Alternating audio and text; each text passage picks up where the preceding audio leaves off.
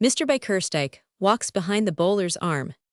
Considering what a prominent figure Mr. John Bickerstike was to be in Mike Jackson's life, it was only appropriate that he should make a dramatic entry into it. This he did by walking behind the bowler's arm when Mike had scored 98, causing him thereby to be clean bowled by a long hop.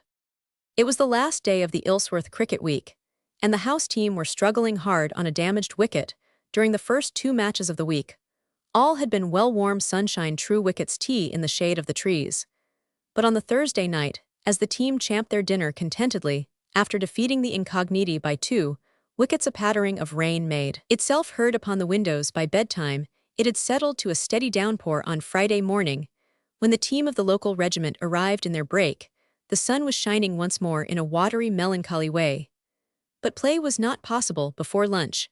After lunch, the bowlers were in their element, the regiment winning the toss put together 130 due, principally to a last wicket stand between 2 enormous corporals who swiped at everything, and had luck enough for 2 whole teams.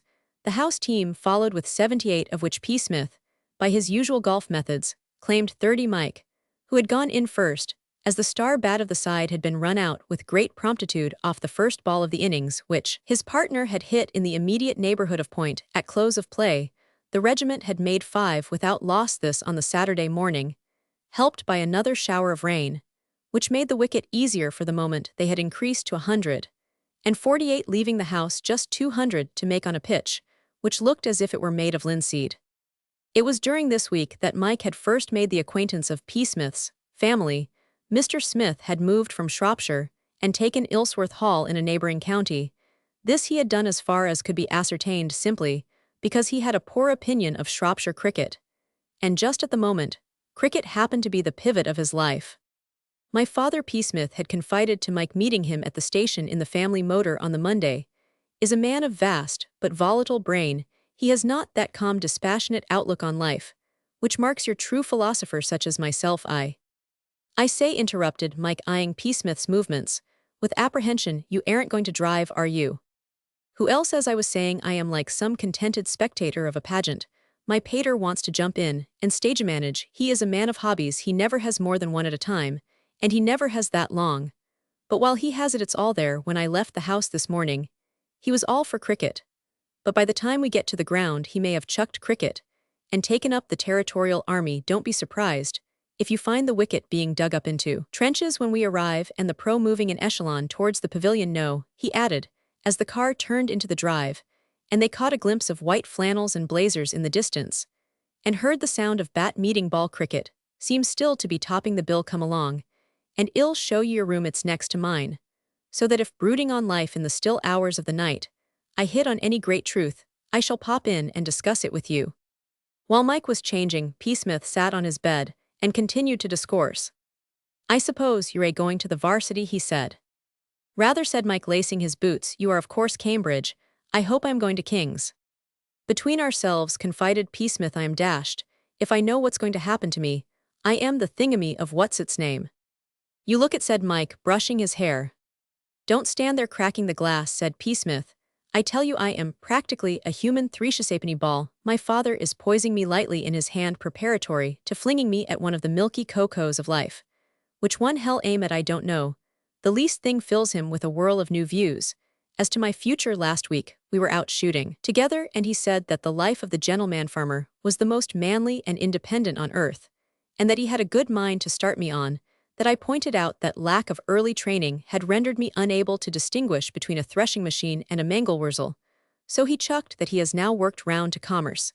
It seems that a blighter of the name of Bickerstike is coming here for the weekend next Saturday. As far as I can say, without searching the Newgate calendar, the man Bickerstike's career seems to have been as follows. He was at school with my pater, went into the city, raked in a certain amount of doubloons, probably dishonestly, and is now a sort of captain of industry, manager of some bank or other, and about to stand for Parliament. The result of these excesses is that my pater's imagination has been fired, and at time of going to press, he wants me to imitate Comrade Bickerstike.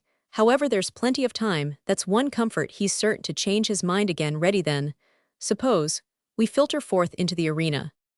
Out on the field, Mike was introduced to the man of hobbies. Mr. Smith Sr. was a long, earnest-looking man who might have been Psmith in a grey wig. but for his obvious energy, he was as wholly on the move as Psmith was wholly statuesque, where Psmith stood like some dignified piece of sculpture, musing on deep questions with a glassy eye. His father would be trying to be in 4 places at once. When Psmith presented Mike to him, he shook hands warmly with him and started a sentence, but broke off in the middle of both performances to dash wildly in the direction of the pavilion, in an endeavor to catch an impossible catch some 30 yards away. The impetus so gained carried him on towards Bagley, the Ilsworth Hall groundman, with whom a moment later he was carrying on an animated discussion as to whether he had or had not seen a dandelion on the field that morning. 2 minutes afterwards, he had skimmed away again. Mike, as he watched him, began to appreciate Psmith's reasons for feeling some doubt as to what would be his future walk in life. At lunch that day, Mike sat next to Mr. Smith and improved his acquaintance with him, and by the end of the week, they were on excellent terms. Psmith's father had Psmith's gift of getting on well with people. On this Saturday, as Mike buckled on his pads, Mr. Smith bounded up full of advice and encouragement. "My boy," he said, "we rely on you. These others," indicated with a disparaging wave of the hand the rest of the team, who were visible through the window of the changing room, all very well, decent club bats, good for a few on a billiardable.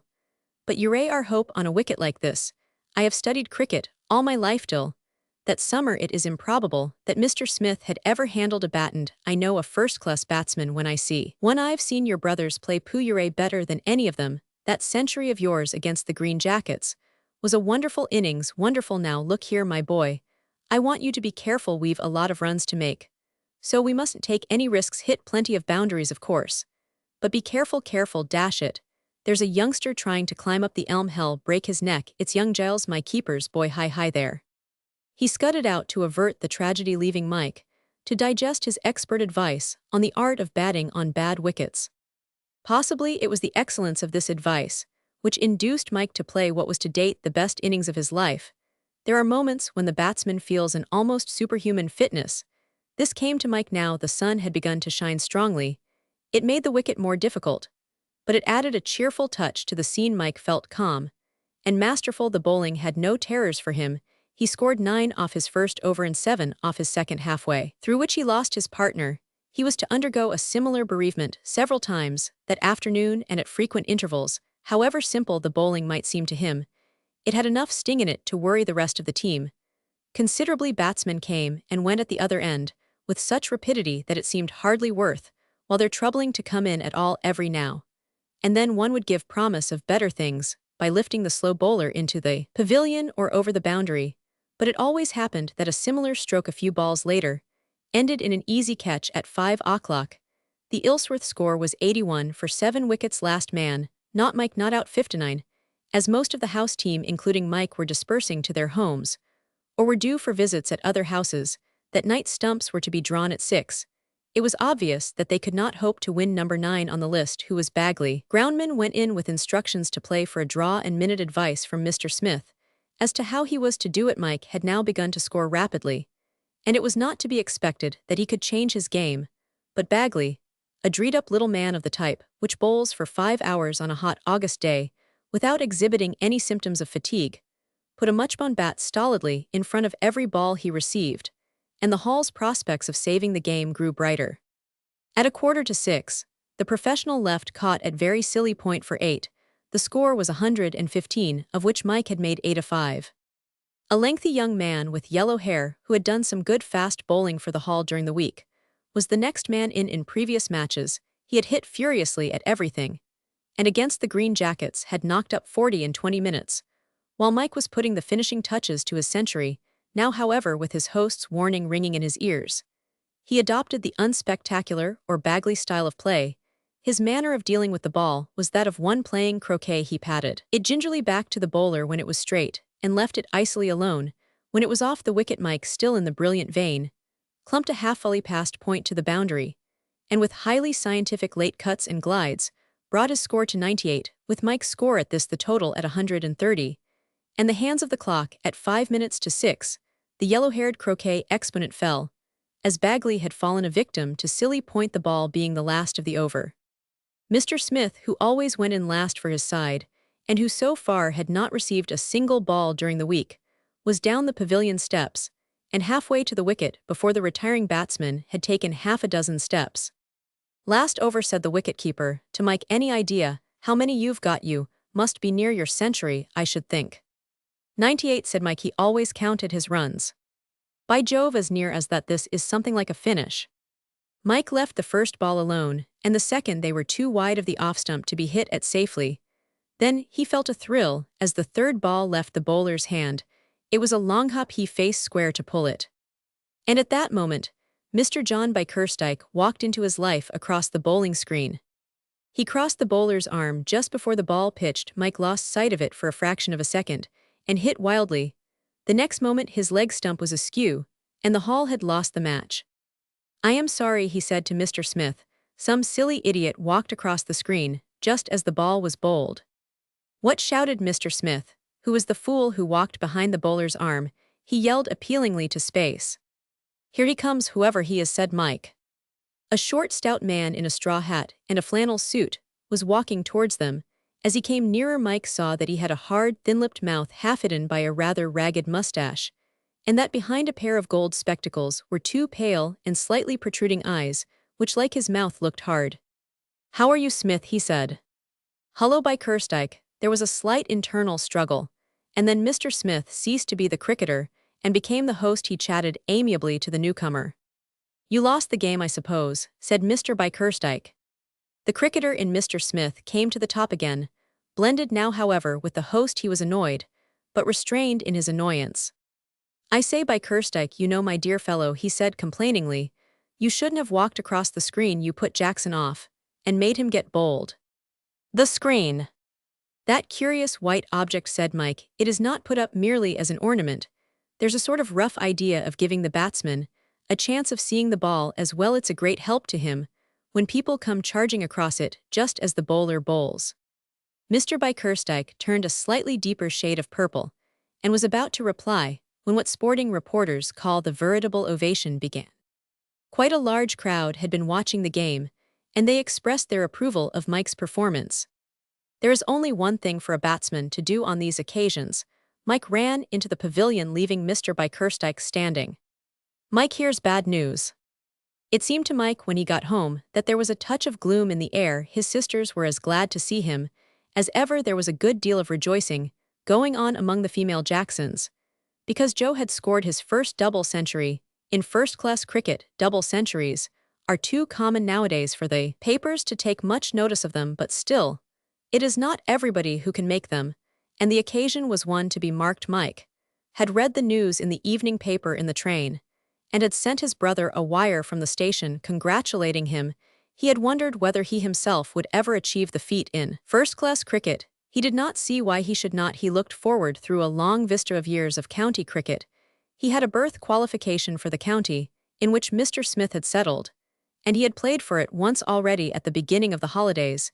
His debut had not been sensational, but it had been promising. The fact that two members of the team had made centuries, and a third 70-odd had rather eclipsed his own 29 not out, but it had been a faultless innings, and nearly all the papers had said that here was yet another Jackson evidently well up to the family standard, who was bound to do big things in the future. The touch of gloom was contributed by his brother Bob to a certain extent, and by his father more noticeably. Bob looked slightly thoughtful. Mr. Jackson seemed thoroughly worried. Mike approached Bob on the subject in the billiard room after dinner. Bob was practicing cannons in rather a listless way. "What's up, Bob?" asked Mike. Bob laid down his cue. "I'm hanged if I know," said Bob. "Something seems to be. Father's worried about something. He looked as if he'd got the hump rather at dinner. I only got here this afternoon, about 3 hours before you. Roman 999. I had a bit of a talk with him before dinner. I can't make out what's up. He seemed awfully keen on my finding something to do now. I've come down from Oxford. Wanted to know whether I couldn't get a tutoring job or a mastership at some school next term. I said it'd have a shot. I don't see what all the hurry's about, though. I was hoping he'd give me a bit of traveling on the continent somewhere before I started in." "Rough luck," said Mike. "I wonder why. It is jolly good about Joe, wasn't it? Let's have 50 up, shall we?" Bob's remarks had given Mike no hint of impending disaster. It seemed strange, of course, that his father, who had always been so easygoing, should have developed a hustling, get on or get out spirit, and be urging Bob to do it now. But it never occurred to him that there could be any serious reason for it. After all, fellows had to start working some time or other. Probably his father had merely pointed this out to Bob, and Bob had made too much of it. Halfway through the game, Mr. Jackson entered the room and stood watching in silence. "Want a game, father?" asked Mike. "No thanks, Mike. What is it, 100 up?" 50. "Oh, then y'all be finished in a moment. When you are, I wish you'd just look into the study for a moment, Mike. I want to have a talk with you." "Rum," said Mike, as the door closed. "I wonder what's up." For a wonder, his conscience was free. It was not as if a bad school report might have arrived in his absence. His Sedley report had come at the beginning of the holidays, and had been on the whole fairly decent. Nothing startling. Either way, Mr. Downing, perhaps through remorse at having harried Mike to such an extent during the Sammy episode, had exercised a studied moderation in his remarks. He had let Mike down far more easily than he really deserved, so it could not be a report that was worrying Mr. Jackson, and there was nothing else on his conscience. Bob made a break of 16 and ran out. Mike replaced his cue and walked to the study. His father was sitting at the table, except for the very important fact that this time he felt that he could plead not guilty on every possible charge. Mike was struck by the resemblance in the general arrangement of the scene to that painful 10 minutes at the end of the previous holidays, when his father had announced his intention of taking him away from Riken and sending him to Sedley. The resemblance was increased by the fact that as Mike entered, Mr. Jackson was kicking at the waste paper basket, a thing which with him was an infallible sign of mental unrest. "Sit down, Mike," said Mr. Jackson. "How did you get on during the week?" "Topping only once out under double figures, and then I was run out. Got a century against the Green Jackets, 71 against the Incogs, and today I made 98 on a beast of a wicket, and only got out because some silly goat of a chap." He broke off. Mr. Jackson did not seem to be attending. There was a silence. Then Mr. Jackson spoke with an obvious effort. "Look here, Mike, we've always understood one another, haven't we?" "Of course we have. You know I wouldn't do anything to prevent you having a good time if I could help it. I took you away from Riken, I know. But that was a special case. It was necessary. But I understand perfectly how keen you are to go to Cambridge, and I wouldn't stand in the way for a minute if I could help it." Mike looked at him blankly. This could only mean one thing: he was not to go to the varsity. But why? What had happened when he had left for the Smiths' cricket week? His name had been down for Kings, and the whole thing settled. What could have happened since then? "But I can't help it," continued Mr. Jackson. "Aren't I going up to Cambridge, father?" stammered Mike. "I'm afraid not, Mike. I'd manage it if I possibly could. I am just as anxious to see you get your blue as you are to get it. But it's kinder to be quite frank. I can't afford to send you to Cambridge. I won't go into details, which you would not understand, but I've lost a very large sum of money since I saw you last, so large that we shall have to economize in every way. I shall let this house and take a much smaller one, and you and Bob, I'm afraid, will have to start earning your living. I know, it's a terrible disappointment to you, old chap." "Oh, that's all right," said Mike thickly. There seemed to be something sticking in his throat, preventing him from speaking. "If there was any possible way." "No, it's all right, father, really. I don't mind a bit. It's awfully rough luck on you losing all that." There was another silence. The clock ticked away energetically on the mantelpiece, as if glad to make itself heard at last. Outside, a plaintive snuffle made itself heard. John the bulldog, Mike's inseparable companion, who had followed him to the study, was getting tired of waiting on the mat. Mike got up and opened the door. John lumbered in. The movement broke the tension. "Thanks, Mike," said Mr. Jackson, as Mike started to leave the room. "You're a sportsman. The new era begins." Details of what were in store for him were given to Mike next morning during his absence at Ilsworth. A vacancy had been got for him in that flourishing institution, the new Asiatic Bank, and he was to enter upon his duties, whatever they might be, on the Tuesday of the following week. It was short notice, but banks have a habit of swallowing their victims rather abruptly. Mike remembered the case of Wyatt, who had had just about the same amount of time in which to get used to the prospect of commerce. On the Monday morning, a letter arrived from Psmith. Psmith was still perturbed. "Commerce," he wrote, "continues to boom. My pater referred to Comrade by Kerstike last night as a merchant prince, Comrade B, and I do not get on well together. Purely for his own good, I drew him aside yesterday and explained to him at great length the frightfulness of walking across the bowling screen. He seemed restive, But I was firm we parted rather with the distant stare than the friendly smile. But I shall persevere in many ways. The casual observer would say that he was hopeless. He is a poor performer at bridge, as I was compelled to hint to him on Saturday night. His eyes have no animated sparkle of intelligence, and the cut of his clothes jars my sensitive soul to its foundations.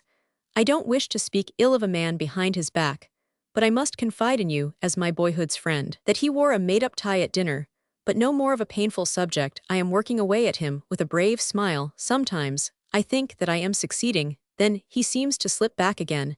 However, concluded the letter, ending on an optimistic note, I think that I shall make a man of him yet some day. Mike reread this letter in the train that took him to London. By this time, Psmith would know that his was not the only case in which commerce was booming.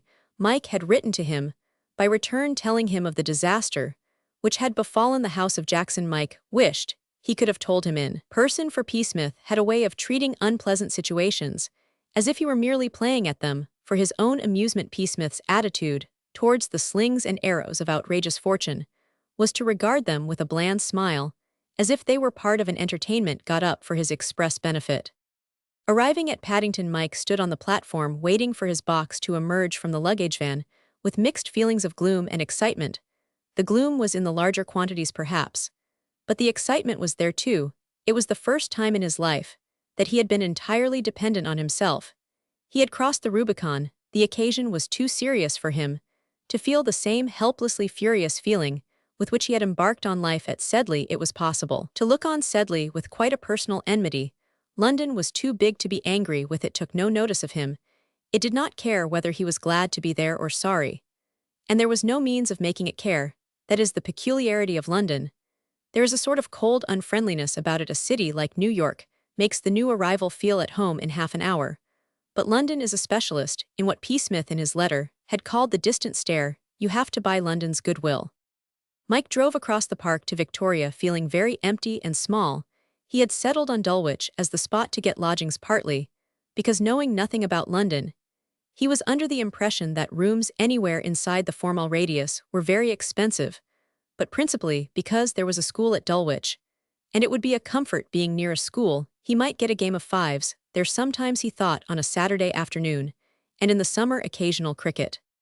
Wandering at a venture up the asphalt passage, which leads from Dulwich Station in the direction of the college, he came out into Acacia Road. There is something about Acacia Road which inevitably suggests furnished apartments. A child could tell at a glance that it was bristling with bed-sitting rooms. Mike knocked at the first door, over which a card hung. There is probably no more depressing experience in the world than the process of engaging furnished apartments. Those who let furnished apartments seem to take no joy in the act. Like Pooh-Bah, they do it, but it revolts them. In answer to Mike's knock, a female person opened the door. In appearance, she resembled a pantomime dame, inclining towards the restrained melancholy of Mr. Wilkie Bard, rather than the joyous abandon of Mr. George Roby. Her voice, she had modeled on the gramophone. Her most recent occupation seemed to have been something with a good deal of yellow soap in it. As a matter of fact, there are no secrets between our readers and ourselves. Had been washing a shirt, a useful occupation, and an honorable, but one that tends to produce a certain homeliness in the appearance. She wiped a pair of steaming hands on her apron, and regarded Mike with an eye which would have been markedly expressionless in a boiled fish. Was there anything, she asked? Mike felt that he was in for it now. He had not sufficient ease of manner to back gracefully away and disappear, so he said that there was something. In point of fact, he wanted a bed-sitting room. "Ork upstairs," said the pantomime dame, which Mike interpreted to mean, would he walk upstairs? The procession moved up a dark flight of stairs until it came to a door. The pantomime dame opened this and shuffled through. Mike stood in the doorway and looked in. It was a repulsive room, one of those characterless rooms which are only found in furnished apartments. To Mike, used to the comforts of his bedroom at home and the cheerful simplicity of a school dormitory, it seemed about the most dismal spot he had ever struck. A sort of Sargasso Sea among bedrooms. He looked round in silence, then he said yes. There did not seem much else to say. "It's a nice room," said the pantomime dame, which was a black lie. It was not a nice room. It never had been a nice room, and it did not seem at all probable that it ever would be a nice room. But it looked cheap. That was the great thing. Nobody could have the assurance to charge much for a room like that a landlady with a conscience might even have gone to the length of paying people some small sum by way of compensation to them for sleeping in it. About what queried Mike cheapness was the great consideration he understood that his salary at the bank would be about £4.10 a month to begin with, and his father was allowing him £5 a month. One does not do things and prints on £114 a year. The pantomime dame became slightly more animated, prefacing her remarks by repetition of her statement that it was a nice room. She went on to say that she could do it at 7 and 6 pence per week, for him, giving him to understand presumably that if the Shah of Persia or Mr. Carnegie ever applied for a night's rest they would sigh in vain for such easy terms, and that included lights, coals, were to be looked on as an extra 6 pence. A scuttle attendance was thrown in. Having stated these terms, she dribbled a piece of fluff under the bed, after the manner of a professional association footballer, and relapsed into her former moody silence. Mike said he thought that would be all right. The pantomime dame exhibited no pleasure. "'Bout meals," she said, "y'all be wanting breakfast bacon, eggs, and that, I suppose." Mike said he supposed so. "That'll be extra," she said, "and dinner a chop or a nice steak." Mike bowed before this original flight of fancy. A chop or a nice steak seemed to be about what he might want. "That'll be extra," said the pantomime dame, in her best Wilkie Bard manner. Mike said yes, he supposed so, after which, having put down 7 and 6 pence 1 week's rent in advance, he was presented with a grubby receipt and an enormous latchkey, and the séance was at an end. Mike wandered out of the house. A few steps took him to the railings that bounded the college grounds. It was late August, and the evenings had begun to close, and the cricket field looked very cool and spacious in the dim light, with the school buildings looming vague and shadowy through the slight mist. The little gate by the railway bridge was not locked. He went in and walked slowly across the turf towards the big clump of trees, which marked the division between the cricket and football fields. It was all very pleasant and soothing after the pantomime dame and her stuffy bed-sitting room. He sat down on a bench beside the second 11 telegraph board and looked across the ground at the pavilion for the first time that day. He began to feel really homesick. Up till now the excitement of a strange venture had borne him up, but the cricket field and the pavilion reminded him so sharply of Riken. They brought home to him, with a cutting distinctness, the absolute finality of his break with the old order of things. Summers would come and go, matches would be played on this ground with all the glory of big scores and keen finishes. But he was done. He was a jolly good bat at school, top of the Riken averages 2 years, but didn't do anything after he left, went into the city, or something.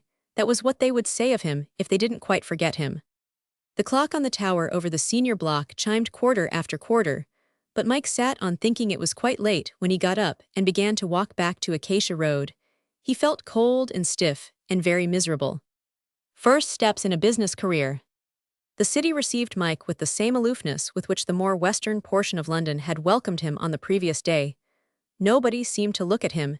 He was permitted to alight at St. Paul's and make his way up Queen Victoria Street. Without any demonstration, he followed the human stream till he reached the Mansion House, and eventually found himself at the massive building of the new Asiatic Bank Limited. The difficulty now was to know how to make an effective entrance. There was the bank, and here was he. How had he better set about breaking it to the authorities that he had positively arrived, and was ready to start earning his £4.10 per mensem? Inside the bank seemed to be in a state of some confusion. Men were moving about in an apparently irresolute manner. Nobody seemed actually to be working.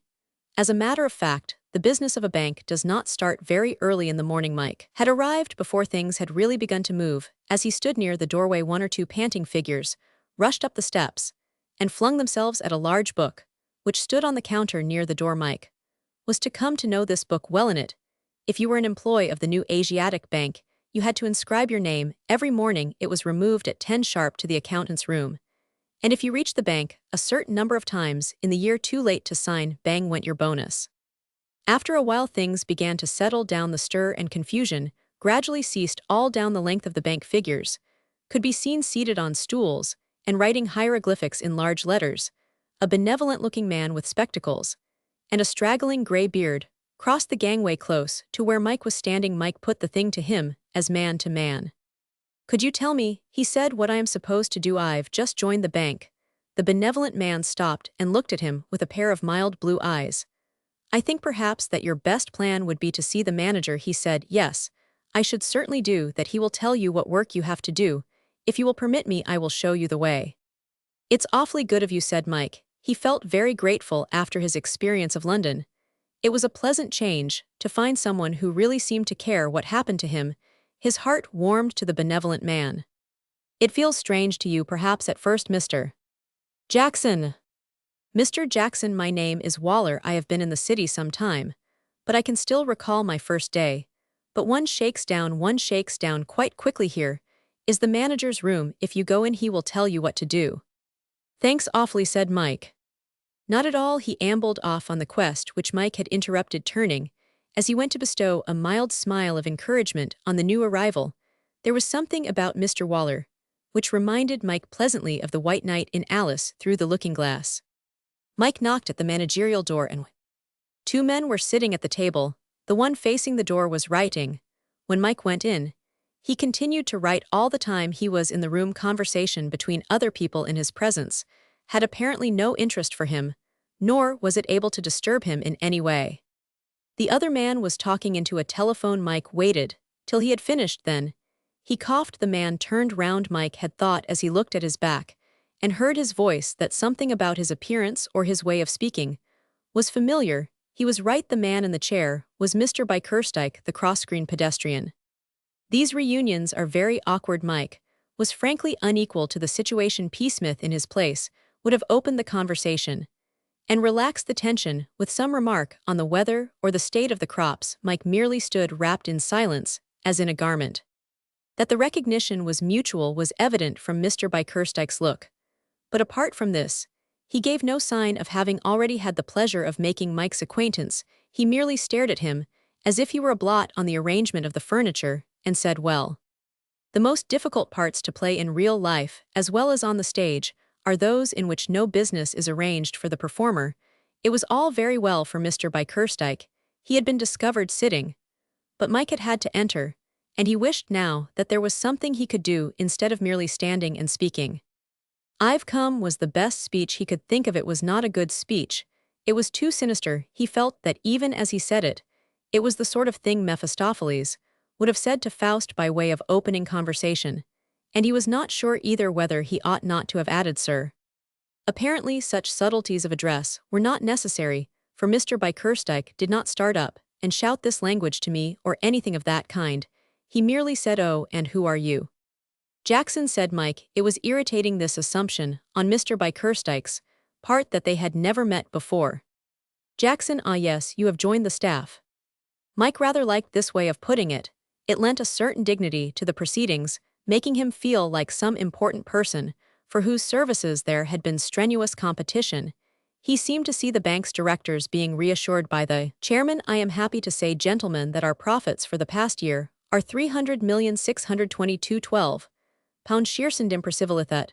We have finally succeeded in inducing Mr. Mike Jackson sensation tour, in fact, to join the staff. Frantic cheers, in which the chairman joined.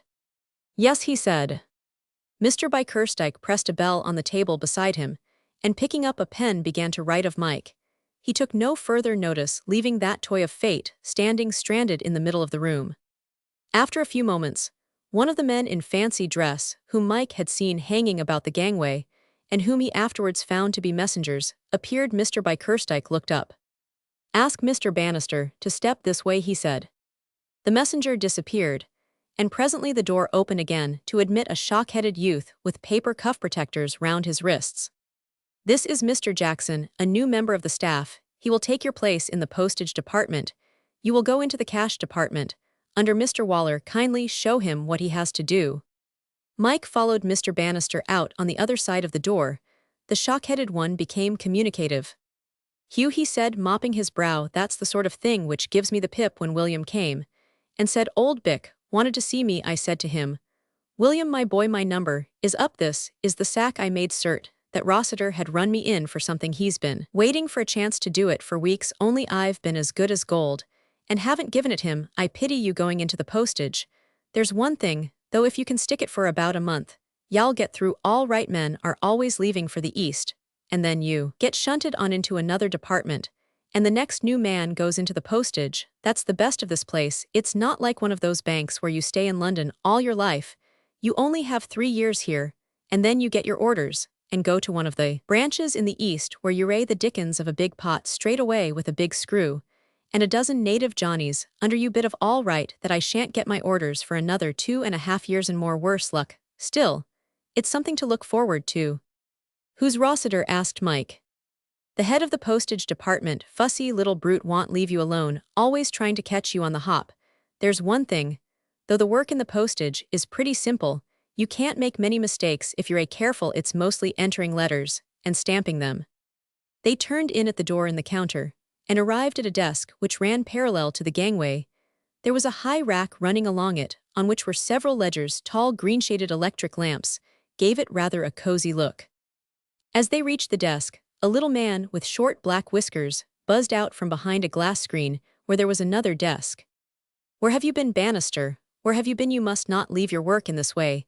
There are several letters waiting to be entered. Where have you been? Mr. Bickerstike sent for me, said Bannister, with the calm triumph of one who trumps an ace. Oh yes, very well, I see. But get to work, get to work. Who is this? This is a new man, he's taking my place. I've been moved on to the cash. Is your name Smith? Asked Mr. Rossiter, turning to Mike. Mike corrected the rash guess and gave his name. It struck him as a curious coincidence that he should be asked if his name were Smith of all others, not that it is an uncommon name. Mr. Bickerstike told me to expect a Mr. Smith. Well, perhaps there are 2 new men. Mr. Bickerstike knows we are short-handed in this department. But come along, Bannister, come along, show Jackson what he has to do. We must get on, there is no time to waste. He buzzed back to his lair. Bannister grinned at Mike. He was a cheerful youth, his normal expression was a grin. That's a sample of Rossiter, he said. You'd think from the fuss he's made that the business of the place was at a standstill, till we got to work. Perfect rot. There's never anything to do here till after lunch, except checking the stamps and petty cash. And I've done that ages ago. There are 3 letters, you may as well enter them. It all looks like work. But y'all find the best way is to wait till you get a couple of dozen or so, and then work them off in a batch. But if you see Rossiter about, then start stamping something, or writing something, or hell, run you in for neglecting your job. He's a nut. I am jolly glad I am under old Waller now. He's the pick of the bunch. The other heads of departments are all nuts, and Bickerstike's the nuttiest of the lot. Now look here. This is all you've got to do. I'll just show you, and then you can manage for yourself. I shall have to be shunting off to my own work in a minute. The other man. As Bannister had said, the work in the postage department was not intricate. There was nothing much to do except enter and stamp letters, and at intervals take them down to the post office at the end of the street. The nature of the work gave Mike plenty of time for reflection. His thoughts became gloomy again. All this was very far removed from the life to which he had looked forward. There are some people who take naturally to a life of commerce. Mike was not of these. To him, the restraint of the business was irksome. He had been used to an open-air life, and a life in its way of excitement. He gathered that he would not be free till 5 o'clock, and that on the following day he would come at 10 and go at 5, and the same every day except Saturdays and Sundays, all the year round, with a 10 days holiday. The monotony of the prospect appalled him. He was not old enough to know what a narcotic is habit, and that one can become attached to and interested in the most unpromising jobs. He worked away dismally at his letters till he had finished them. Then there was nothing to do except sit and wait for more. He looked through the letters he had stamped and reread the addresses. Some of them were directed to people living in the country, one to a house, which he knew quite well, near to his own home in Shropshire. It made him homesick, conjuring up visions of shady gardens and country sounds and smells. And the silver Severn, gleaming in the distance through the trees. About now, if he were not in this dismal place, he would be lying in the shade in the garden with a book, or wandering down to the river to boat or bathe. That envelope addressed to the man in Shropshire gave him the worst moment he had experienced that day. The time crept slowly on to 1 o'clock. At 2 minutes past, Mike awoke from a daydream to find Mr. Waller standing by his side. The cashier had his hat on. I wonder, said Mr. Waller, if you would care to come out to lunch. I generally go about this time, and Mr. Rossiter, I know, does not go out till 2. I thought perhaps that being unused to the city you might have some difficulty in finding your way about. It's awfully good of you, said Mike. I should like to. The other led the way through the streets and down obscure alleys till they came to a chop house. Here one could have the doubtful pleasure of seeing one's chop in its various stages of evolution. Mr. Waller ordered lunch with the care of one to whom lunch is no slight matter. Few workers in the city do regard lunch as a trivial affair. It is the keynote of their day, it is an oasis in a desert of ink, and Ledger's conversation in city office deals in the morning with what one is going to have for lunch, and in the afternoon with what one has had for lunch. At intervals during the meal Mr. Waller talked. Mike was content to listen. There was something soothing about the gray-bearded one. "What sort of a man is Bickerstike?" asked Mike.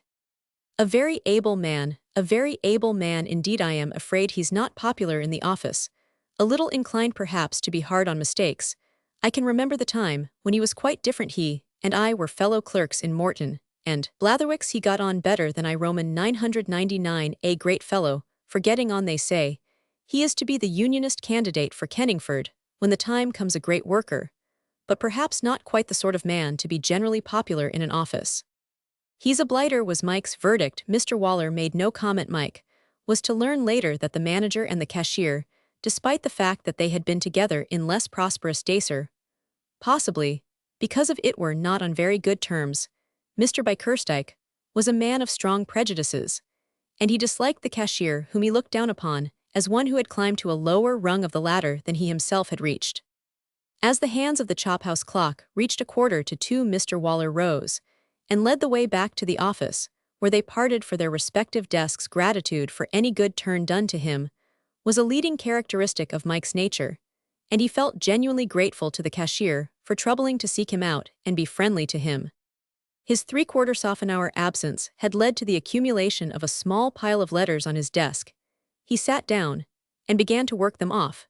The addresses continued to exercise a fascination for him. He was miles away from the office speculating on what sort of a man J.B. Garside-esque was, and whether he had a good time at his house in Worcestershire, when somebody tapped him on the shoulder. He looked up. Standing by his side, immaculately dressed as ever with his eyeglass fixed, and a gentle smile on his face, was Psmith. Mike stared. "Commerce," said Psmith, as he drew off his lavender gloves, "has claimed me for her own comrade of old. I, too, have joined this blighted institution." As he spoke there was a whirring noise in the immediate neighborhood, and Mr. Rossiter buzzed out from his den, with the esprit and animation of a clockwork toy. "Who's here?" said Psmith, with interest, removing his eyeglass, polishing it, and replacing it in his eye. "Mr. Jackson," exclaimed Mr. Rossiter. "I really must ask you to be good enough to come in from your lunch at the proper time. It was fully 7 minutes to 2 when you returned, and—" "That little more," sighed Psmith. "And how much is it?" "Who are you?" snapped Mr. Rossiter, turning on him. "I shall be delighted, Comrade Rossiter," said Mike aside. "Comrade Rossiter, I shall be delighted to furnish you with particulars of my family history, as follows. Soon after the Norman conquest, a certain Sieur de Psmith grew tired of work. A family, failing alas, and settled down in this country, to live peacefully for the remainder of his life on what he could extract from the local peasantry. He may be described as the founder of the family, which ultimately culminated in me passing on." Mr. Rossiter refused to pass on. "What are you doing here? What have you come for?" "Work," said Psmith with simple dignity. "I am now a member of the staff of this bank. Its interests are my interests." Psmith, the individual, ceases to exist, and there springs into being Psmith, the cog in the wheel of the new Asiatic Bank. Psmith, the link in the bank's chain. Psmith, the worker. I shall not spare myself," he proceeded earnestly.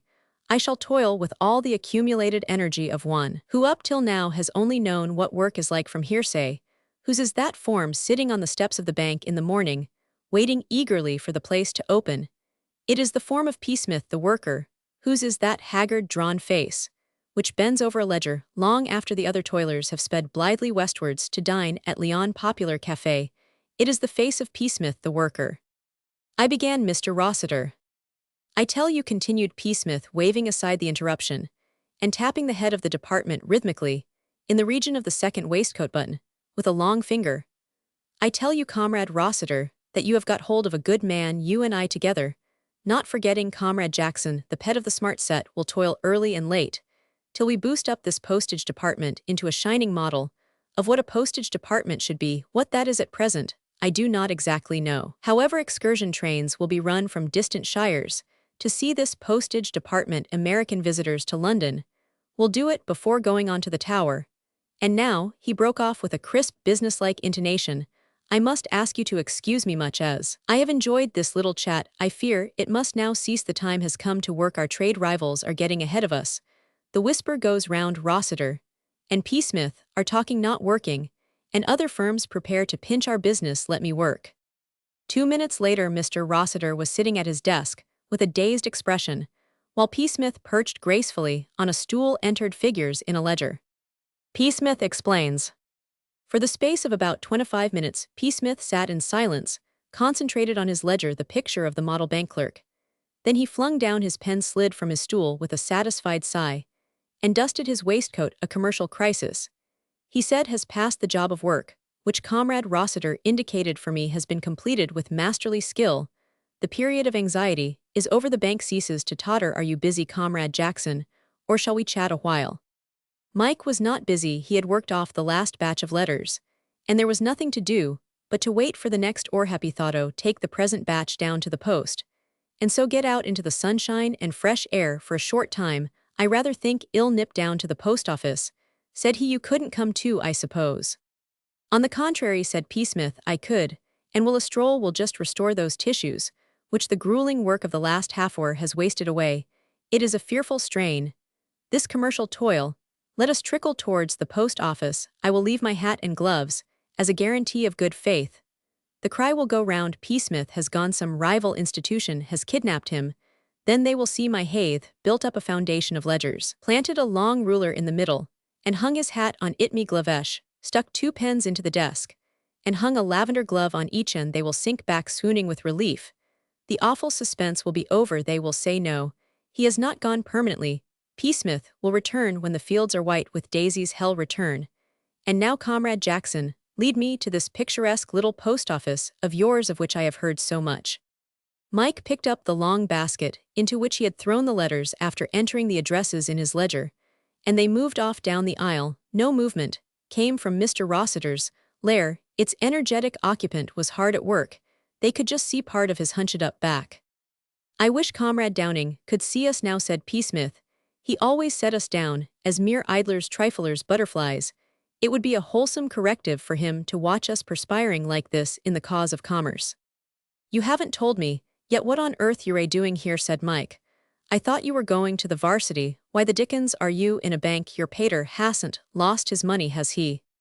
No, there is still a tolerable supply of doubloons in the old oak chest. Mine is a painful story. It always is, said Mike.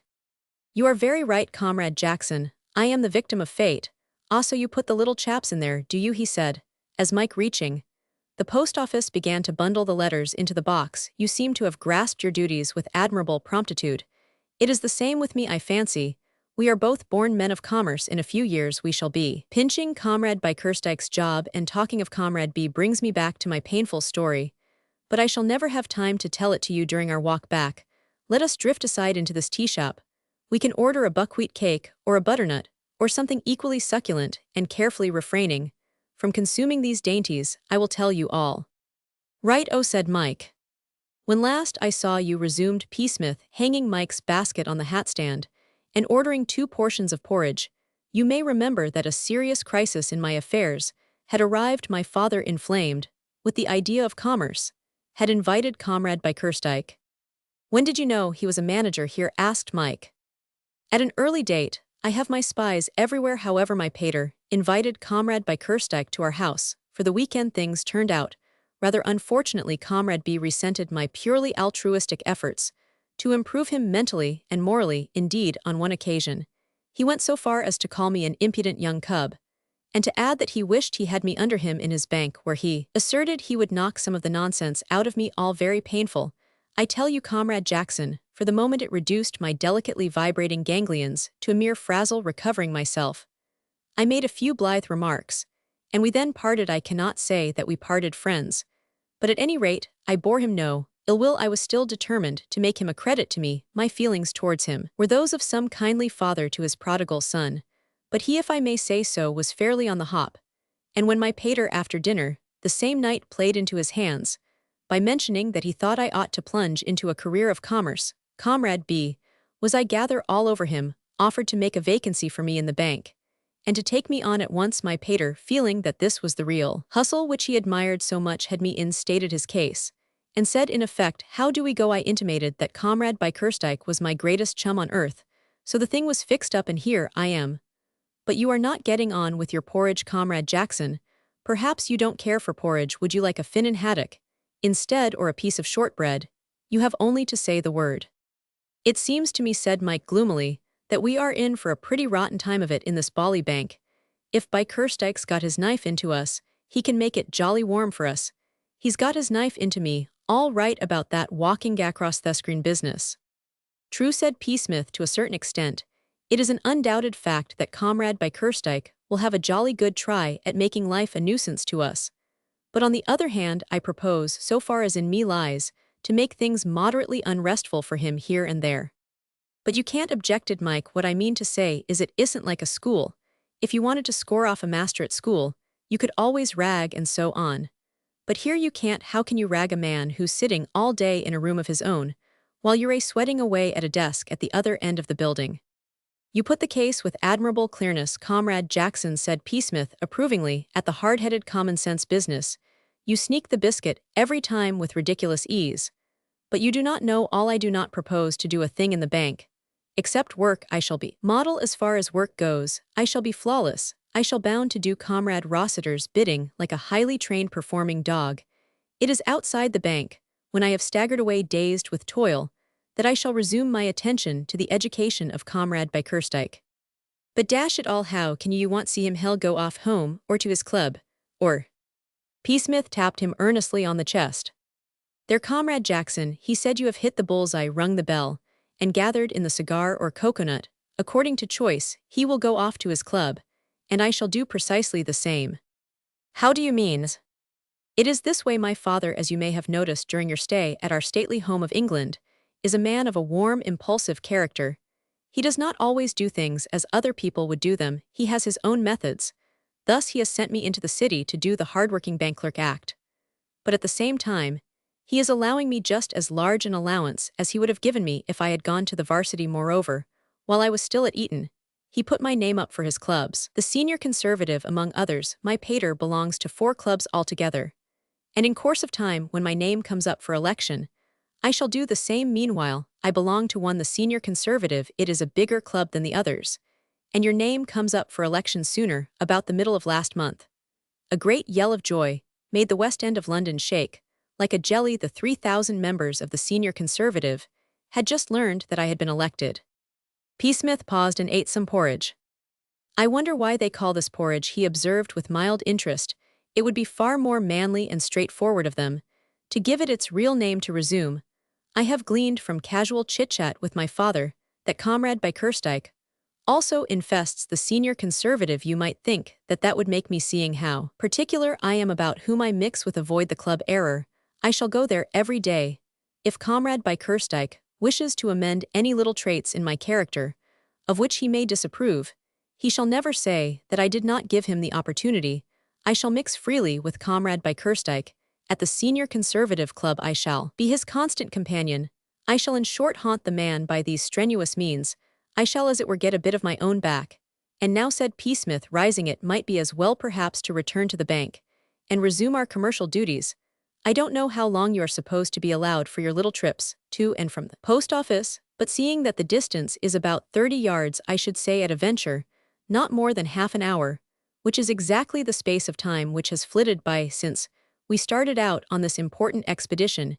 Your devotion to porridge, Comrade Jackson, has led to our spending about 25 minutes in this hostelry. Great Scott, said Mike, there'll be a row.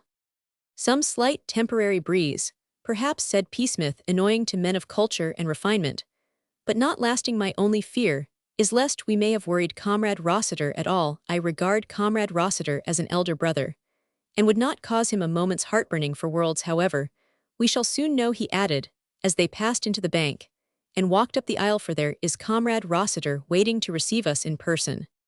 The little head of the postage department was moving restlessly about in the neighborhood of Psmith's and Mike's desk. Am I mistaken, said Psmith to Mike, or is there the merest suspicion of a worried look on our chief's face? It seems to me that there is the slightest soupçon of shadow about that broad, calm brow. Going into winter quarters. There was. Mr. Rossiter had discovered Psmith's and Mike's absence about 5 minutes after they had left the building. Ever since then, he had been popping out of his lair at intervals of 3 minutes to see whether they had returned. Constant disappointment in this respect had rendered him decidedly jumpy. When Psmith and Mike reached the desk, he was a kind of human soda-water bottle. He fizzed over with questions, reproofs, and warnings. "What does it mean? What does it mean?" he cried. "Where have you been? Where have you been?" "Poetry," said Psmith approvingly. "You have been absent from your places for over half an hour. Why, where have you been? Where have you been? I cannot have this. It is preposterous. Where have you been? Suppose Mr. Bickerstike had happened to come round here, I should not have known what to say to him." "Never an easy man to chat with, Comrade Bickerstike," agreed Psmith. "You must thoroughly understand that you are expected to remain in your places during business hours." "Of course," said Psmith, "that makes it a little hard for Comrade Jackson to post letters, does it not?" "Have you been posting letters?" "We have said, Psmith, you have wronged us seeing our absent places. You jumped rashly to the conclusion that we were merely gadding about in pursuit of pleasure. Error. All the while we were furthering the bank's best interests by posting letters. You had no business to leave your place. Jackson is on the posting desk." "You are very right," said Psmith, "and it shall not occur again. It was only because it was the first day. Comrade Jackson is not used to the stir and bustle of the city. His nerve failed him. He shrank from going to the post office alone, so I volunteered to accompany him." And concluded Psmith impressively, "We won safely through. Every letter has been posted. That need not have taken you half an hour." "True, and the actual work did not. It was carried through swiftly and surely, but the nervous strain had left us shaken. Before resuming our more ordinary duties, we had to refresh a brief breathing space, a little coffee and porridge, and here we are fit for work once more. If it occurs again, I shall report the matter to Mr. Bickerstike." "And rightly so," said Psmith earnestly, "quite rightly so. Discipline, discipline. That is the cry. There must be no shirking of painful duties. Sentiment must play no part in business. Rossiter, the man, may sympathize, but Rossiter, the departmental head, must be adamant." Mr. Rossiter pondered over this for a moment, then went off on a side issue. "What is the meaning of this foolery?" he asked, pointing to Psmith's gloves and hat. "Suppose Mr. Bickerstike had come round and seen them, what should I have said?" "You would have given him a message of cheer. You would have said, 'All is well. Psmith has not left us. He will come back,' and Comrade Bickerstike, relieved, would have." "You do not seem very busy, Mr. Smith." Both Psmith and Mr. Rossiter were startled. Mr. Rossiter jumped as if somebody had run a gimlet into him, and even Psmith started slightly. They had not heard Mr. Bickerstike approaching Mike, who had been stolidly entering addresses in his ledger during the latter part of the conversation, was also taken by surprise. Psmith was the first to recover. Mr. Rossiter was still too confused for speech, but Psmith took the situation in hand. "Apparently no," he said swiftly, removing his hat from the ruler. "In reality, yes, Mr. Rossiter. And I were just scheming out a line of work for me. As you came up, if you had arrived a moment later, you would have found me toiling. Roman 1000. I hope. I should. We do not encourage idling in this bank." "Assuredly not," said Psmith warmly. "Most assuredly not. I would not have it otherwise. I am a worker, a bee, not a drone, a Lusitania, not a limpet perhaps. I have not yet that grip on my duties, which I shall soon acquire, but it is coming, I see daylight. Roman 1000. I have only your word for it." He turned to Mr. Rossiter, who had now recovered himself, and was as nearly calm as it was in his nature to be. "Do you find Mr. Smith's work satisfactory, Mr. Rossiter?" Psmith waited resignedly for an outburst of complaint respecting the small matter that had been under discussion between the head of the department and himself, but to his surprise, it did not come. "Oh, quite, Mr. Bickerstike. I think he will very soon pick things up." Mr. Bickerstike turned away. He was a conscientious bank manager, and one can only suppose that Mr. Rossiter's tribute to the earnestness of one of his employees was gratifying to him, but for that one would have said that he was disappointed. "Oh, Mr. Bickerstike," said Psmith. The manager stopped. "Father sent his kind regards to you," said Psmith benevolently. Mr. Bickerstike walked off without comment. "An uncommonly cheery, companionable feller," murmured Psmith as he turned to his work. The first day anywhere, if one spends it in a sedentary fashion, always seemed unending, and Mike felt as if he had been sitting at his desk for weeks when the hour for departure came. A bank's day ends gradually, reluctantly, as it were at about 5. There is a sort of stir, not unlike the stir in a theater when the curtain is on the point of falling, ledgers are closed with a bang, men stand about and talk for a moment or two before going to the basement for their hats and coats. Then, at irregular intervals, forms pass down the central aisle and out through the swing doors. There is an air of relaxation over the place. Though some departments are still working as hard as ever under a blaze of electric light, somebody begins to sing, and an instant chorus of protests and maledictions rises from all sides gradually. However the electric lights go out, the procession down the center aisle becomes more regular, and eventually the place is left to darkness and the night watchman. The postage department was one of the last to be freed from duty. This was due to the inconsiderateness of the other departments, which omitted to disgorge their letters till the last moment. Mike, as he grew familiar with the work and began to understand it, used to prowl round the other departments during the afternoon and wrest letters from them, usually receiving with them much abuse for being a nuisance and not leaving honest workers alone. Today, however, he had to sit on till nearly 6 waiting for the final batch of correspondence. Psmith, who had waited patiently with him though his own work was finished, accompanied him down to the post office and back again to the bank to return the letter basket, and they left the office together. "By the way," said Psmith, "what with the strenuous labors of the bank and the disturbing interviews with the powers that be, I have omitted to ask you where you are digging. Wherever it is, of course, you must clear out. It is imperative in this crisis that we should be together. I have acquired a quite snug little flat in Clements. In there is a spare bedroom. It shall be yours." "My dear chap," said Mike, "it's all rot. I can't sponge on you. You pain me, Comrade Jackson. I was not suggesting such a thing. We are businessmen, hard-headed young bankers. I make you a business proposition. I offer you the post of confidential secretary and advisor to me in exchange for a comfortable home. The duties will be light. You will be required to refuse invitations to dinner from crowned heads, and to listen attentively to my views on life. Apart from this, there is little to do, so that's settled." "It isn't," said Mike. "You will enter upon your duties tonight. Where are you suspended at present?" "Dulwich, but look here. A little more and y'all get the sack. I tell you the thing is settled now. Let us hail yon taximeter cab, and desire the stern-faced aristocrat on the box to drive us to Dulwich. We will then collect a few of your things in a bag, have the rest off by train, come back in the taxi, and go and bite a chop at the Carlton. This is a momentous day in our careers, Comrade Jackson. We must buoy ourselves up." Mike made no further objections. The thought of that bed-sitting room in Acacia Road and the pantomime dame rose up and killed them. After all, Psmith was not like any ordinary person. There would be no question of charity. Psmith had invited him to the flat in exactly the same spirit as he had invited him to his house for the cricket week. "You know," said Psmith after a silence as they flitted through the streets in the taximeter, "one lives and learns. Were you so wrapped up in your work this afternoon that you did not hear my very entertaining little chat with Comrade Bickerstike? Or did it happen to come under your notice? It did. Then I wonder if you were struck by the singular conduct of Comrade Rossiter. I thought it rather decent of him not to give you away to that blighter Bickerstike."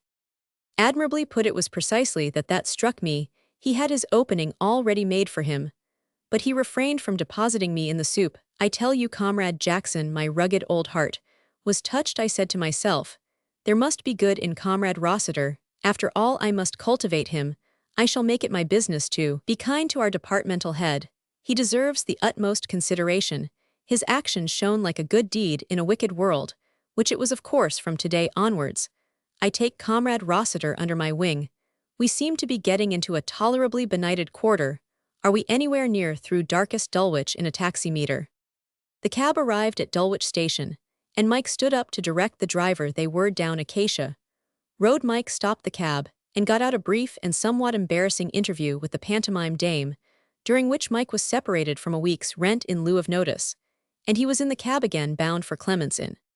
His feelings that night differed considerably from the frame of mind in which he had gone to bed the night before. It was partly a very excellent dinner, and partly the fact that Psmith's flat, though at present in some disorder, was obviously going to be extremely comfortable, that worked the change, but principally it was due to his having found an ally. The gnawing loneliness had gone. He did not look forward to a career of commerce with any greater pleasure than before, but there was no doubt that with Psmith, it would be easier to get through the time after office hours. If all went well in the bank, he might find that he had not drawn such a bad ticket after all. The friendly natives.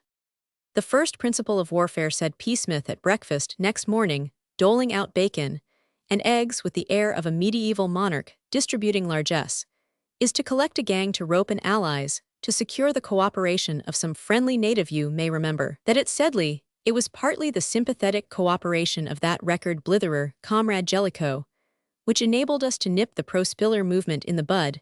It is the same in the present crisis. What Comrade Jellicoe was to us at Sedley, Comrade Rossiter must be in the city. We must make an ally of that man once. I know that he and I are as brothers, and that he will look with a lenient and benevolent eye on any little shortcomings in my work.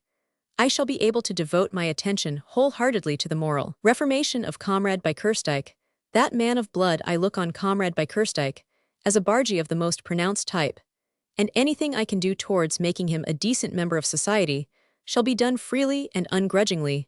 A trifle more tea, Comrade Jackson. No thanks, said Mike. I've done, by Jove. Smith, this flat of yours is all right. Not bad, assented Psmith, not bad, free from squalor to a great extent. I have a number of little objects of verdure coming down shortly from the old homestead pictures, and so on. It will be by no means unsnug when they are up. Meanwhile, I can rough it. We are old campaigners. We Psmiths give us a roof, a few comfortable chairs, a sofa or two, half a dozen cushions, and decent meals, and we do not repine. Reverting once more to Comrade Rossiter. Yes, what about him, said Mike. You'll have a pretty tough job, turning him into a friendly native, I should think. How do you mean to start? Psmith regarded him with a benevolent eye. There is but one way, he said. Do you remember the case of Comrade Outwood at Sedley? How did we corral him and become to him practically as long-lost sons? We got round him by joining the Archaeological Society. Precisely, said Psmith. Every man has his hobby. The thing is to find it out. In the case of Comrade Rossiter, I should say that it would be either postage stamps, dried seaweed, or Hall cane. I shall endeavor to find out today. A few casual questions, and the thing is done. Shall we be putting in an appearance at the busy hive now? If we are to continue in the running for the bonus stakes, it would be well to start soon. Mike's first duty at the bank that morning was to check the stamps and petty cash. While he was engaged on this task, he heard Psmith conversing affably with Mr. Rossiter. Good morning, said Psmith.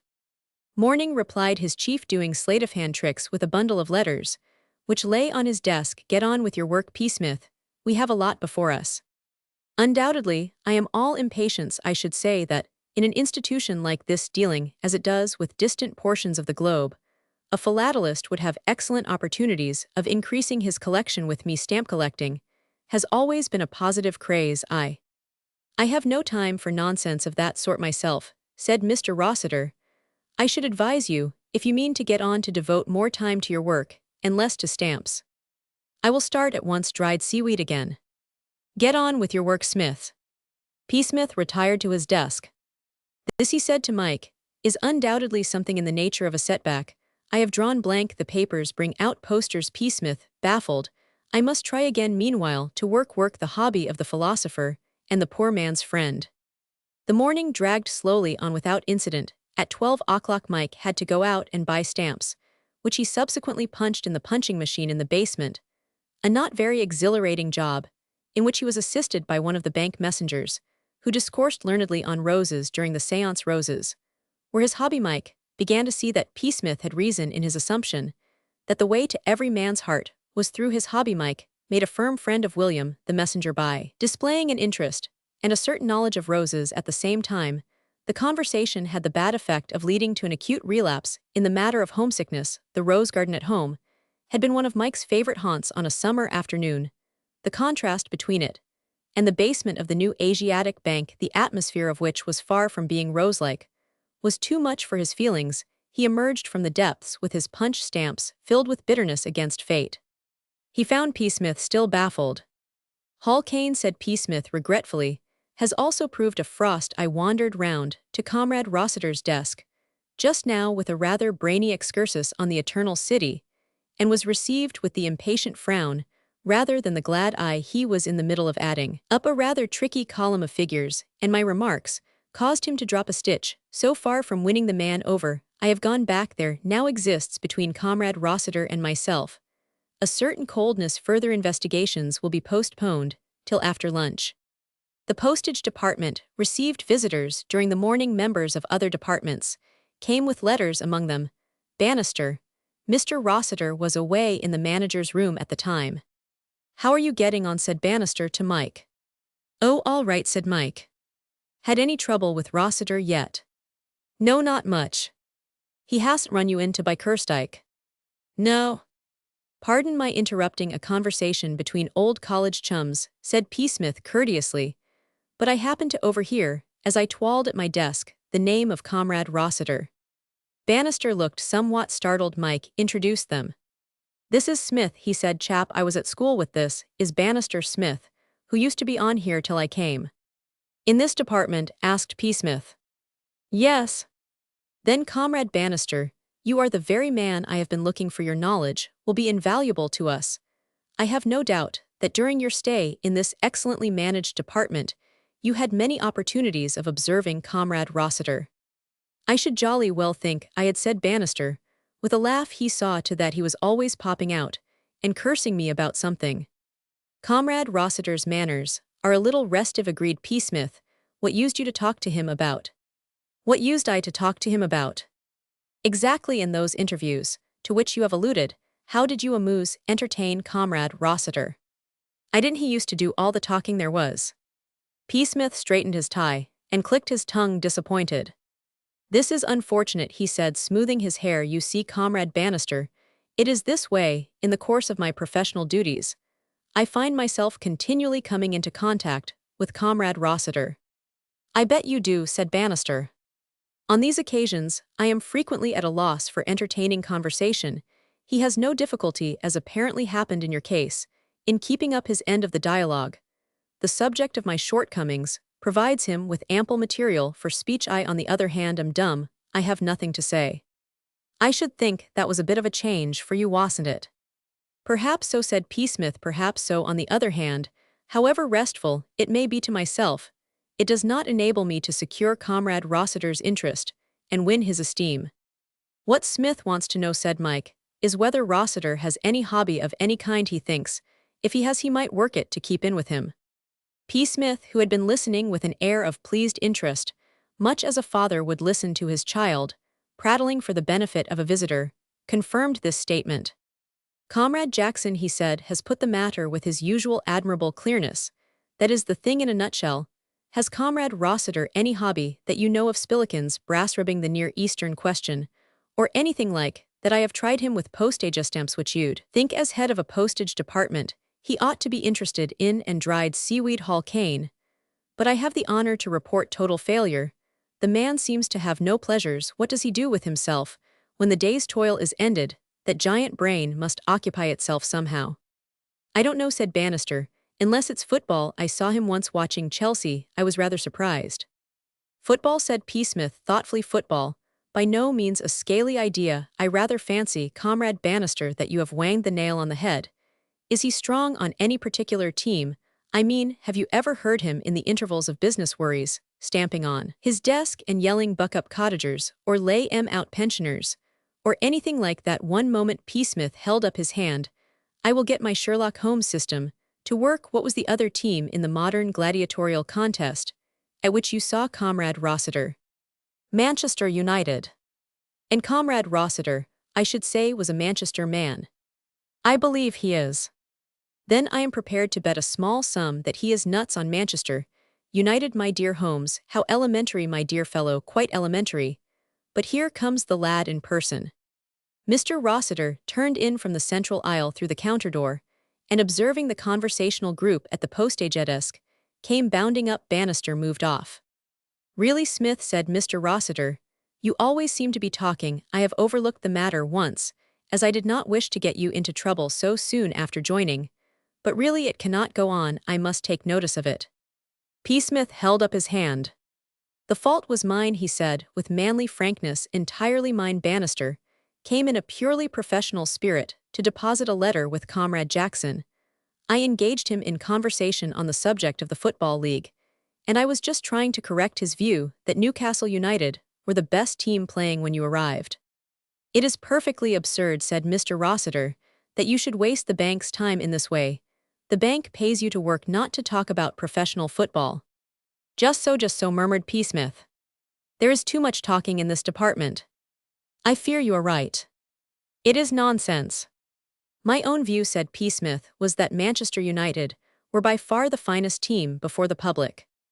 Get on with your work, Smith. Mr. Rossiter stumped off to his desk, where he sat as one in thought. Smith, he said, at the end of 5 minutes. Psmith slid from his stool and made his way deferentially towards him. Bannister's a fool, snapped Mr. Rossiter. So I thought, said Psmith. A perfect fool he always was. Psmith shook his head sorrowfully, as who should say, exit Bannister. There is no team playing today to touch Manchester United. Precisely what I said to Comrade Bannister. Of course you know something about it. The study of league football, said Psmith, has been my relaxation for years. But we have no time to discuss it now. Assuredly not, sir. Work before everything. Some other time when we are less busy. Precisely. Psmith moved back to a seat. I fear, he said to Mike, as he resumed work, that as far as Comrade Rossiter's friendship and esteem are concerned, I have to a certain extent landed Comrade Bannister in the bouillon. But it was in a good cause, I fancy. We have won through half an hour's thoughtful perusal of the footballers, who just to find out some elementary facts about Manchester United. And I rather think the friendly native is corralled, and now once more to work the hobby of the hustler, and the deadbeat's dread. The haunting of Mr. Bickersdyke. Anything in the nature of a rash and hasty move was wholly foreign to Psmith's tactics. He had the patience which is the chief quality of the successful general. He was content to secure his base before making any offensive movement. It was a fortnight before he turned his attention to the education of Mr. Bickersdyke. During that fortnight, he conversed attractively in the intervals of work on the subject of league football in general and Manchester United in particular. The subject is not hard to master if one sets oneself earnestly to it.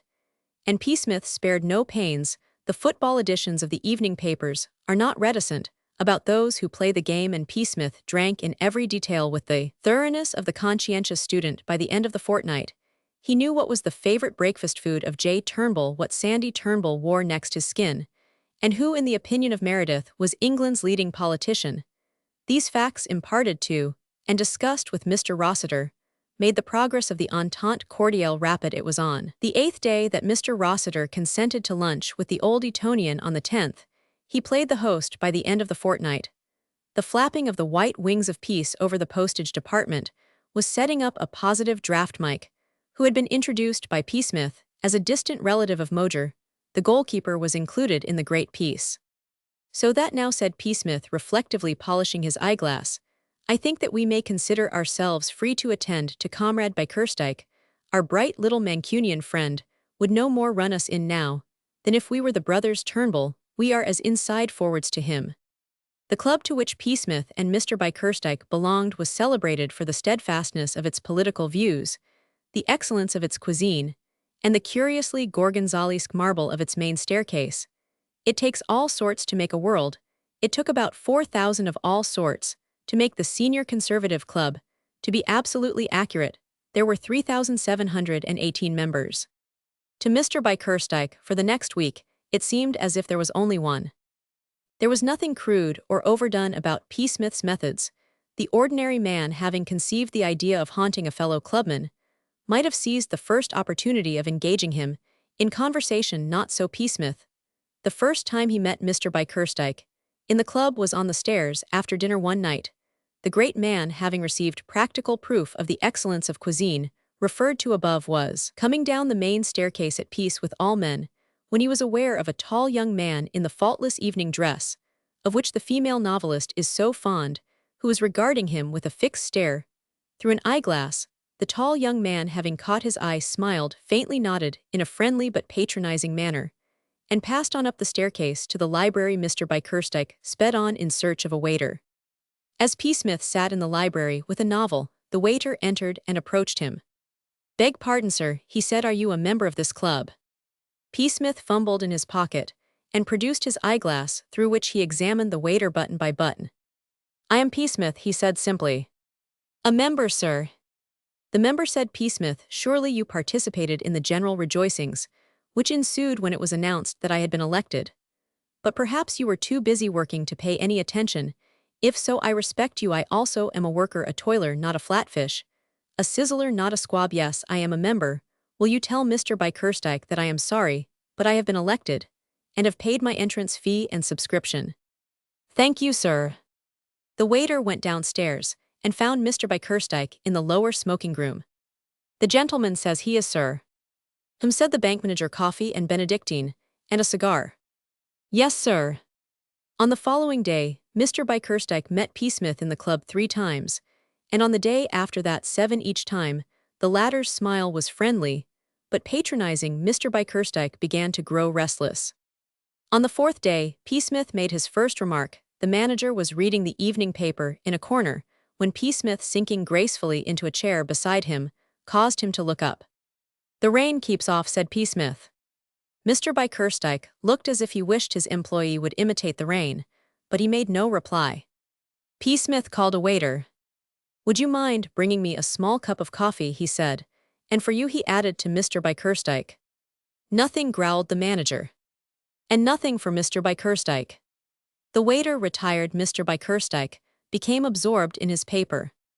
"I see from my morning paper," said Psmith affably, "that you are to address a meeting at the Kenningford Town Hall next week. I shall come and hear you. Our politics differ in some respects. I fear I incline to the socialist view, but nevertheless, I shall listen to your remarks with great interest, great interest." The paper rustled, but no reply came from behind it. "I heard from father this morning," resumed Psmith. Mr. Bickerstike lowered his paper and glared at him. "I don't wish to hear about your father," he snapped. An expression of surprise and pain came over Psmith's face. "What?" he cried. "You don't mean to say that there is any coolness between my father and you?" "I am more grieved than I can say, knowing, as I do, what a genuine respect my father has for your great talents. I can only think that there must have been some misunderstanding, perhaps, if you would allow me to act as a mediator." Mr. Bickerstike put down his paper and walked out of the room. Psmith found him a quarter of an hour later in the cardroom. He sat down beside his table and began to observe the play with silent interest. Mr. Bickerstike, never a great performer at the best of times, was so unsettled by the scrutiny that in the deciding game of the rubber, he revoked, thereby presenting his opponents with the rubber by a very handsome majority of points. Psmith clicked his tongue sympathetically. Dignified reticence is not a leading characteristic of the bridge player's manner. At the Senior Conservative Club on occasions like this, Mr. Bickerstike's partner did not bear his calamity with manly resignation. He gave tongue on the instant. What on earth's and why on earth's flowed from his mouth like molten lava. Mr. Bickerstike sat and fermented in silence. Psmith clicked his tongue sympathetically throughout.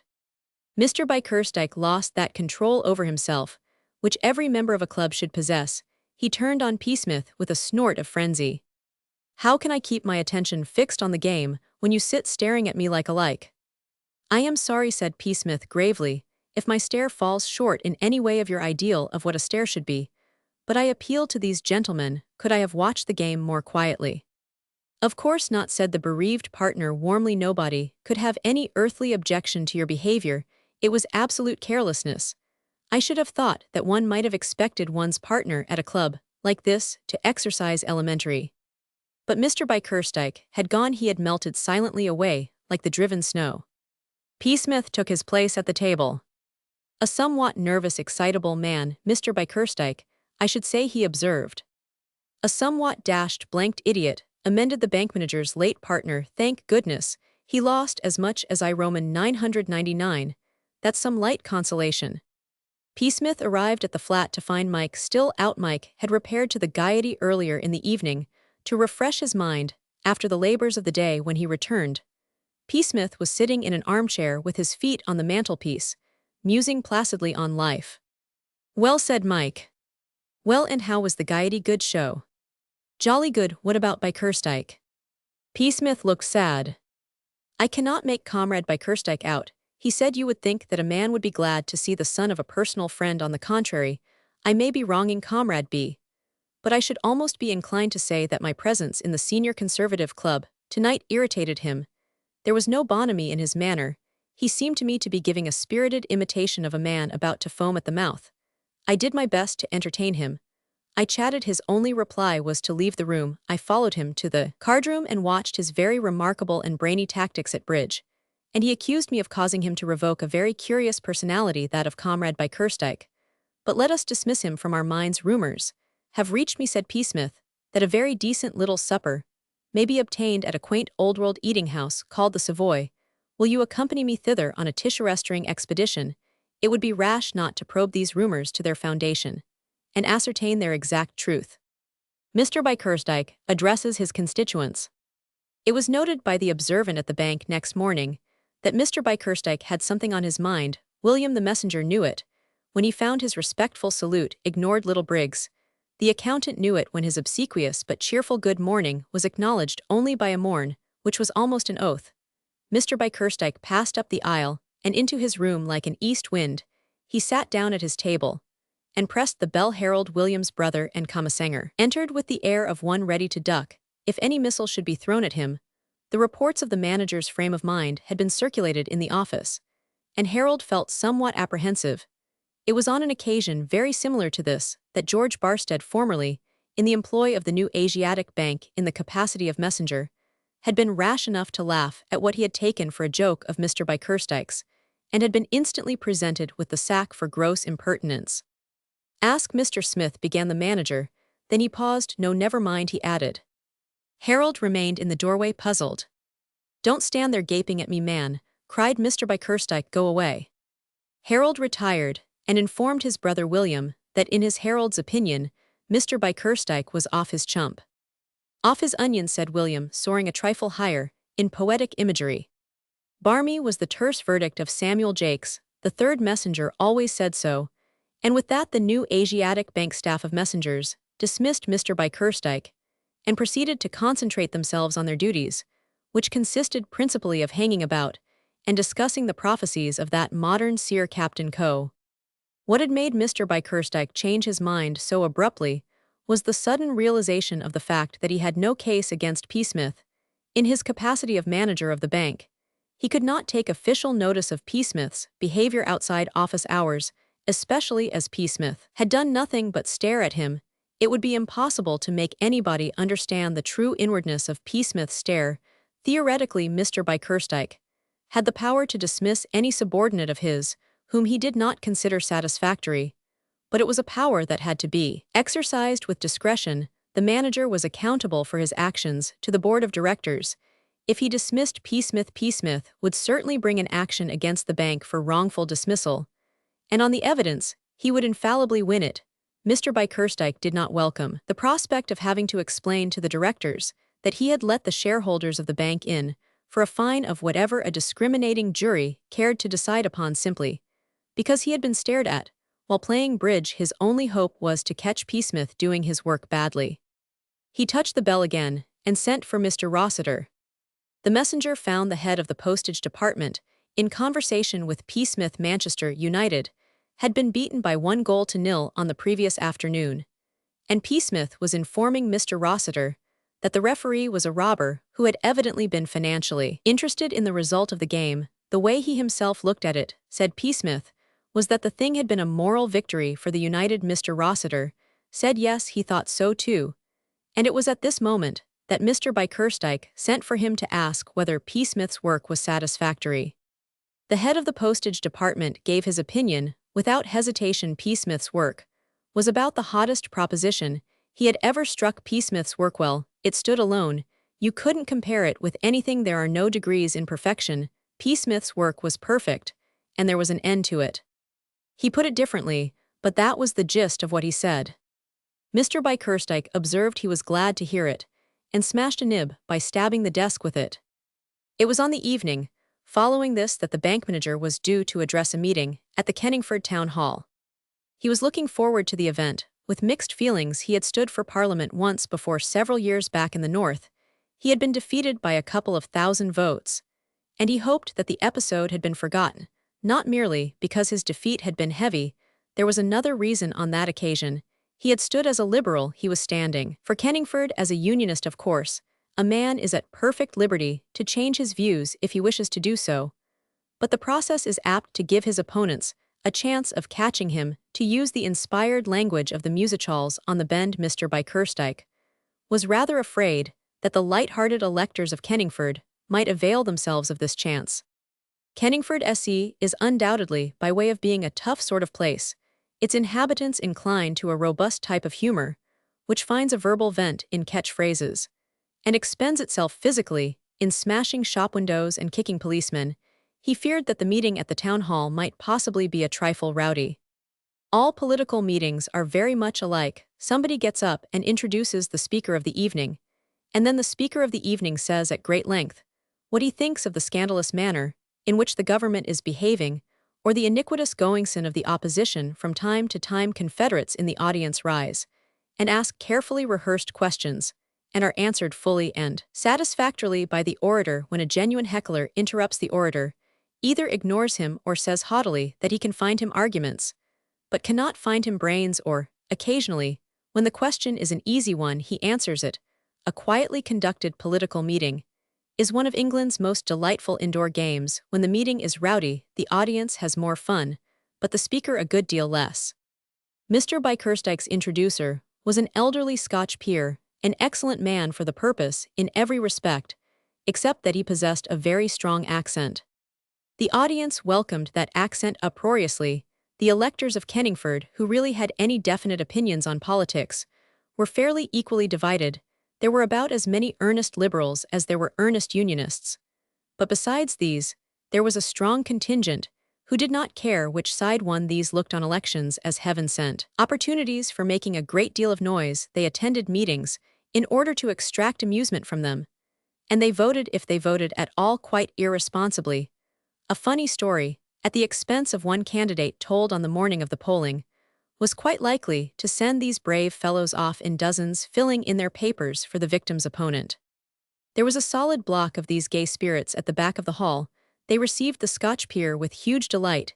He reminded them of Harry Lauder, and they said so. They addressed him affectionately as a wry throughout his speech, which was rather long. They implored him to be a pal and sing the saftest of the family, or failing that I love a lassie. Finding they could not induce him to do this, they did it themselves. They sang it several times. When the peer, having finished his remarks on the subject of Mr. Bickerstike, at length sat down, they cheered for 7 minutes and demanded an encore. The meeting was in excellent spirits when Mr. Bickerstike rose to address it.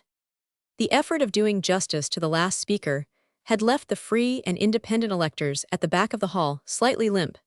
The bank manager's opening remarks were received without any demonstration. Mr. Bickerstike spoke well. He had a penetrating if harsh voice, and he said what he had to say forcibly. Little by little the audience came under his spell. When at the end of a well-turned sentence, he paused and took a sip of water, there was a round of applause in which many of the admirers of Mr. Harry Lauder joined. He resumed his speech.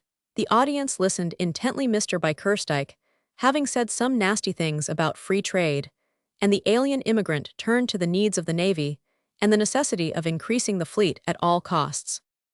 This is no time for half-measures, he said. We must do our utmost, we must burn our boats. Excuse me, said a gentle voice. Mr. Bickerstike broke off in the center of the hall. A tall figure had risen. Mr. Bickerstike found himself looking at a gleaming eyeglass, which the speaker had just polished and inserted in his eye. The ordinary heckler Mr. Bickerstike would have taken in his stride. He had got his audience, and simply by continuing and ignoring the interruption he could have won through in safety, but the sudden appearance of Psmith unnerved him. He remained silent.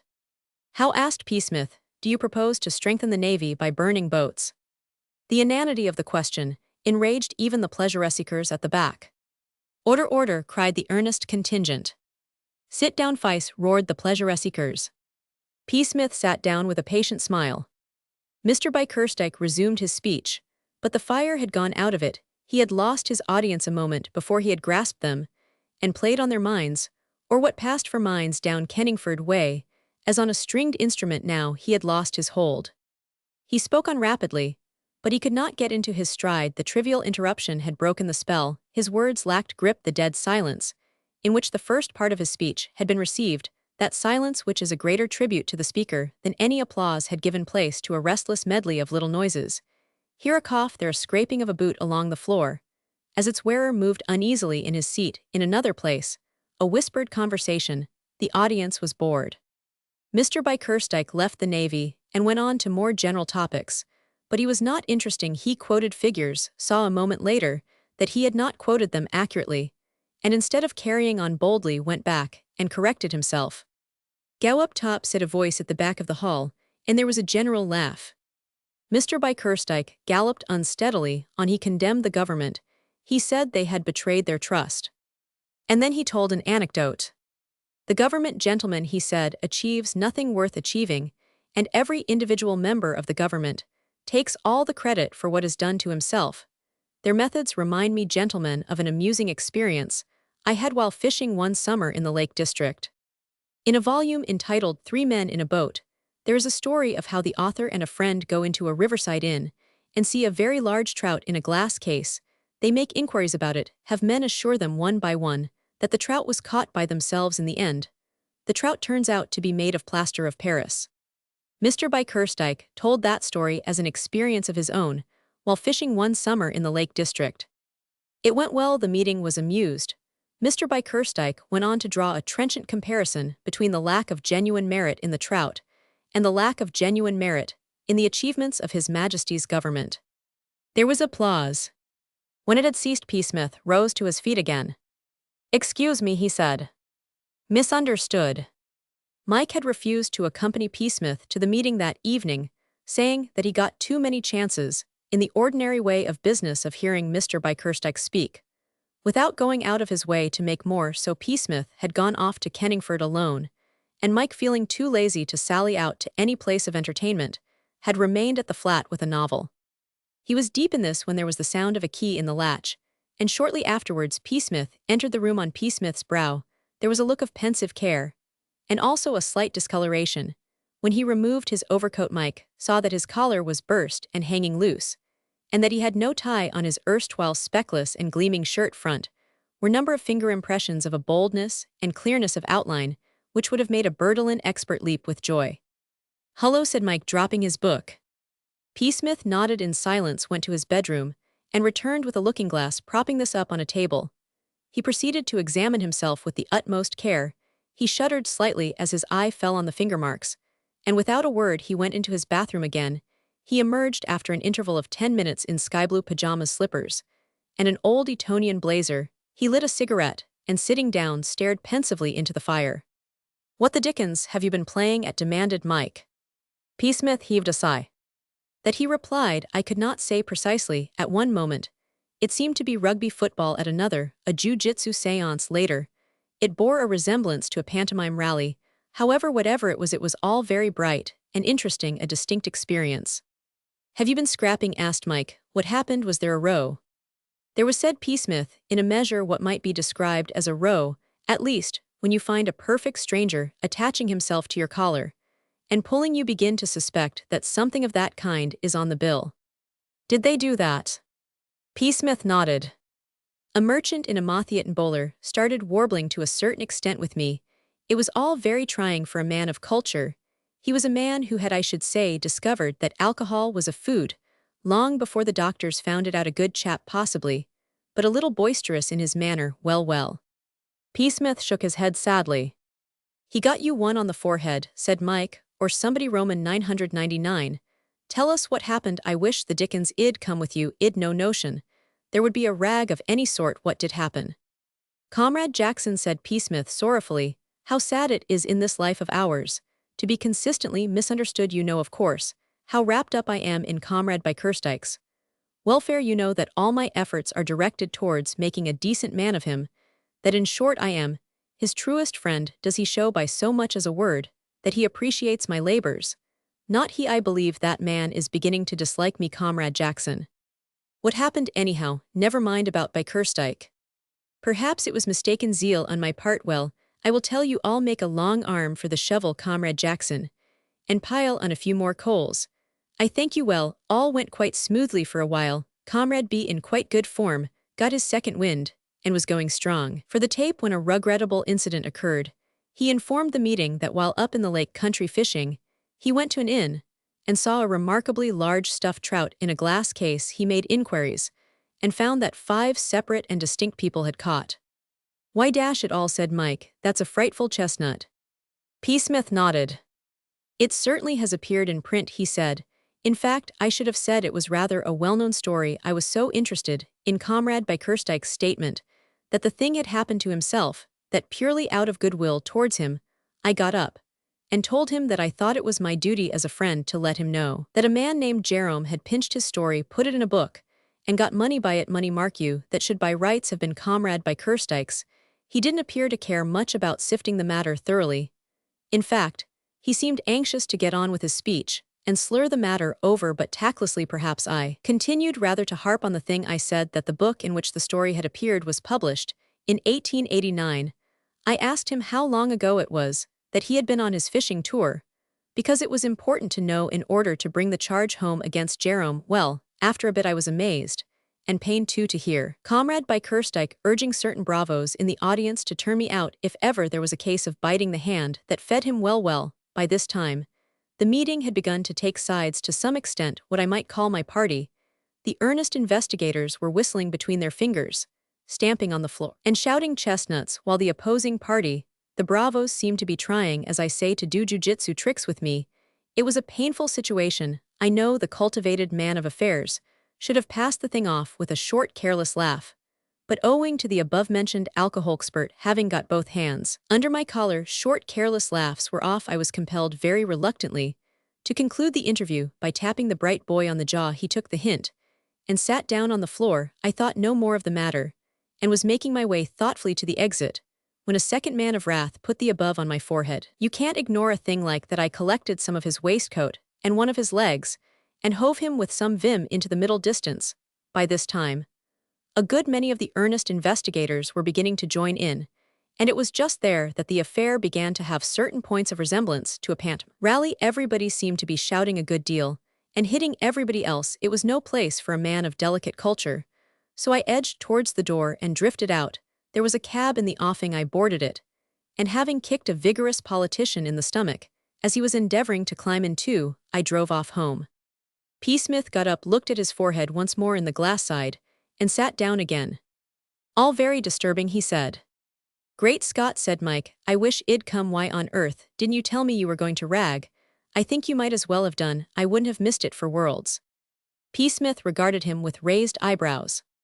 "Rag," he said. "Comrade Jackson, I do not understand you. You surely do not think that I had any other object in doing what I did than to serve Comrade Bickerstike. It's terrible how one's motives get distorted in this world of ours."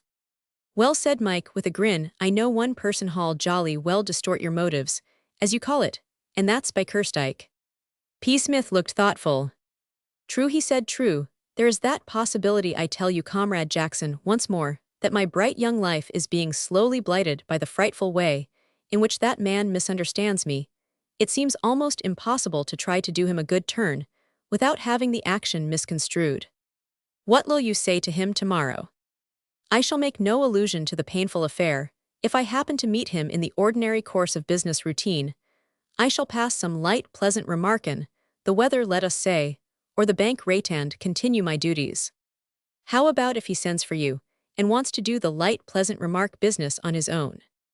In that case, I shall not thwart him. If he invites me into his private room, I shall be his guest, and shall discuss to the best of my ability any topic which he may care to introduce. There shall be no constraint between Comrade Bickerstike and myself."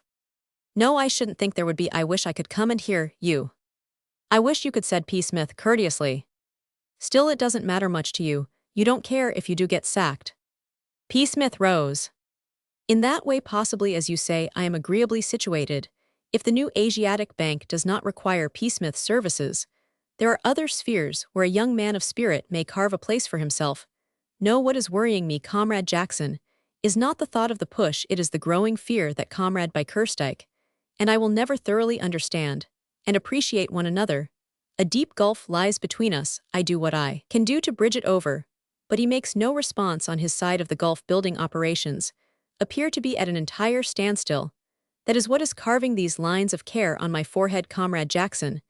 That is what is painting these purple circles beneath my eyes, quite inadvertently. To be disturbing Comrade by Kerstijk, annoying him, preventing him from enjoying life. How sad this is, life bulges with these tragedies. Mike picked up the evening paper. Don't let it keep you awake at night, he said. By the way, did you see that Manchester United were playing this afternoon?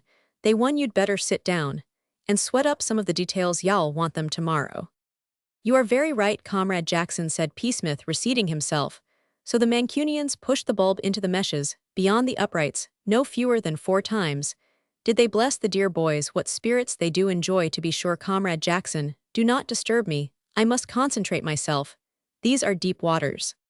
In a nutshell, Mr. by Kerstijk sat in his private room at the new Asiatic Bank, with a pile of newspapers before him. At least the casual observer would have said that it was Mr. by Kerstijk in reality. However, it was an active volcano in the shape and clothes of the bank manager. It was freely admitted, in the office that morning, that the manager had lowered all records with ease.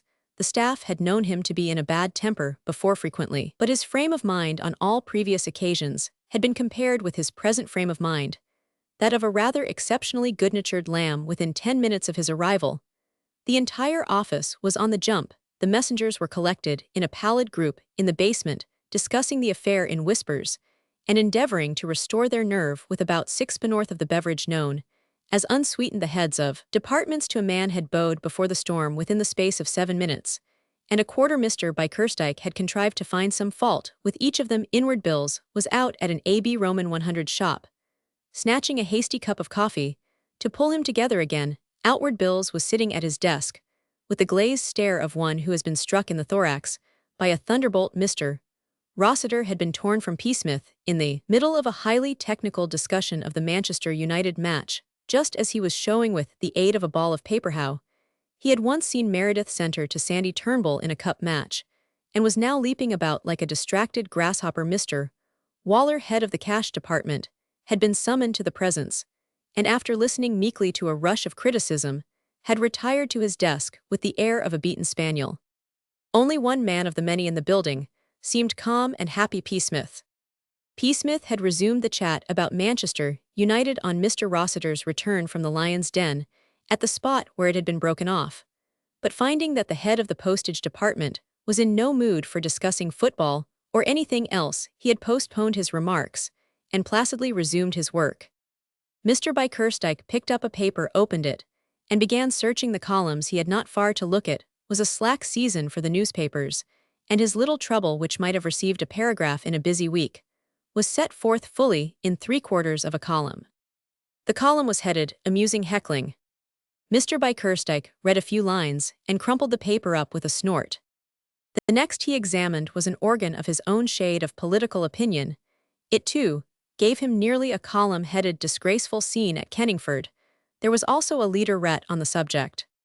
The leaderette said so exactly what Mr. by Kerstijk thought himself that for a moment he was soothed. Then the thought of his grievance returned, and he pressed the bell. "Send Mr. Smith to me," he said. William, the messenger, proceeded to inform Psmith of the summons. Psmith's face lit up. "I am always glad to sweeten the monotony of toil with a chat with little Clarence," he said. "I shall be with him in a moment." He cleaned his pen very carefully, placed it beside his ledger, flicked a little dust off his coat sleeve, and made his way to the manager's room. Mr. by Kerstijk received him with the ominous restraint of a tiger crouching for its spring. Psmith stood beside the table with languid grace, suggestive of some favored confidential secretary waiting for instructions. A ponderous silence brooded over the room for some moments. Psmith broke it by remarking that the bank rate was unchanged. He mentioned this fact as if it afforded him a personal gratification. Mr. by Kerstijk spoke. "Well, Mr. Smith," he said. "You wish to see me about something, sir?" inquired Psmith, ingratiatingly. "You know perfectly well what I wish to see you about. I want to hear your explanation of what occurred last night." "May I sit, sir?" He dropped gracefully into a chair without waiting for permission, and having hitched up the knees of his trousers, beamed winningly at the manager. "A deplorable affair," he said, with a shake of his head. "Extremely deplorable. We must not judge these rough, uneducated men too harshly, however. In a time of excitement, The emotions of the lower classes are easily stirred where you or I would. Mr. Bickerstike interrupted. I do not wish for any more buffoonery, Mr. Smith. Psmith raised a pained pair of eyebrows. Buffoonery, sir. I cannot understand what made you act as you did last night, unless you are perfectly mad, as I am beginning to think. But surely, sir, there was nothing remarkable in my behavior when a merchant has attached himself to your collar. Can you do less than smite him on the other cheek? I merely acted in self-defense, you saw for yourself. You know what I am, alluding to your behavior during my speech. An excellent speech, murmured Psmith courteously. Well said, Mr. Bickerstike. It was perhaps mistaken zeal on my part, sir, but you must remember that I acted purely from the best motives, it seemed to me. That is enough, Mr. Smith. I confess that I am absolutely at a loss to understand you. It is too true, sir, sighed Psmith. You seem, continued Mr. Bickerstike, warming to his subject, and turning gradually a richer shade of purple, you seem to be determined to endeavor to annoy me. No, from Psmith. I can only assume that you are not in your right senses. You follow me about in my club. Our club, sir, murmured Psmith. Be good enough not to interrupt me, Mr. Smith. You dog my footsteps in my club. Purely accidental, sir, we happen to meet, that is all. You attend meetings, at which I am speaking and behave, in a perfectly imbecile manner. Psmith moaned slightly. It may seem humorous to you, but I can assure you it is extremely bad policy on your part. The new Asiatic Bank is no place for humor, and I think. Excuse me, sir, said Psmith. The manager started at the familiar phrase. The plum color of his complexion deepened. I entirely agree with you, sir, said Psmith, that this bank is no place for humor. Very well then, you. And I am never humorous in it. I arrive punctually in the morning, and I work steadily and earnestly till my labors are completed. I think you will find on inquiry that Mr. Rossiter is satisfied with my work. That is neither here nor. Surely, sir, said Psmith, you are wrong. Surely your jurisdiction ceases, after office hours. Any little misunderstanding we may have at the close of the day's work cannot affect you officially. You could not, for instance, dismiss me from the service of the bank if we were partners at bridge at the club, and I happen to revoke. I can dismiss you, let me tell you, Mr. Smith, for studied insolence, whether in the office or not. I bow to superior knowledge, said Psmith politely, but I confess I doubt it, and he added, there is another point. May I continue to some extent? If you have anything to say, say it. Psmith flung one leg over the other and settled his collar. It is perhaps a delicate matter, he said, but it is best to be frank. We should have no secrets. To put my point quite clearly, I must go back a little to the time when you paid us that very welcome weekend visit at our house in August. If you hope to make capital out of the fact that I have been a guest of your father. Not at all, said Psmith deprecatingly, not at all. You do not take me. My point is this: I do not wish to revive painful memories, but it cannot be denied that there was here and there some slight bickering between us on that occasion. The fault, said Psmith magnanimously, was possibly mine. I may have been too exacting, too capricious perhaps. So however, the fact remains that you conceived the happy notion of getting me into this bank under the impression that once I was in you would be able to, I may use the expression, give me beans. You said as much to me, if I remember. I hate to say it, but don't you think that if you give me the sack, although my work is satisfactory to the head of my department, you will be by way of admitting that you bit off rather more than you could chew? I merely make the suggestion. Mr. Bickerstike half rose from his chair. You. Just so, Butto returned to the main point. Don't you? The whole painful affair reminds me of the story of Agesilaus and the petulant pterodactyl, which, as you have never heard, I will now proceed to relate. Agesilaus. Mr. Bickerstike made a curious clucking noise in his throat. I am boring you, said Psmith with ready tact. Suffice it to say that Comrade Agesilaus interfered with the pterodactyl, which was doing him no harm, and the intelligent creature, whose motto was Nemo me impune lacessit, turned and bit him good and hard, so that Agesilaus ever afterwards had a distaste for pterodactyls. His reluctance to disturb them became quite a byword. The society papers of the period frequently commented upon it. Let us draw the parallel. Here Mr. Bickerstike, who had been clucking throughout this speech, essayed to speak, but Psmith hurried on. You are Agesilaus, he said. I am the petulant pterodactyl. You, if I may say so, buted in of your own free will, and took me from a happy home, simply in order that you might get me into this place under you, and give me beans, but curiously enough the major portion of that vegetable seems to be coming to you.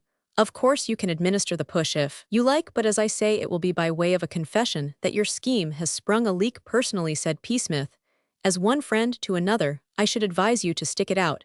You never know what may happen at any moment. I may fall from my present high standard of industry and excellence, and then you have me, so to speak, where the hair is crisp. He paused. Mr. Bickerstike's eyes, which even in their normal state protruded slightly, now looked as if they might fall out at any moment. His face had passed from the plum-colored stage to something beyond every now, and then he made the clucking noise. But except for that he was silent. Psmith, having waited for some time for something in the shape of comment or criticism on his remarks, now rose. It has been a great treat to me, this little chat, he said affably, but I fear that I must no longer allow purely social enjoyments to interfere with my commercial pursuits. With your permission I will rejoin my department, where my absence is doubtless already causing comment and possibly dismay. But we shall be meeting at the club shortly. I hope. Goodbye, sir, goodbye. He left the room and walked dreamily back to the postage department, leaving the manager still staring glassily at nothing. Mike is moved on. This episode may be said to have concluded the first act of the commercial drama, in which Mike and Psmith had been cast for leading parts. And as usually happens after the end of an act, there was a lull for a while, until things began to work up towards another climax. Mike, as day succeeded day, began to grow accustomed to the life of the bank, and to find that it had its pleasant side. After all, whenever a number of people are working at the same thing, even though that thing is not perhaps what they would have chosen as an object in life, if left to themselves, there is bound to exist an atmosphere of good fellowship, something akin to, though 100 times weaker than, the public school spirit. Such a community lacks the main motive of the public school spirit, which is pride in the school and its achievements. Nobody can be proud of the achievements of a bank when the business of arranging a new Japanese loan was given to the new Asiatic Bank. Its employees did not stand on stools and cheer. On the contrary, they thought of the extra work it would involve, and they cursed it a good deal, though there was no denying that it was a big thing for the Bannock. Unlike winning the Ashburton would be to a school, there is a cold impersonality about a bank. A school is a living thing. Setting aside this important difference, there was a good deal of the public school about the new Asiatic Bank. The heads of departments were not quite so autocratic as masters, and one was treated more on a grown-up scale as man to man, but nevertheless, there remained a distinct flavor of a school republic. Most of the men in the bank, with the exception of certain hard-headed Scotch youths drafted in from other establishments in the city, were old public school men. Mike found 2 old Rykinians in the first week. Neither was well known to him. They had left in his second year in the team. But it was pleasant to have them about, and to feel that they had been educated at the right place. As far as Mike's personal comfort went, the presence of these 2 Rykinians was very much for the good. Both of them knew all about his cricket, and they spread the news. The new Asiatic Bank, like most London banks, was keen on sport, and happened to possess a cricket team, which could make a good game with most of the second-rank clubs. The disappearance to the east of 2 of the best bats of the previous season caused Mike's advent to be hailed with a good deal of enthusiasm. Mike was a county man. He had only played once for his county, it was true, but that did not matter. He had passed the barrier which separates the second-class bat from the first-class, and the bank welcomed him with awe. County men did not come their way every day. Mike did not like being in the bank considered in the light of a career, but he bore no grudge against the inmates of the bank, such as he had borne against the inmates of Sedley. He had looked on the latter as bound up with the school, and consequently enemies his fellow workers. In the bank he regarded as companions in misfortune. They were all in the same boat together. There were men from Tonbridge, Dulwich, Bedford, St. Paul's, and a dozen other schools. 1 or 2 of them he knew by repute from the pages of Wystan. Bannister, his cheerful predecessor in the postage department, was the Bannister he recollected now who had played for Geddington against Wrykyn in his second year. In the Wrykyn team, Munro, the big man in the fixed deposits, he remembered as leader of the Ripton pack, every day brought fresh discoveries of this sort, and each made Mike more reconciled to his lot. They were a pleasant set of fellows in the new Asiatic Bank, and but for the dreary outlook which the future held for Mike, unlike most of his fellow workers, was not attracted by the idea of a life in the East, would have been very fairly content. The hostility of Mr. Bickerstike was a slight drawback. Psmith had developed a habit of taking Mike with him to the club of an evening, and this did not do anything towards wiping out of the manager's mind the recollection of his former passage of arms with the old Ricinian. The glass remaining set fair as far as Mr. Rossiter's approval was concerned. Mike was enabled to keep off the managerial carpet to a great extent, but twice, when he posted letters, without going through the preliminary formality of stamping them, Mr. Bickerstike had opportunities, of which he availed himself, but for these incidents life was fairly enjoyable owing to Psmith's benevolent efforts. The postage department became quite a happy family, and ex-occupants of the postage desk banister especially were amazed at the change that had come over Mr. Rossiter. He no longer darted from his lair like a pouncing panther. To report his subordinates to the manager seemed now to be a lost art with him. The sight of Psmith and Mr. Rossiter proceeding high and disposedly to a mutual lunch became quite common, and ceased to excite remark. By kindness, said Psmith to Mike after one of these expeditions, by tact and kindness. That is how it is done. I do not despair of training Comrade Rossiter one of these days to jump through paper hoops. So that altogether Mike's life in the bank had become very fairly pleasant. Out of office hours, he enjoyed himself hugely. London was strange to him, and with Psmith as a companion, he extracted a vast deal of entertainment from it. Psmith was not unacquainted with the West End, and he proved an excellent guide. At first Mike expostulated with unfailing regularity at the other's habit of paying for everything, but Psmith waved aside all objections with languid firmness.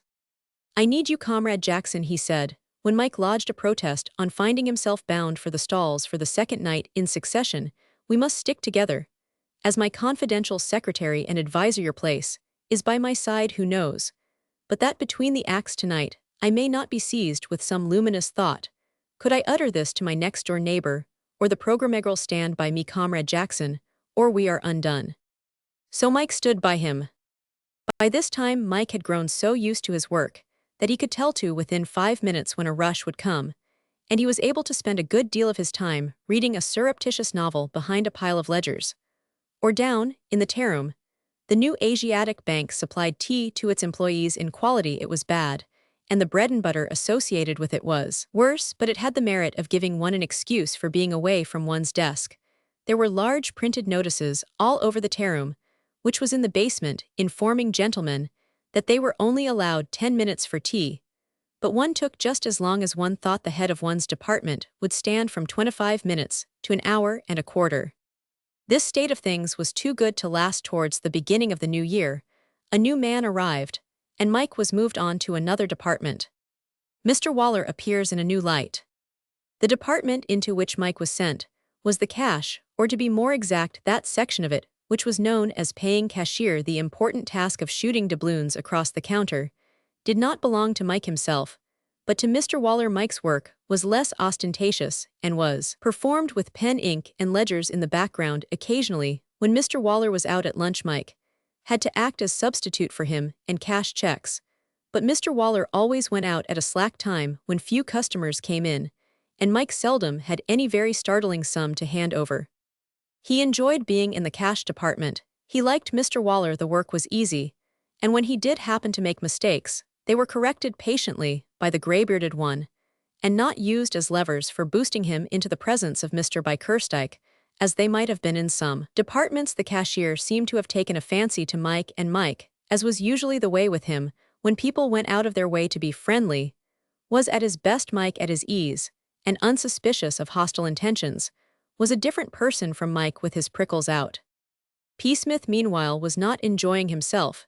It was an unheard-of thing, he said, depriving a man of his confidential secretary without so much as asking his leave. It has caused me the greatest inconvenience, he told Mike, drifting round in a melancholy way to the cash department during a slack spell one afternoon. I miss you at every turn. Your keen intelligence and ready sympathy were invaluable to me. Now where am I in the cart? I evolved a slightly bright thought on life. Just now there was nobody to tell it to except the new man. I told it him, and the fool gaped. I tell you, Comrade Jackson, I feel like some lion that has been robbed of its cub. I feel as Marshall would feel if they took Snellgrove away from him, or as Peace might if he awoke one morning to find plenty gone. Comrade Rossiter does his best. We still talk brokenly about Manchester United. They got rooted in the first round of the cup yesterday, and Comrade Rossiter is wearing black, but it is not the same. I try work, but that is no good either. From ledger to ledger they hurry me to stifle my regret, and when they win a smile from me, they think that I forget. But I don't. I am a broken man. That new exhibit they've got in your place is about as near to the extreme edge as anything I've ever seen. One of nature's blighters. Well, I must away. Comrade Rossiter awaits me. Mike's successor, a youth of the name of Bristow, was causing Psmith a great deal of pensive melancholy. His worst defect, which he could not help, was that he was not Mike. His other switch he could were numerous. His clothes were cut in a way that harrowed Psmith's sensitive soul.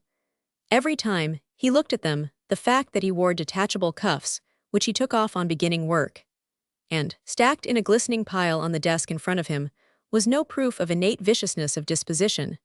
But it prejudiced the old Etonian against him. It was part of Psmith's philosophy that a man who wore detachable cuffs had passed beyond the limit of human toleration. In addition, Bristow wore a small black mustache and a ring, and that, as Psmith informed Mike, put the lid on it. Mike would sometimes stroll round to the postage department to listen to the conversations between the two. Bristow was always friendliness itself. He habitually addressed Psmith as Smithy, a fact which entertained Mike greatly, but did not seem to amuse Psmith to any overwhelming extent. On the other hand, when, as he generally did, he called Mike Mr. Cricketer, the humor of the thing appeared to elude Mike, though the mode of address always drew from Psmith a pale wan smile, as of a broken heart made cheerful against its own inclination. The net result of the coming of Bristow was that Psmith spent most of his time, when not actually oppressed by a rush of work in the precincts of the cash department, talking to Mike and Mr. Waller. The latter did not seem to share the dislike common among the other heads of departments of seeing his subordinates receiving visitors unless the work was really heavy, in which case a mild remonstrance escaped him. He offered no objection to Mike being at home to Psmith. It was this tolerance which sometimes got him into trouble with Mr. Bickerstike. The manager did not often perambulate the office, but he did occasionally, and the interview which ensued upon his finding Hutchinson, the underling in the cash department at that time, with his stool tilted comfortably against the wall reading the sporting news from a pink paper, to a friend from the outward bills department, who lay luxuriously on the floor beside him, did not rank among Mr. Waller's pleasantest memories. But Mr. Waller was too soft-hearted to interfere with his assistants, unless it was absolutely necessary. The truth of the matter was that the new Asiatic Bank was overstaffed. There were too many men for the work. The London branch of the bank was really only a nursery. New men were constantly wanted in the eastern branches, so they had to be put into the London branch to learn the business, whether there was any work for them to do or not. It was after one of these visits of Psmith's that Mr. Waller displayed a new and unsuspected side to his character. Psmith had come round in a state of some depression to discuss Bristow. As usual, Bristow, it seemed, had come to the bank that morning in a fancy waistcoat of so emphatic a color scheme that Psmith stoutly refused to sit in the same department with it. What with comrades Bristow and Bickerstike combined, said Psmith plaintively, the work is becoming too hard for me. The whisper is beginning to circulate. Psmith's number is up as a reformer. He is merely among those present. He is losing his dash. But what can I do? I cannot keep an eye on both of them at the same time. The moment I concentrate myself on Comrade Bickerstike for a brief spell, and seem to be doing him a bit of good, what happens? Why, Comrade Bristow sneaks off and buys a sort of woolen sunset. I saw the thing unexpectedly. I tell you, I was shaken. It is the suddenness of that waistcoat which hits you. It's discouraging, this sort of thing. I try always to think well of my fellow man. As an energetic socialist, I do my best to see the good that is in him. But it's hard. Comrade Bristow's the most striking argument against the equality of man I've ever come across. Mr. Waller intervened at this point. I think you must really let Jackson go on with his work, Smith. He said there seems to be too much talking. My besetting sin, said Psmith, sadly. Well, I will go back and do my best to face it, but it's a tough job. He tottered wearily away, in the direction of the postage department. Oh, Jackson, said Mr. Waller, will you kindly take my place for a few minutes? I must go round and see the inward bills about something. I shall be back very soon. Mike was becoming accustomed to deputizing for the cashier for short spaces of time. It generally happened that he had to do so once or twice a day.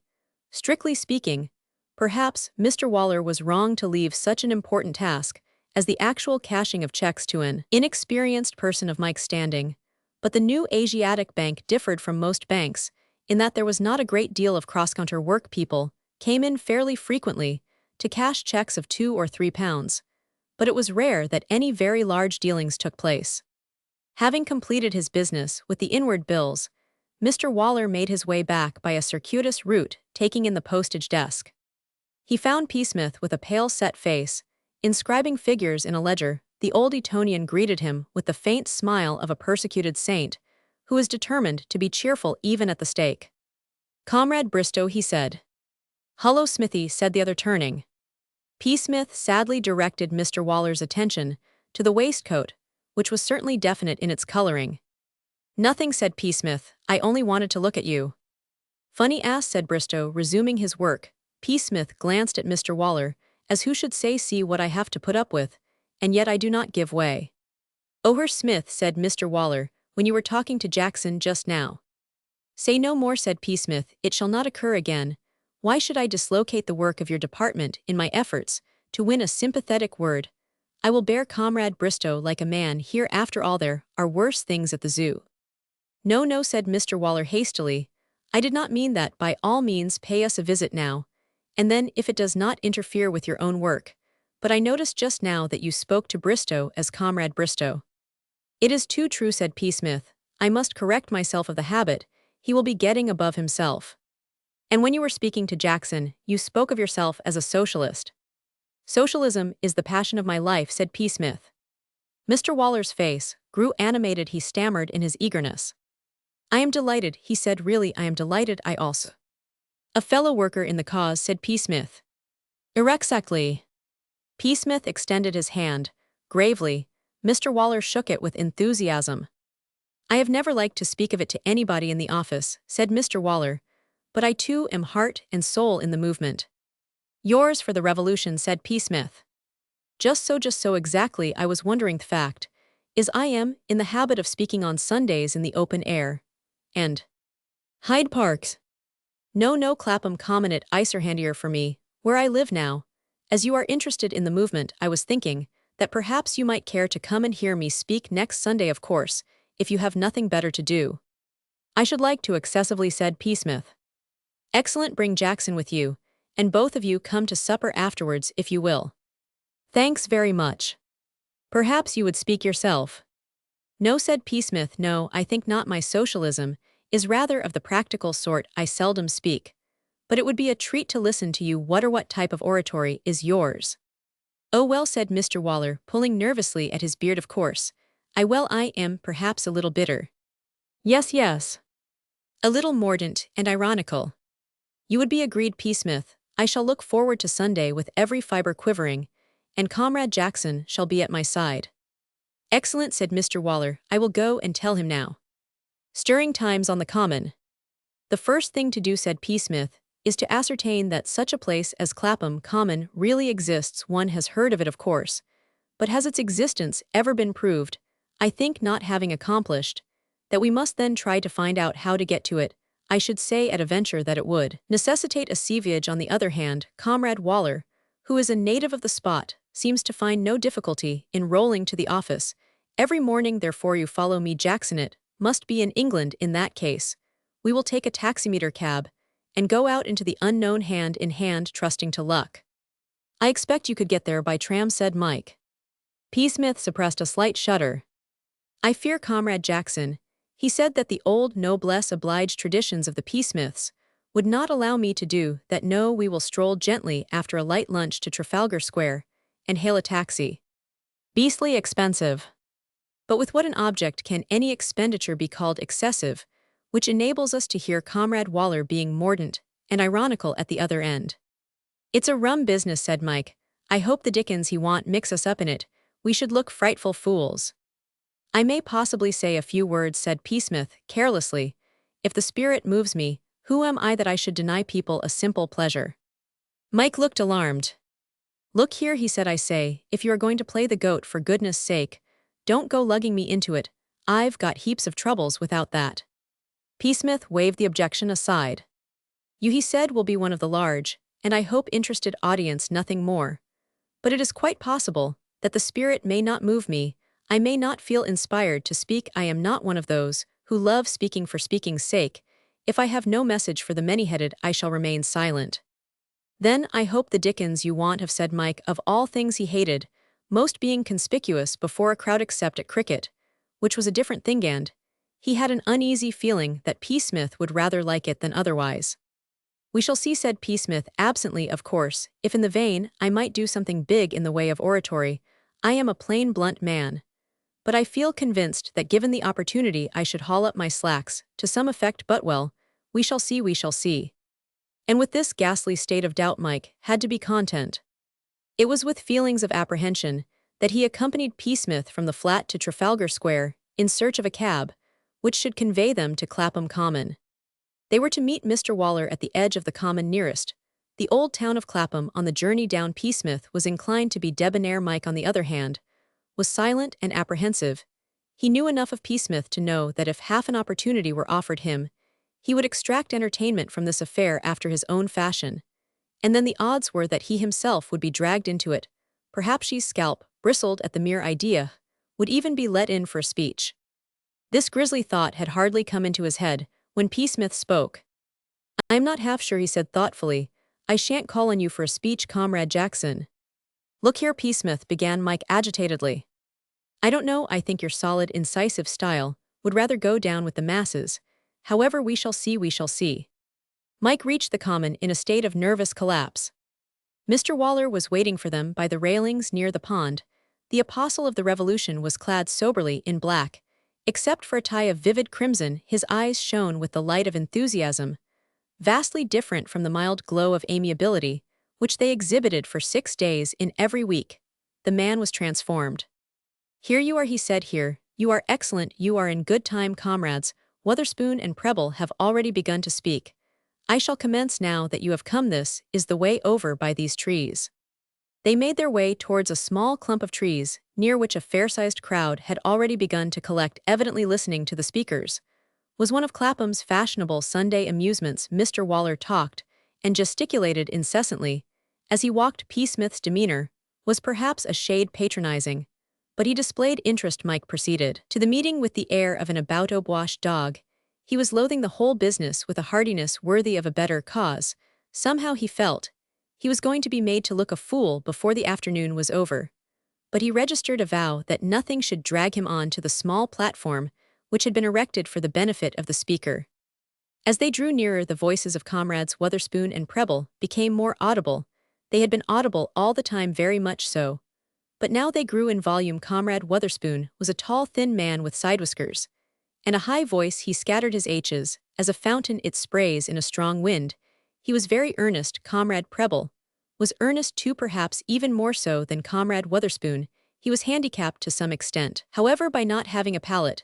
This gave to his profoundest thoughts a certain weirdness, as if they had been uttered in an unknown tongue. The crowd was thickest round his platform. The grown-up section plainly regarded him as a comedian pure and simple, and roared with happy laughter when he urged them to march upon Park Lane and loot the same without mercy or scruple. The children were more doubtful. Several had broken down and been led away in tears.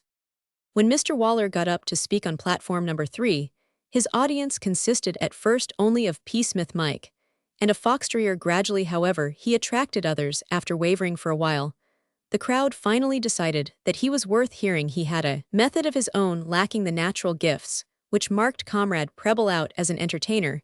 He made up for this by his activity, where his colleagues stood comparatively still. Mr. Waller behaved with the vivacity generally supposed to belong only to peas on shovels and cats on hot bricks. He crouched to denounce the House of Lords. He bounded from side to side, while dissecting the methods of the plutocrats during an impassioned onslaught on the monarchical system. He stood on one leg and hopped. This was more the sort of thing the crowd had come to see. Comrade Wotherspoon found himself deserted, and even Comrade Preble's shortcomings in the way of palate were insufficient to keep his flock together. The entire strength of the audience gathered in front of the third platform. Mike, separated from Psmith by the movement of the crowd, listened with a growing depression, that feeling which attacks a sensitive person sometimes at the theater, when somebody is making himself ridiculous on the stage with illogical feeling that it is he, and not the actor who is. Floundering had come over him in a wave. He liked Mr. Waller, and it made his gorge rise to see him exposing himself to the jeers of a crowd. The fact that Mr. Waller himself did not know that they were jeers, but mistook them for applause, made it no better. Mike felt vaguely furious. His indignation began to take a more personal shape when the speaker, branching off from the main subject of socialism, began to touch on temperance. There was no particular reason why Mr. Waller should have introduced the subject of temperance, except that he happened to be an enthusiast. He linked it on to his remarks on socialism by attributing the lethargy of the masses to their fondness for alcohol, and the crowd, which had been inclined rather to pat itself on the back during the assaults on rank and property, finding itself assailed in its turn, resented it. They were there to listen to speakers telling them that they were the finest fellows on earth, not pointing out their little failings to them. The feeling of the meeting became hostile. The jeers grew more frequent and less good-tempered. Comrade Waller means well, said a voice in Mike's ear, but if he shoots it at them like this much more, there'll be a bit of an imbroglio. Look here, Psmith, said Mike quickly, can't we stop him? These chaps are getting fed up, and they look barges enough to do anything. They'll be going for him or something soon. How can we switch off the flow? I don't see, the man is wound up. He means to get it off his chest. If it snows, I feel we are by way of being in the soup once more, Comrade Jackson. We can only sit tight and look on. The crowd was becoming more threatening. Every minute a group of young men of the loafer class who stood near Mike were especially fertile in comment. Psmith's eyes were on the speaker, but Mike was watching this group closely. Suddenly, he saw one of them, a thick-set youth wearing a cloth cap and no collar, stoop. When he rose again, there was a stone in his hand. The sight acted on Mike like a spur. Vague rage against nobody in particular had been simmering in him for half an hour now. It concentrated itself on the cloth-capped one. Mr. Waller paused momentarily before renewing his harangue. The man in the cloth cap raised his hand. There was a swirl in the crowd, and the first thing that Psmith saw as he turned was Mike seizing the wood marksman round the neck and hurling him to the ground, after the manner of a forward at football tackling an opponent during a lineout from touch. There is one thing which will always distract the attention of a crowd from any speaker, and that is a dispute between two of its units. Mr. Waller's views on temperance were forgotten in an instant. The audience surged round Mike and his opponent. The latter had scrambled to his feet now and was looking round for his assailant. That's I am Bill, cried eager voices indicating Mike. Ease the bloke, wad at your Bill, said others more precise in detail. Bill advanced on Mike in a sidelong crab-like manner. Ura you, I should like to know, said Bill. Mike, rightly holding that this was merely a rhetorical question, and that Bill had no real thirst for information as to his family history, made no reply, or rather the reply he made was not verbal. He waited till his questioner was within range, and then hit him in the eye, a reply far more satisfactory, if not to Bill himself, at any rate to the interested onlookers, than any flow of words. A contented sigh went up from the crowd.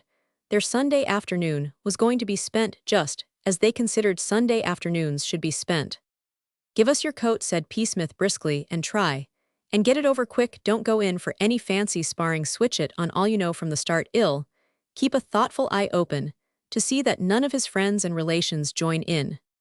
Outwardly, Psmith was unruffled, but inwardly, he was not feeling so composed. An ordinary turn-up before an impartial crowd, which could be relied upon to preserve the etiquette of these matters, was one thing. As regards the actual little dispute with the cloth-capped Bill, he felt that he could rely on Mike to handle it satisfactorily, but there was no knowing how long the crowd would be content to remain mere spectators.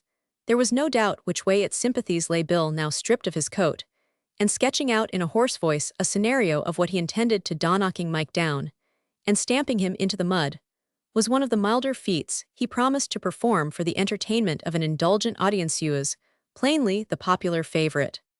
Psmith, though he did not show it, was more than a little apprehensive.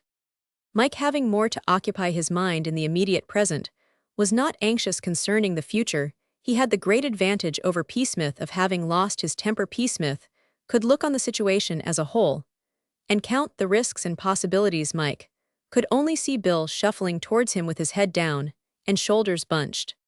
Gow it, Bill, said someone. Plea up the arsenal, urged a voice on the outskirts of the crowd. A chorus of encouragement from kind friends. In front step up Bill. And Bill stepped. Further developments. Bill, surname unknown, was not one of your ultra-scientific fighters. He did not favor the American crouch, and the artistic feint he had a style wholly his own.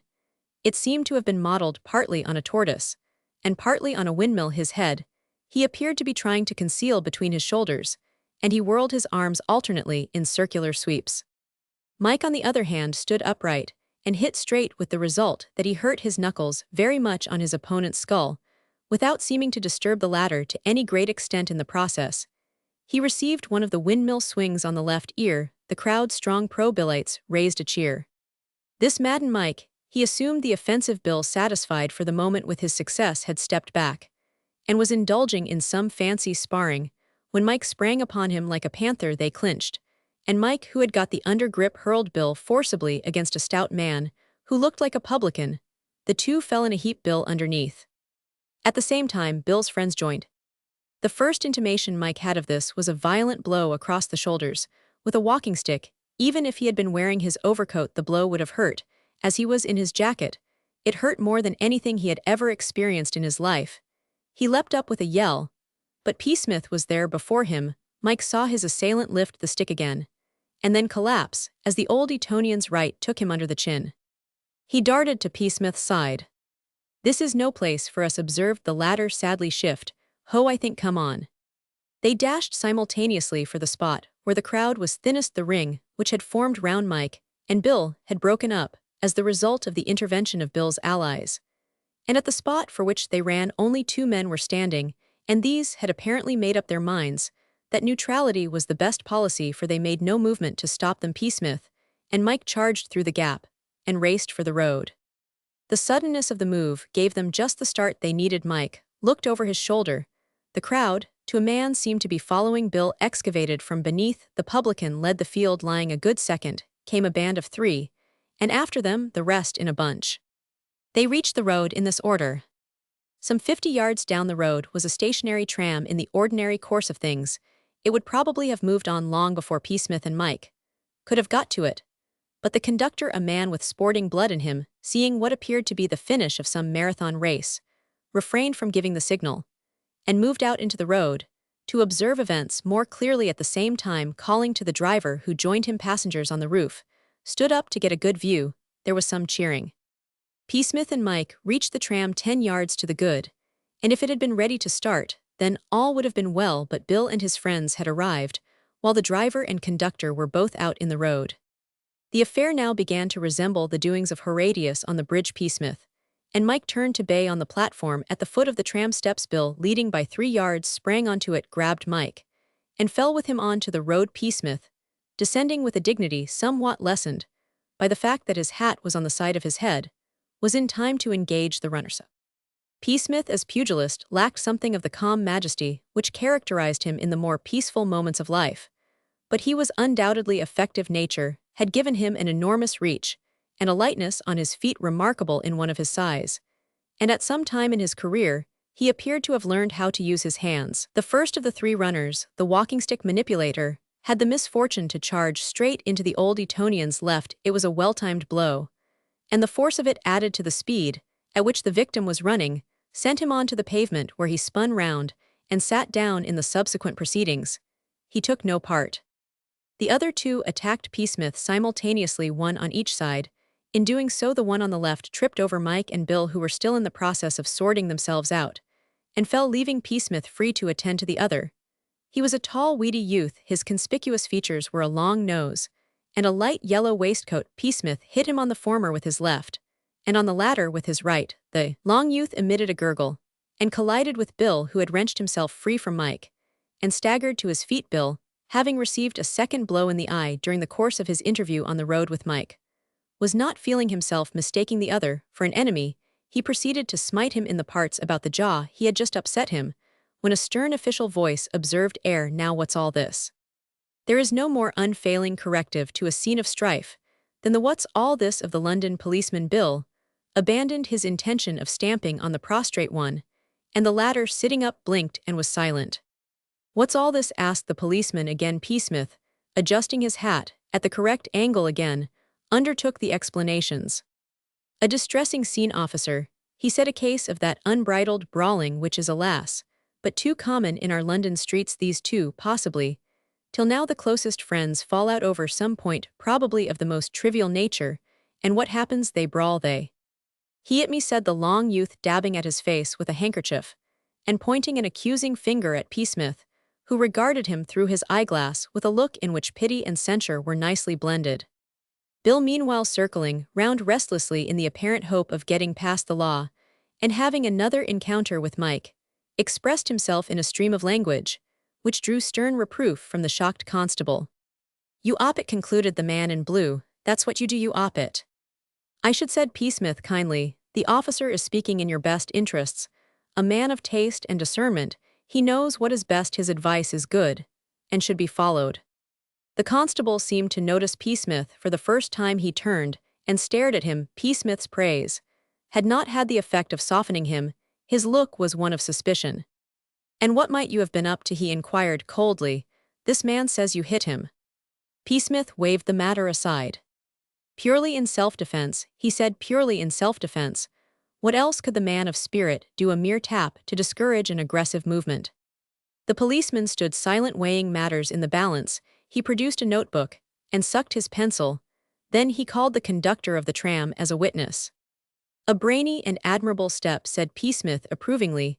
"This rugged, honest man, all unused to verbal subtleties, shall give us his plain account of what happened, after which, as I presume this tramlittle, as I know of the habits of tramshes, got to go somewhere today, I would suggest that we all separated and moved on."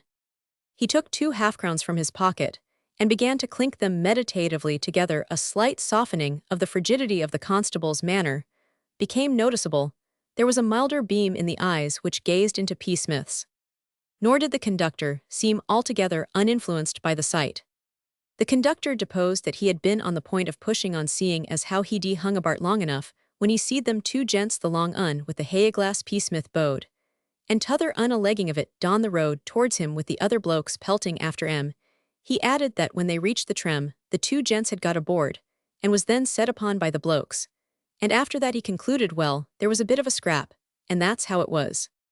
"Lucidly and excellently put," said Psmith. "That is just how it was, Comrade Jackson. I fancy we leave the court without a stain on our characters. We win through constable. We have given you a great deal of trouble, possibly." "Thank you, sir." There was a musical clinking. "Now then, all of you op it, you're all been poking your noses in air long enough. Pop off, get on with that tram." Conductor Psmith and Mike settled themselves in a seat on the roof. When the conductor came along, Psmith gave him half a crown and asked after his wife and the little ones at home. The conductor thanked goodness that he was a bachelor, punched the tickets, and retired. "Subject for a historical picture," said Psmith, wounded, leaving the field after the Battle of Clapham Common. "How are your injuries, Comrade Jackson?" "My back's hurting like blazes," said Mike, "and my ears all sore where that chap got me." "Anything the matter with you?" "Physically," said Psmith, "no, spiritually much. Do you realize, Comrade Jackson, the thing that has happened? I am riding in a tram. I, Psmith, have paid a penny for a ticket on a tram. If this should get about the clubs, I tell you, Comrade Jackson, no such crisis has ever occurred before in the course of my career." "You can always get off, you know," said Mike. "He thinks of everything," said Psmith admiringly. "You have touched the spot with an unerring finger. Let us descend. I observe in the distance a cab. That looks to me more the sort of thing we want. Let us go and parley with the driver." Sunday supper. The cab took them back to the flat at considerable expense, and Psmith requested Mike to make tea, a performance in which he himself was interested purely as a spectator. He had views on the subject of tea-making, which he liked to expound from an armchair or sofa, but he never got further than this. Mike, his back throbbing dully from the blow he had received, and feeling more than a little sore all over, prepared the Etna, fetched the milk, and finally produced the finished article. Psmith sipped meditatively. "How pleasant," he said, "after strife is rest. We shouldn't have appreciated this simple cup of tea had our sensibilities remained unstirred this afternoon. We can now sit at our ease like warriors after the fray, till the time comes for setting out to Comrade Waller's once more." Mike looked up. "What, you don't mean to say you're going to sweat out to Clapham again?" "Undoubtedly, Comrade Waller is expecting us to supper." "What absolute rot, we can't fag back there." Noblesse oblige, the cry has gone round the Waller household, Jackson and Psmith are coming to supper, and we cannot disappoint them now already the fatted blancmange has been killed, and the table creaks beneath what's left of the midday beef. We must be there besides. Don't you want to see how the poor man is probably? We shall find him, in the act of emitting his last breath. I expect he was lynched by the enthusiastic mob. Not much, grinned Mike, they were too busy with us. All right, I'll come, if you really want me to, but it's awful rot. One of the many things Mike could never understand in Psmith was his fondness for getting into atmospheres that were not his own. He would go out of his way to do this. Mike, like most boys of his age, was never really happy and at his ease, except in the presence of those of his own years, and Class Psmith, on the contrary, seemed to be bored by them and infinitely preferred talking to somebody who lived in quite another world. Mike was not a snob, he simply had not the ability to be at his ease with people in another class from his own. He did not know what to talk to them about, unless they were cricket professionals. With them, he was never at a loss. But Psmith was different, he could get on with anyone. He seemed to have the gift of entering into their minds and seeing things from their point of view. As regarded Mr. Waller, Mike liked him personally and was prepared, as we have seen, to undertake considerable risks in his defense. But he loathed with all his heart and soul the idea of supper at his house. He knew that he would have nothing to say, whereas Psmith gave him the impression of looking forward to the thing as a treat. The house where Mr. Waller lived was one of a row of semi-detached villas on the north side of the common. The door was opened to them by their host himself, so far from looking battered and emitting last breaths. He appeared particularly spruce. He had just returned from church, and was still wearing his gloves and tall hat. He squeaked with surprise when he saw who were standing on the mat. "Why, dear me," he said, "here you are. I have been wondering what had happened to you. I was afraid that you might have been seriously hurt. I was afraid those ruffians might have injured you. When last I saw you were being chivied," interposed Psmith with dignified melancholy. "Do not let us try to wrap the fact up in pleasant words. We were being chivied. We were legging it with the infuriated mob at our heels, an ignominious position for a Shropshire Psmith. But after all, Napoleon did the same. But what happened I could not see. I only know that quite suddenly the people seemed to stop listening to me, and all gathered round you and Jackson. And then I saw that Jackson was engaged in a fight with a young man. Comrade Jackson, I imagine, having heard a great deal about all men being equal, was anxious to test the theory and see whether Comrade Bill was as good a man as he was. The experiment was broken off prematurely, but I personally should be inclined to say that Comrade Jackson had a shade the better of the exchanges."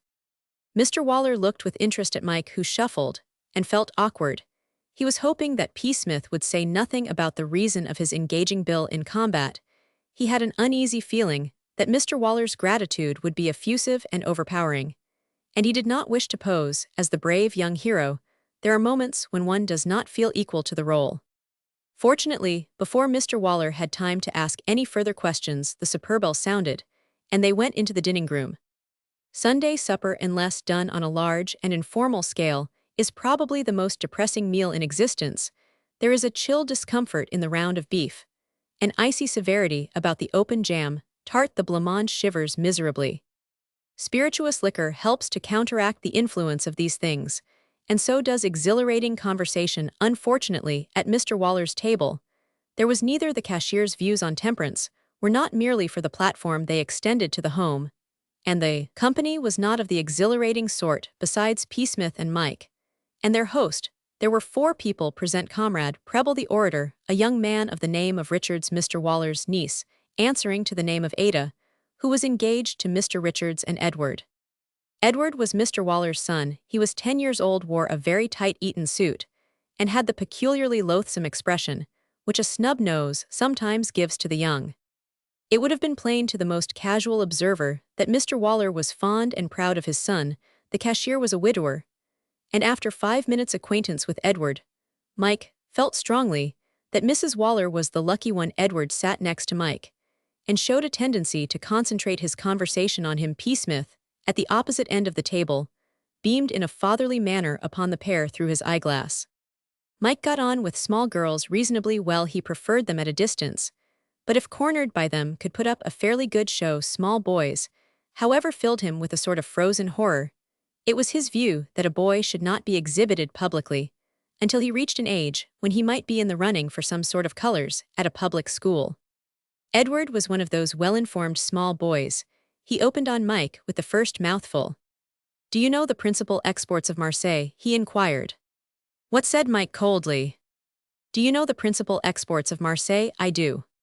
"Oh," said Mike. "Yes." "Do you know the capital of Madagascar?" Mike, as crimson as the beef he was attacking, said he did not. "I do." "Oh," said Mike. "Who was the first king?" "You mustn't worry, Mr. Jackson," Teddy said Mr. Waller, with a touch of pride in his voice, as who should say, "There are not many boys of his age, I can tell you, who could worry you with questions like that." "No, no, he likes it," said Psmith, unnecessarily. "He likes it. I always hold that much may be learned by casual chit-chat, across the dinner table.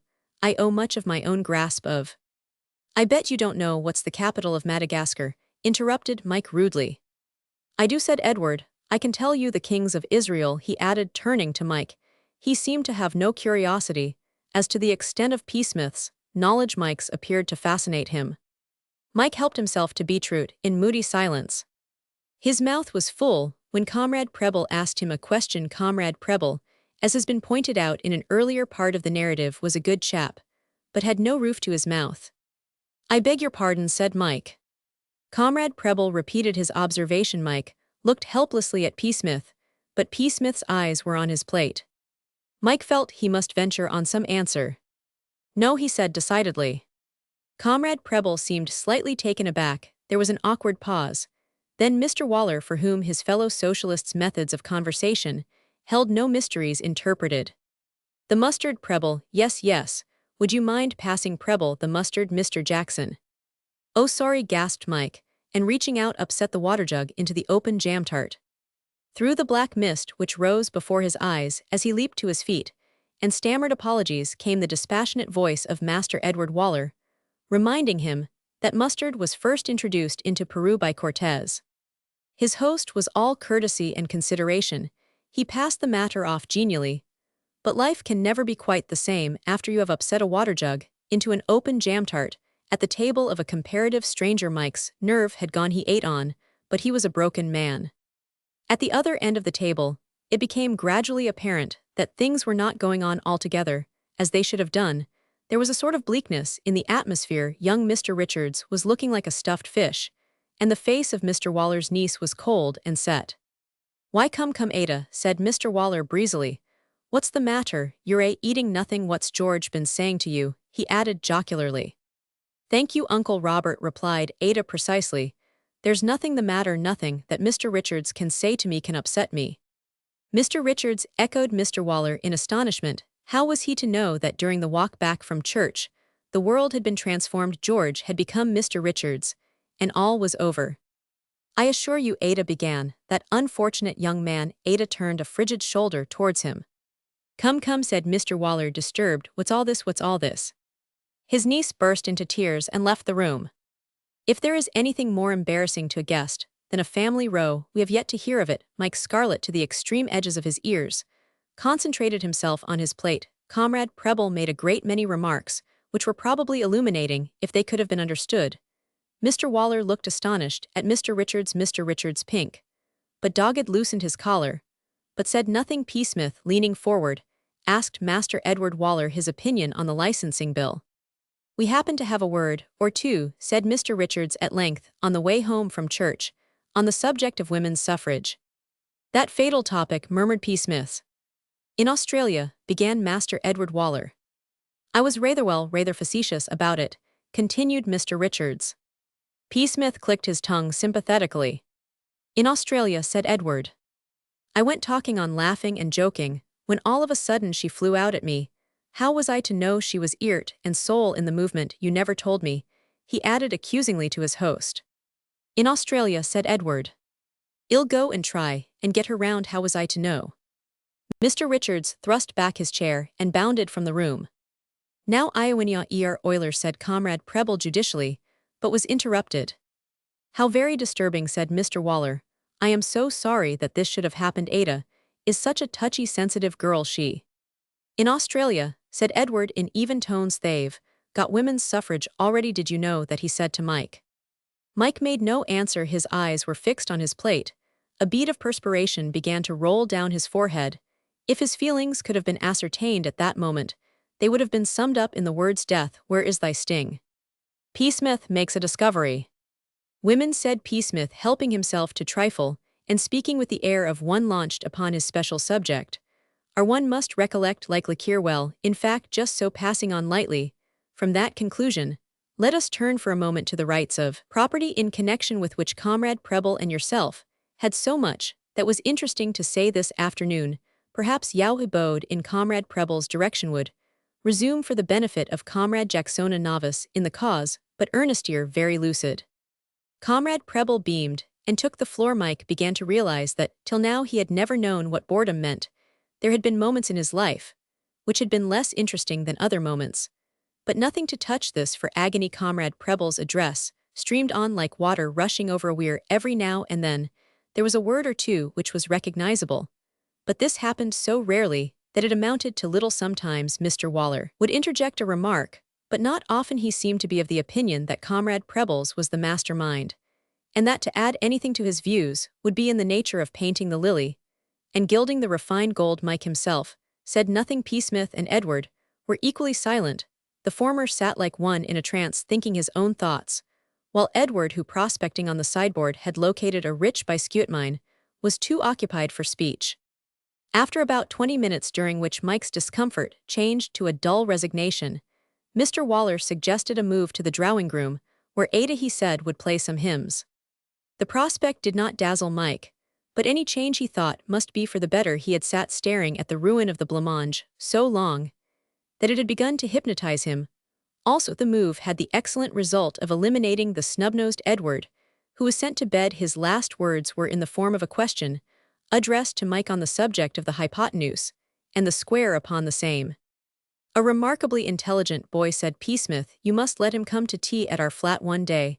I may not be in myself, I have many duties which keep me away, but Comrade Jackson is sure to be there, and will be delighted to chat with him."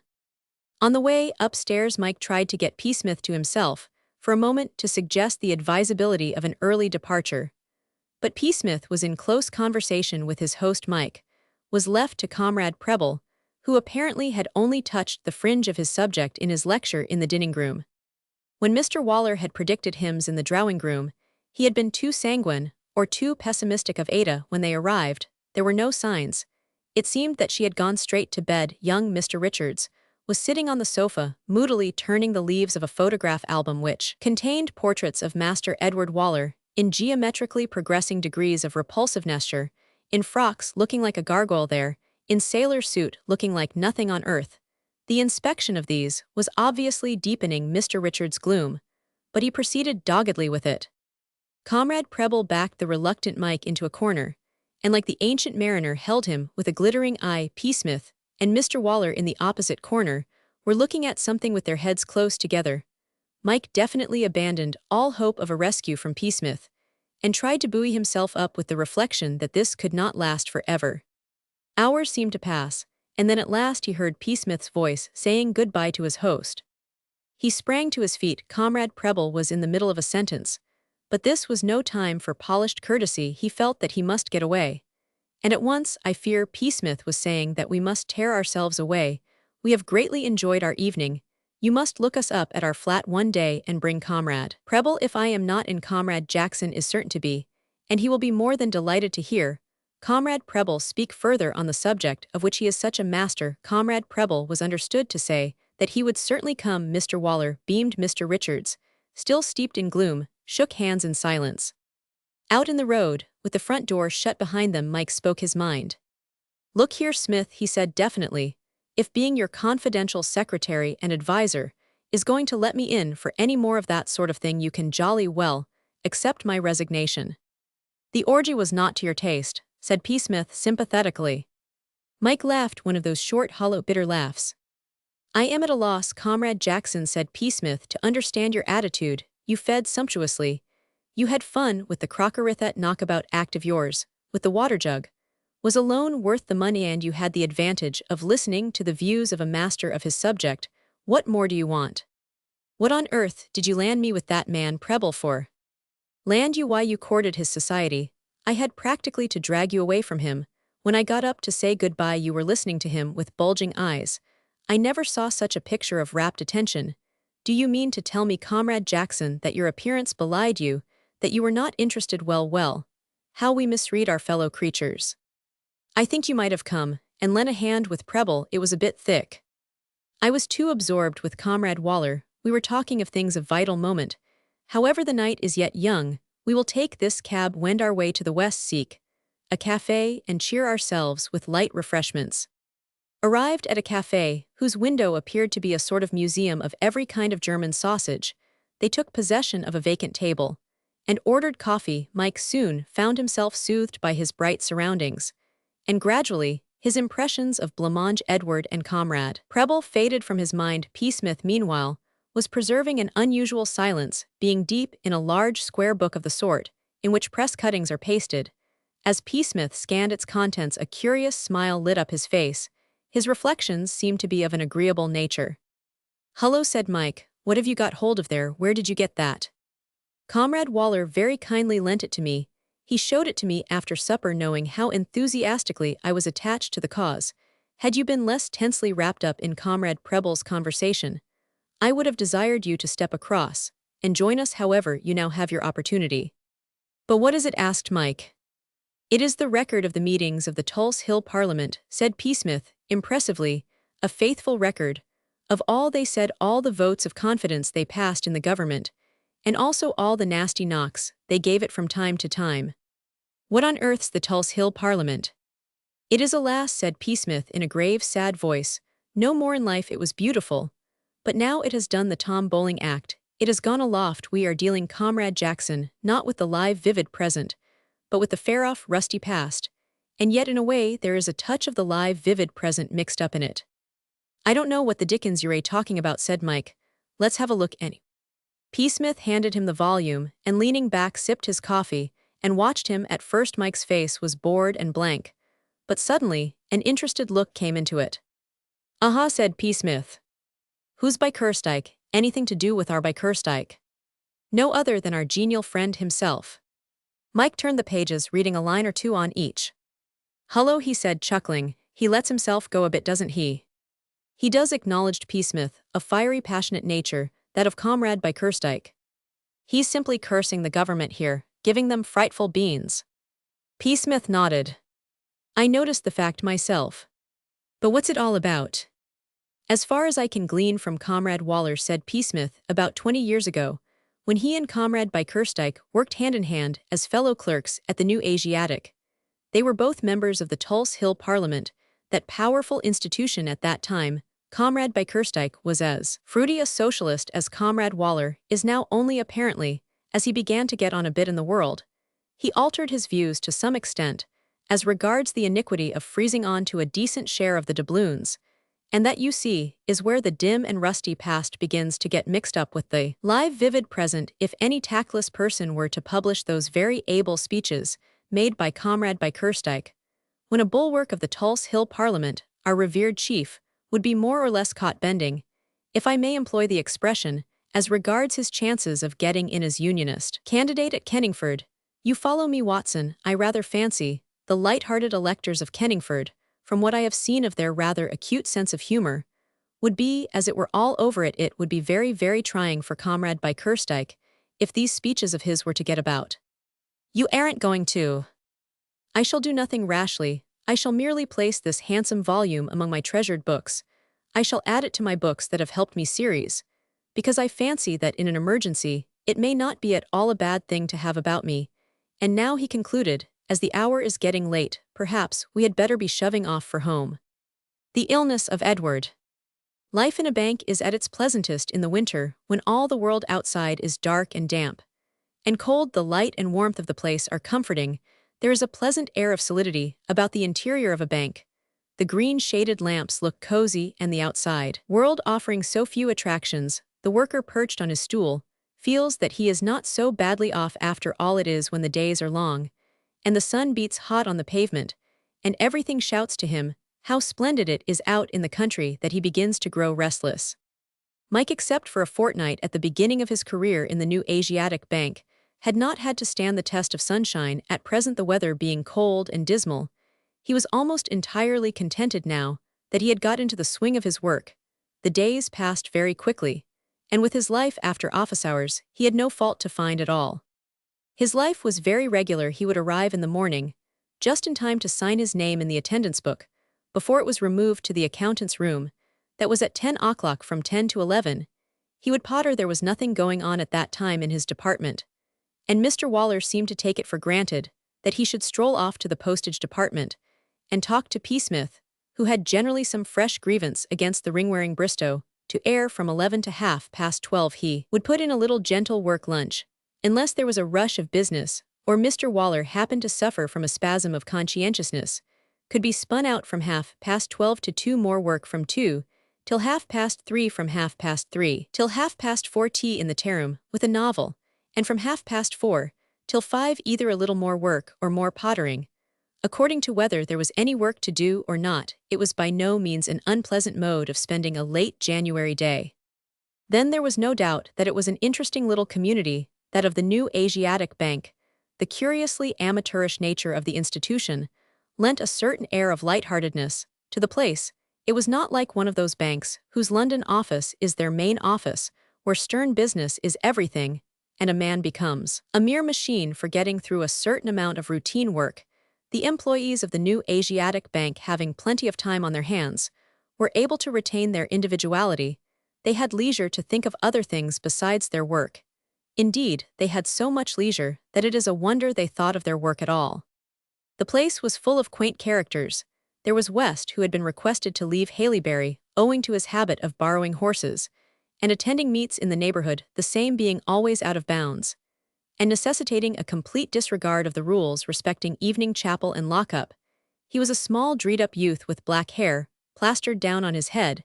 He went about his duties in a costume which suggested the sportsman of the comic papers. There was also Hignett, who added to the meager salary allowed him by the bank by singing comic songs at the minor music halls. He confided to Mike his intention of leaving the bank as soon as he had made a name, and taking seriously to the business.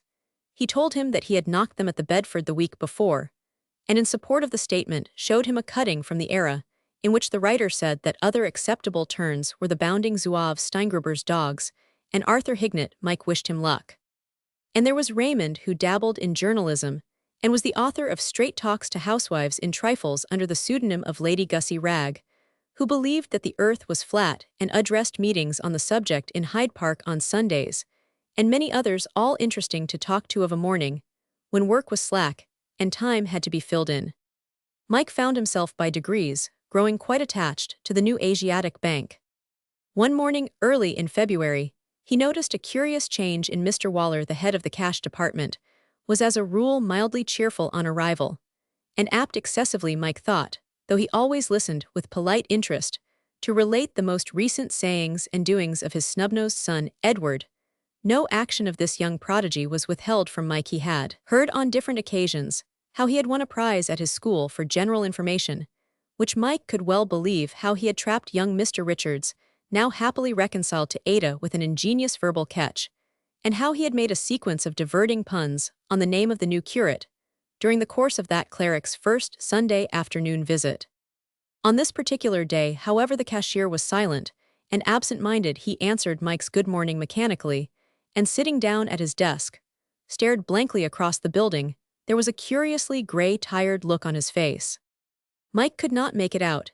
He did not like to ask if there was anything the matter. Mr. Waller's face had the unreasonable effect on him of making him feel shy and awkward. Anything in the nature of sorrow always dried Mike up and robbed him of the power of speech. Being naturally sympathetic, he had raged inwardly in many a crisis at this devil of dumb awkwardness which possessed him and prevented him from putting his sympathy into words. He had always envied the cooing readiness of the hero on the stage. When anyone was in trouble, he wondered whether he would ever acquire that knack of pouring out a limpid stream of soothing words on such occasions. At present, he could get no farther than a scowl and an almost offensive gruffness. The happy thought struck him of consulting Psmith. It was his hour for pottering, so he pottered round to the postage department, where he found the old Etonian eyeing with disfavor a new satin tie, which Bristow was wearing that morning for the first time. "I say, Smith," he said, "I want to speak to you for a second." Psmith rose. Mike led the way to a quiet corner of the telegrams department. "I tell you, Comrade Jackson," said Psmith, "I am hard-pressed. The fight is beginning to be too much for me. After a grim struggle, after days of unremitting toil, I succeeded yesterday in inducing the man Bristow to abandon that rainbow waistcoat of his. Today, I enter the building blithe and buoyant, worn of course from the long struggle, but seeing with aching eyes the dawn of another better era. And there is Comrade Bristow in a satin tie. It's hard, Comrade Jackson, it's hard, I tell you." "Look here, Smith," said Mike, "I wish you'd go round to the cache and find out what's up with old Waller. He's got the hump about something. He's sitting there, looking absolutely fed up with things. I hope there's nothing up. He's not a bad sort. It would be rot if anything rotten's happened." Psmith began to display a gentle interest. "So other people have troubles as well as myself," he murmured musingly. "I had almost forgotten that Comrade Waller's misfortunes cannot but be trivial compared with mine. But possibly it will be as well to ascertain their nature. I will reel round and make inquiries." "Good man," said Mike. "I'll wait here." Psmith departed and returned 10 minutes later, looking more serious than when he had left. "His kid's ill, poor chap," he said briefly. "Pretty badly, too, from what I can gather. Pneumonia. Waller was up all night. He oughtn't to be here at all today. He doesn't know what he's doing half the time. He's absolutely fagged out. Look here, you'd better nip back and do as much of the work as you can. I shouldn't talk to him much if I were you. Buck along." Mike went. Mr. Waller was still sitting staring out across the aisle. There was something more than a little gruesome in the sight of him. He wore a crushed, beaten look, as if all the life and fight had gone out of him. A customer came to the desk to cash a check. The cashier shoveled the money to him under the bars with the air of one whose mind is elsewhere. Mike could guess what he was feeling, and what he was thinking about the fact that the snub-nosed Edward was without exception the most repulsive small boy he had ever met in this world, where repulsive small boys crowd and jostle one another did not interfere with his appreciation of the cashier's state of mind. Mike's was essentially a sympathetic character. He had the gift of intuitive understanding. Where people of whom he was fond were concerned, it was this which drew to him those who had intelligence enough to see beyond his sometimes rather forbidding manner, and to realize that his blunt speech was largely due to shyness. In spite of his prejudice against Edward, he could put himself into Mr. Waller's place and see the thing from his point of view. Psmith's injunction to him not to talk much was unnecessary. Mike, as always, was rendered utterly dumb by the sight of suffering. He sat at his desk, occupying himself, as best he could, with the driblets of work which came to him. Mr. Waller's silence and absentness, continued unchanged the habit of years, had made his work mechanical. Probably few of the customers who came to cash checks suspected that there was anything the matter with the man who paid them their money. After all, most people look on the cashier of a bank as a sort of human slot machine. You put in your check, and out comes money. It is no affair of yours whether life is treating the machine well or ill that day.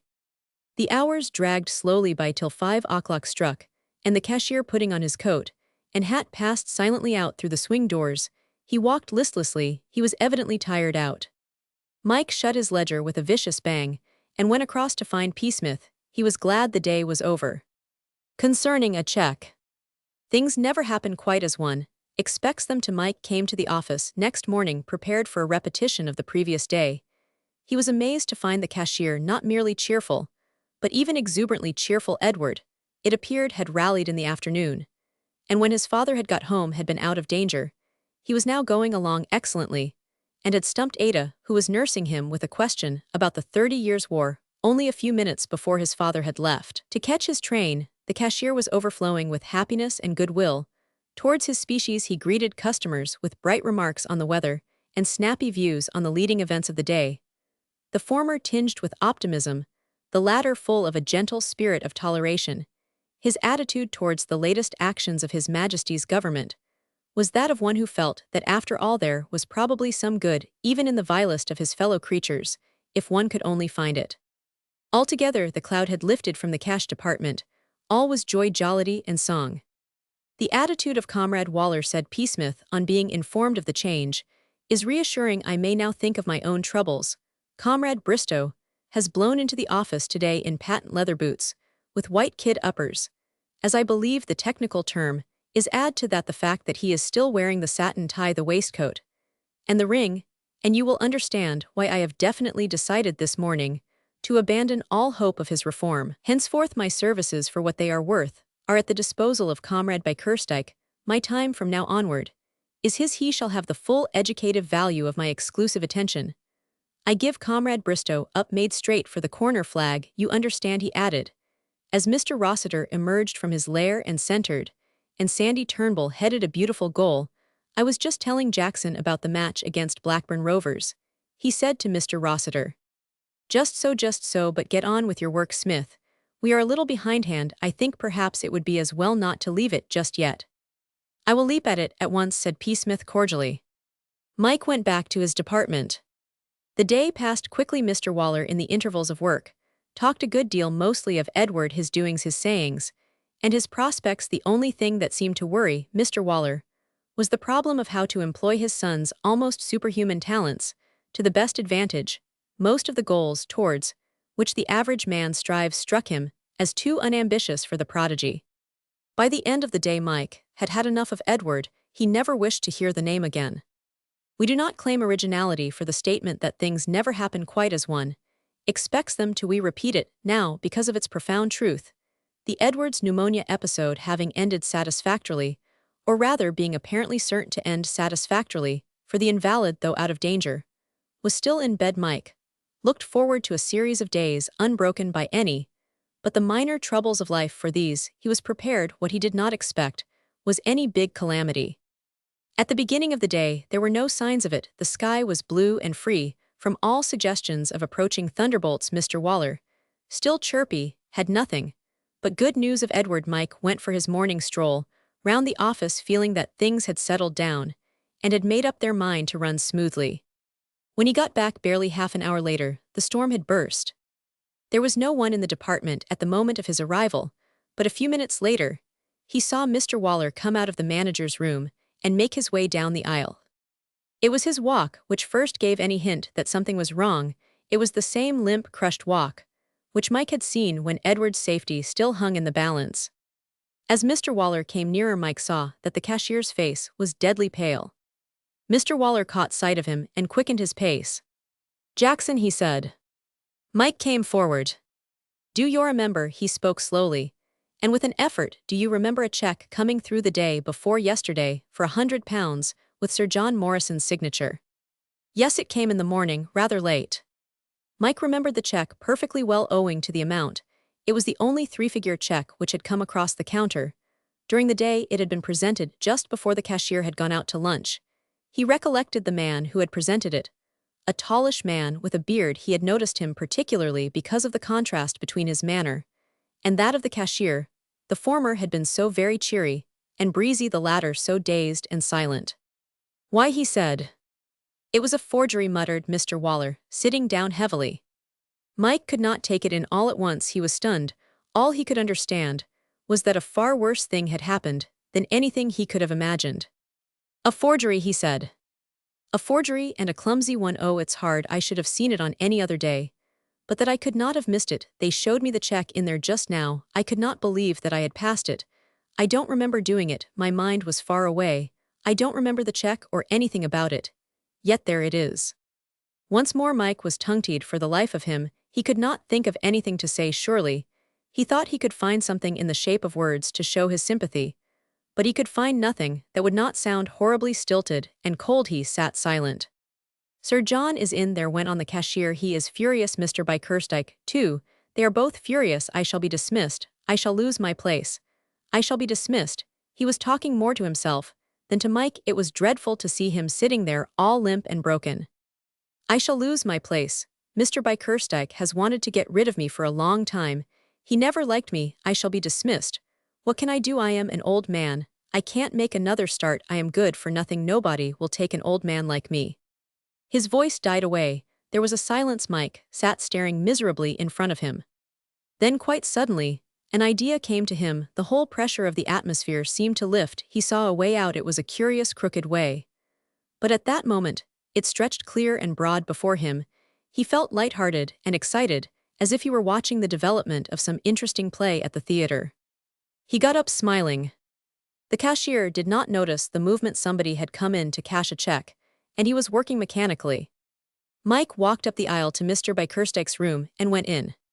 The manager was in his chair at the big table opposite him, facing slightly sideways.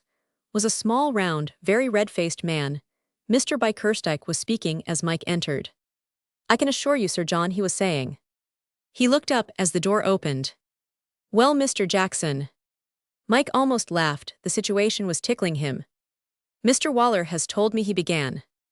"I have already seen Mr. Waller. I know he told me about the check. I came to explain." "Explain?"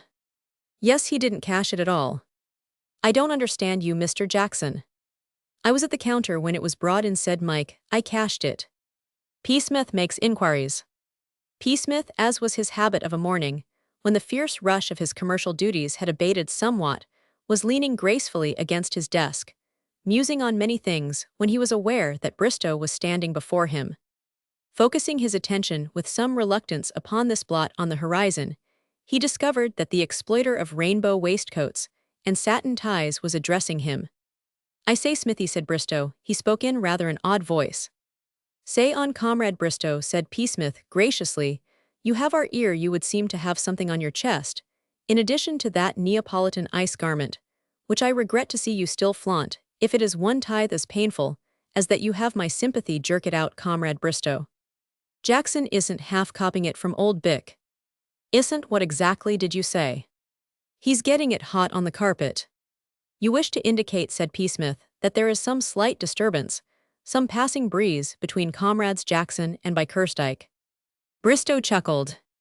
"Breeze, blooming hurricane, more like it. I was in Bick's room just now with a letter to sign, and I tell you the fur was flying all over the bally shop. There was old Bick cursing for all he was worth, and a little red-faced buffer puffing out his cheeks in an armchair." "We all have our hobbies," said Psmith. "Jackson wasn't saying much. He jolly well hadn't a chance. Old Bick was shooting it out 14 to the dozen." "I have been privileged," said Psmith, "to hear Comrade Bickerstyke speak both in his sanctum and in public. He has, as you suggest, a ready flow of speech. What exactly was the cause of the turmoil?" "I couldn't wait to hear. I was too jolly glad to get away." Old Bick looked at me as if he could eat me, snatched the letter out of my hand, signed it, and waved his hand at the door as a hint to hop it, which I jolly well Roman 999. He had started joying Jackson again before I was out of the room. While applauding his hustle, said Psmith, "I fear that I must take official notice of this. Comrade Jackson is essentially a sensitive plant, highly strung, neurotic. I cannot have his nervous system jolted and disorganized in this manner, and his value as a confidential secretary and advisor impaired, even though it be only temporarily. I must look into this. I will go and see if the orgy is concluded. I will hear what Comrade Jackson has to say on the matter. I shall not act rashly, Comrade Bristow. If the man Bickerstyke is proved to have had good grounds for his outbreak, he shall escape uncensured. I may even look in on him and throw him a word of praise. But if I find, as I suspect, that he has wronged Comrade Jackson, I shall be forced to speak sharply to him." Mike had left the scene of battle by the time Psmith reached the cash department and was sitting at his desk in a somewhat dazed condition, trying to clear his mind sufficiently to enable him to see exactly how matters stood as concerned himself. He felt confused and rattled. He had known, when he went to the manager's room to make his statement, that there would be trouble. But then trouble is such an elastic word, it embraces 100 degrees of meaning. Mike had expected sentence of dismissal, and he had got it. So far he had nothing to complain of, but he had not expected it to come to him, riding high on the crest of a great frothing wave of verbal denunciation. Mr. Bickerstyke, through constantly speaking in public, had developed the habit of fluent denunciation to a remarkable extent. He had thundered at Mike, as if Mike had been His Majesty's government, or the encroaching alien, or something of that sort. And that kind of thing is a little overwhelming at short range. Mike's head was still spinning. It continued to spin, but he never lost sight of the fact round which it revolved, namely, that he had been dismissed from the service of the bank. And for the first time, he began to wonder what they would say about this at home. Up till now the matter had seemed entirely a personal one. He had charged in to rescue the harassed cashier in precisely the same way as that in which he had dashed in to save him from Bill, the stone-flinging scourge of Clapham Common. Mike's was one of those direct, honest minds which are apt to concentrate themselves on the crisis of the moment and to leave the consequences out of the question entirely. What would they say at home? That was the point. Again, what could he do by way of earning a living? He did not know much about the city and its ways, but he knew enough to understand that summary dismissal from a bank is not the best recommendation one can put forward in applying for another job. And if he did not get another job in the city, what could he do? If it were only summer, he might get taken on somewhere as a professional cricket, was his line. He could earn his pay at that. But it was very far from being summer. He had turned the problem over in his mind till his head ached, and had eaten in the process 1/3 of a wooden penholder, when Psmith arrived. "It has reached me," said Psmith, "that you and Comrade Bickerstike have been seen doing the Hackenschmidt Gotch act on the floor. When my informant left, he tells me Comrade B had got a half Nelson on you, and was biting pieces out of your ear. Is this so?" Mike got up. Psmith was the man he felt to advise him in this crisis. Psmith's was the mind to grapple with his hard case. "Look here, Smith," he said, "I want to speak to you. I am in a bit of a hole, and perhaps you can tell me what to do. Let's go out and have a cup of coffee, shall we? I can't tell you about it here." "An admirable suggestion," said Psmith. "Things in the postage department are tolerably quiescent at present. Naturally, I shall be missed if I go out, but my absence will not spell irretrievable ruin, as it would at a period of greater commercial activity. Comrades Rossiter and Bristow have studied my methods. They know how I like things to be done. They are fully competent to conduct the business of the department in my absence. Let us, as you say, scud forth. We will go to Mecca. Why so-called, I do not know, nor indeed do I ever hope to know. There we may obtain at a price a passable cup of coffee, and you shall tell me your painful story." The Mecca, except for the curious aroma which pervades all Meccas, was deserted. Psmith, moving a box of dominoes on to the next table, sat down. "Dominoes," he said, "is one of the few manly sports which have never had great attractions for me. A cousin of mine, who secured his chess blue at Oxford, would they tell me have represented his university in the dominoes match. Also, had he not unfortunately dislocated the radius bone of his bazooka while training for it? Except for him, there has been little dominoes talent in the Psmith family. Let us merely talk. What of this slight brassrig parting to which I alluded just now? Tell me all." He listened gravely while Mike related the incidents which had led up to his confession, and the results of the same. At the conclusion of the narrative, he sipped his coffee in silence for a moment. "This habit of taking onto your shoulders the harvest of other people's bloomers," he said meditatively, "is growing upon you, Comrade Jackson. You must check it. It is like dram drinking. You begin in a small way, by breaking school rules, to extract Comrade Jellicoe, perhaps the supremest of all the blitherers I have ever met, from a hole. If you had stopped there, all might have been well. But the thing once started fascinated you. Now you have landed yourself with a splash in the very center of the Oxo. In order to do a good turn to Comrade Waller, you must drop it, Comrade Jackson. When you were free and without ties, it did not so much matter. But now that you are confidential secretary and advisor to a Shropshire Psmith, the thing must stop. Your secretarial duties must be paramount. Nothing must be allowed to interfere with them. Yes, the thing must stop before it goes too far." "It seems to me," said Mike, "that it has gone too far. I've got the sack. I don't know how much farther you want it to go." Psmith stirred his coffee before replying.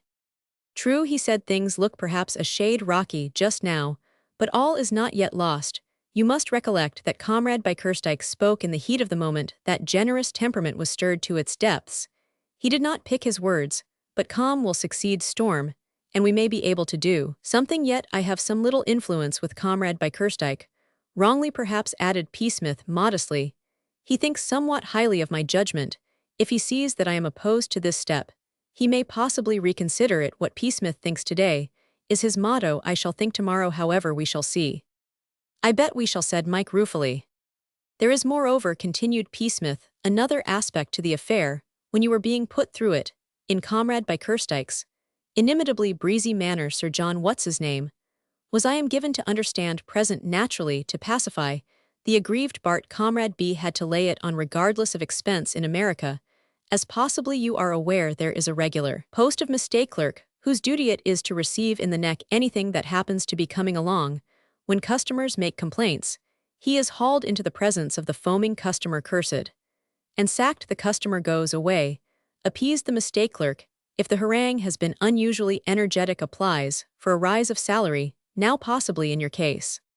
"In my case," interrupted Mike, There was none of that rot by Kerstyke wasn't putting it on. He meant every word. Why dash it, all you know yourself he'd be only too glad to sack me just to get some of his own back with me. Psmith's eyes opened in pained surprise. Get some of his own back, he repeated. Are you insinuating, Comrade Jackson, that my relations with Comrade by Kerstyke are not of the most pleasant and agreeable nature possible? How do these ideas get about? I yield to nobody in my respect for our manager. I may have had occasion from time to correct him in some trifling matter. But surely, he is not the man to let such a thing rankle. No, I prefer to think that Comrade by Kerstyke regards me as his friend and well-wisher, and will lend a courteous ear to any proposal I see fit to make. I hope shortly to be able to prove this to you. I will discuss this little affair of the check with him at our ease at the club, and I shall be surprised if we do not come to some arrangement. Look here, Smith, said Mike earnestly, for goodness sake, don't go playing the goat. There's no earthly need for you to get lugged into this business. Don't you worry about me, I shall be all right. I think, said Psmith, that you will when I have chatted with Comrade by Kerstyke. And take steps. On returning to the bank, Mike found Mr. Waller in the grip of a peculiarly varied set of mixed feelings. Shortly after Mike's departure for the Mecca, the cashier had been summoned once more into the presence, and had there been informed that as apparently he had not been directly responsible for the gross piece of carelessness by which the bank had suffered so considerable a loss. Here Sir John puffed out his cheeks like a meditative toad. The matter, as far as he was concerned, was at an end. On the other hand, here Mr. Waller was hauled over the coals for incredible rashness in allowing a mere junior subordinate to handle important tasks like the paying out of money, and so on, till he felt raw all over. However, it was not dismissal that was the great thing, and his principal sensation was one of relief. Mingled with the relief were sympathy for Mike, gratitude to him for having given himself up so promptly, and a curiously dazed sensation, as if somebody had been hitting him on the head with a bolster. All of which emotions taken simultaneously had the effect of rendering him completely dumb. When he saw Mike, he felt that he did not know what to say to him, and as Mike, for his part, simply wanted to be let alone, and not compelled to talk, conversation was at something of a standstill in the cash department. After 5 minutes, it occurred to Mr. Waller that perhaps the best plan would be to interview Psmith. Psmith would know exactly how matters stood. He could not ask Mike point-blank whether he had been dismissed, but there was the probability that Psmith had been informed and would pass on the information. Psmith received the cashier with a dignified kindliness. "Oh, Smith," said Mr. Waller, "I wanted just to ask you about Jackson." Psmith bowed his head gravely. "Exactly," he said, "Comrade Jackson. I think I may say that you have come to the right man. Comrade Jackson has placed himself in my hands, and I am dealing with his case, a somewhat tricky business, but I shall see him through." "Has he?" Mr. Waller hesitated. "You were saying," said Psmith. "Does Mr. by Kerstyke intend to dismiss him?" "At present," admitted Psmith, "there is some idea of that description floating nebulously, as it were in Comrade by Kerstyke's mind. Indeed, from what I gather from my client, the push was actually administered in so many words. But tush, and possibly bah, we know what happens on these occasions, do we not? You and I are students of human nature, and we know that a man of Comrade by Kerstyke's warm-hearted type is apt to say in the heat of the moment a great deal more than he really means. Men of his impulsive character cannot help expressing themselves in times of stress with a certain generous strength, which those who do not understand them are inclined to take a little too seriously. I shall have a chat with Comrade by Kerstyke at the conclusion of the day's work, and I have no doubt that we shall both laugh heartily over this little episode." Mr. Waller pulled at his beard with an expression on his face that seemed to suggest that he was not quite so confident on this point. He was about to put his doubts into words when Mr. Rossiter appeared, and Psmith, murmuring something about duty, turned again to his ledger. The cashier drifted back to his own department. It was one of Psmith's theories of life, which he was accustomed to propound to Mike in the small hours of the morning, with his feet on the mantelpiece, that the secret of success lay in taking advantage of one's occasional slices of luck, in seizing as it were the happy moment. When Mike, who had had the passage to write out 10 times at Riken on one occasion, as an imposition, reminded him that Shakespeare had once said something about there being a tide in the affairs of men, which taken at the flood Roman 100, Psmith had acknowledged with an easy grace that possibly Shakespeare had got onto it first, and that it was but one more proof of how often great minds thought alike. Though waiving his claim to the copyright of the maxim, he nevertheless had a high opinion of it, and frequently acted upon it in the conduct of his own life. Thus, when approaching the Senior Conservative Club at 5 o'clock, with the idea of finding Mr. Bickerstike, there he observed his quarry entering the Turkish baths, which stand some 20 yards from the club's front door. He acted on his maxim, and decided instead of waiting for the manager to finish his bath before approaching him on the subject of Mike, to corner him in the baths themselves. He gave Mr. Bickerstike 5 minutes' start, then reckoning that by that time he would probably have settled down, he pushed open the door and went in himself, and having paid his money, and left his boots with the boy at the threshold, he was rewarded by the sight of the manager, emerging from a box at the far end of the room clad in the mottled towels, which the bather, irrespective of his personal taste in dress, is obliged to wear in a Turkish bath. Psmith made for the same box. Mr. Bickerstike's clothes lay at the head of one of the sofas, but nobody else had staked out a claim. Psmith took possession of the sofa, next to the manager's, then humming lightly, he undressed, and made his way downstairs to the hot rooms. He rather fancied himself in towels. There was something about them which seemed to suit his figure. They gave him though rather a debonair look. He paused for a moment before the looking-glass to examine himself with approval, then pushed open the door of the hot rooms and went in. Mr. Bickerstike makes a concession. Mr. Bickerstike was reclining in an easy-chair in the first room, staring before him in the boiledfish manner customary in a Turkish bath. Psmith dropped into the next seat, with a cheery good evening. The manager started as if some firm hand had driven a bravado into him. He looked at Psmith with what was intended to be a dignified stare, but dignity is hard to achieve in a couple of party-colored towels. The stare did not differ to any great extent from the conventional boiledfish look alluded to above. Psmith settled himself comfortably in his chair. Fancy finding you here, he said pleasantly. We seem always to be meeting. To me, he added with a reassuring smile, it is a great pleasure, a very great pleasure, indeed. We see too little of each other during office hours, not that one must grumble at that. Work before everything, you have your duties, I mine. It is merely unfortunate that those duties are not such as to enable us to toil side by side, encouraging each other with word and gesture. However, it is idle to repine. We must make the most of these chance meetings when the work of the day is over. Mr. Bickerstike heaved himself up from his chair and took another at the opposite end of the room. Psmith joined him. There's something pleasantly mysterious to my mind, said he chattily, in a Turkish bath. It seems to take one out of the hurry and bustle of the everyday world. It is a quiet backwater in the rushing river of life. I like to sit and think in a Turkish bath, except of course when I have a congenial companion to talk to, as now to me. Mr. Bickerstike rose and went into the next room. To me, continued Psmith again, following and seating himself beside the manager, there is too something eerie in these places. There is a certain sinister air about the attendants. They glide rather than walk, they say little.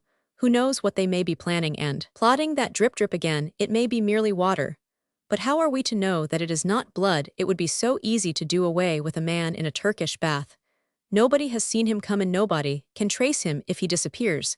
These are uncomfortable thoughts, Mr. Bickerstike. Mr. Bickerstike seemed to think them, so he rose again and returned to the first room.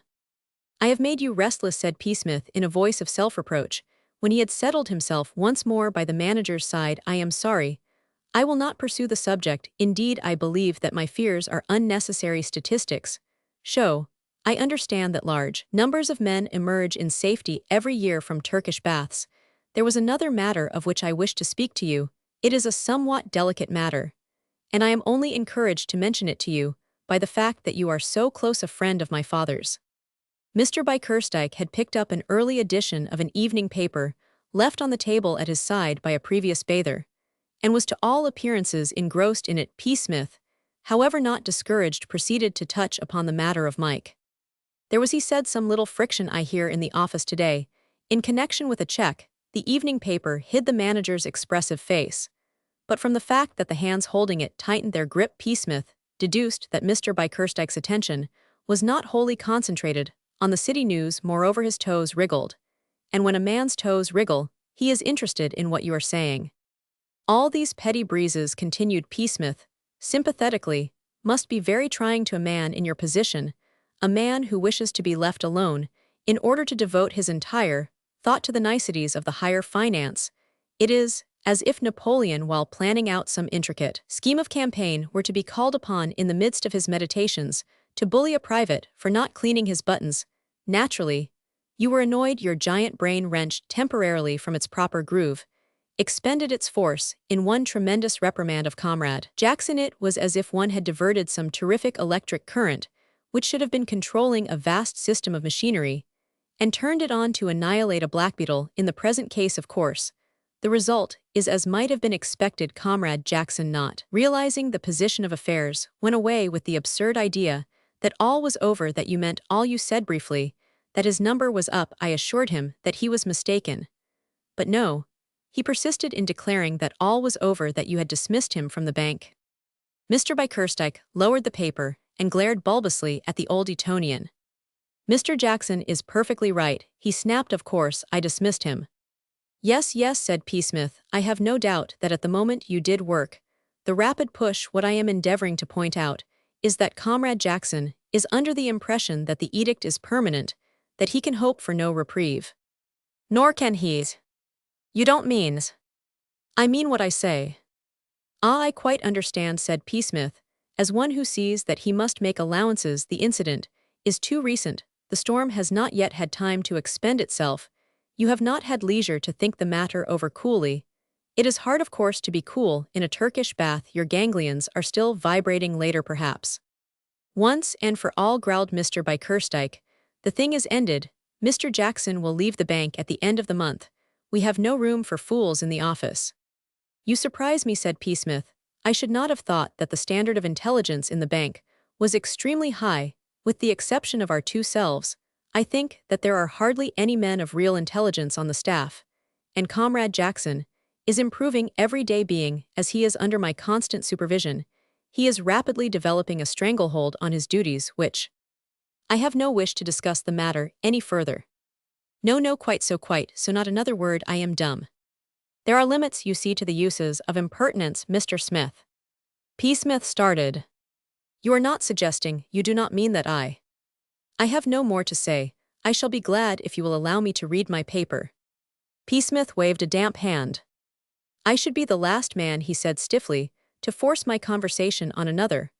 I was under the impression that you enjoyed these little chats as keenly as I. Roman 999, if I was wrong.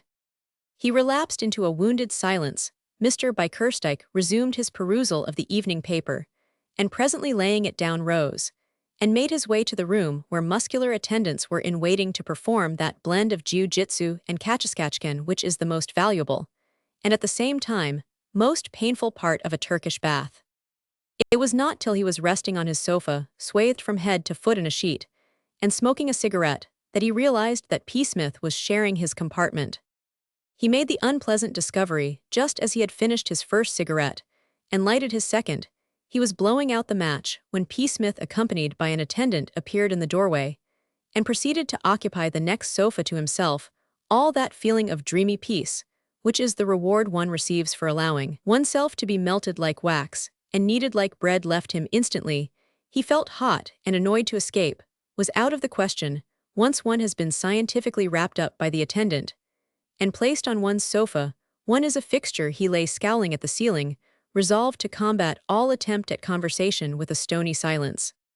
Psmith, however, did not seem to desire conversation. He lay on his sofa motionless for a quarter of an hour, then reached out for a large book which lay on the table, and began to read. When he did speak, he seemed to be speaking to himself every now and then. He would murmur a few words, sometimes a single name, in spite of himself. Mr. Bickerstike found himself listening. At first the murmurs conveyed nothing to him. Then suddenly a name caught his ear. Strother was the name, and somehow it suggested something to him. He could not say precisely what. It seemed to touch some chord of memory. He knew no one of the name of Strother, he was sure of that. And yet it was curiously familiar, an unusual name too. He could not help feeling that at one time he must have known it quite well. Mr. Strother, murmured Psmith, said that the Hun gentleman's remarks would have been nothing short of treason if they had not been so obviously the mere babblings of an irresponsible lunatic. Cries of order, order, and a voice, sit down, fathead. For just one moment, Mr. Bickerstike's memory poised motionless like a hawk about to swoop. Then it darted at the mark. Everything came to him in a flash. The hands of the clock whizzed back. He was no longer Mr. John Bickerstike, manager of the London branch of the new Asiatic Bank, lying on a sofa in the Cumberland Street Turkish baths. He was Jack Bickerstike, clerk in the employ of Messrs. Norton and Biggleswade, standing on a chair and shouting "Order, order" in the Masonic room of the Red Lion at Tulse Hill.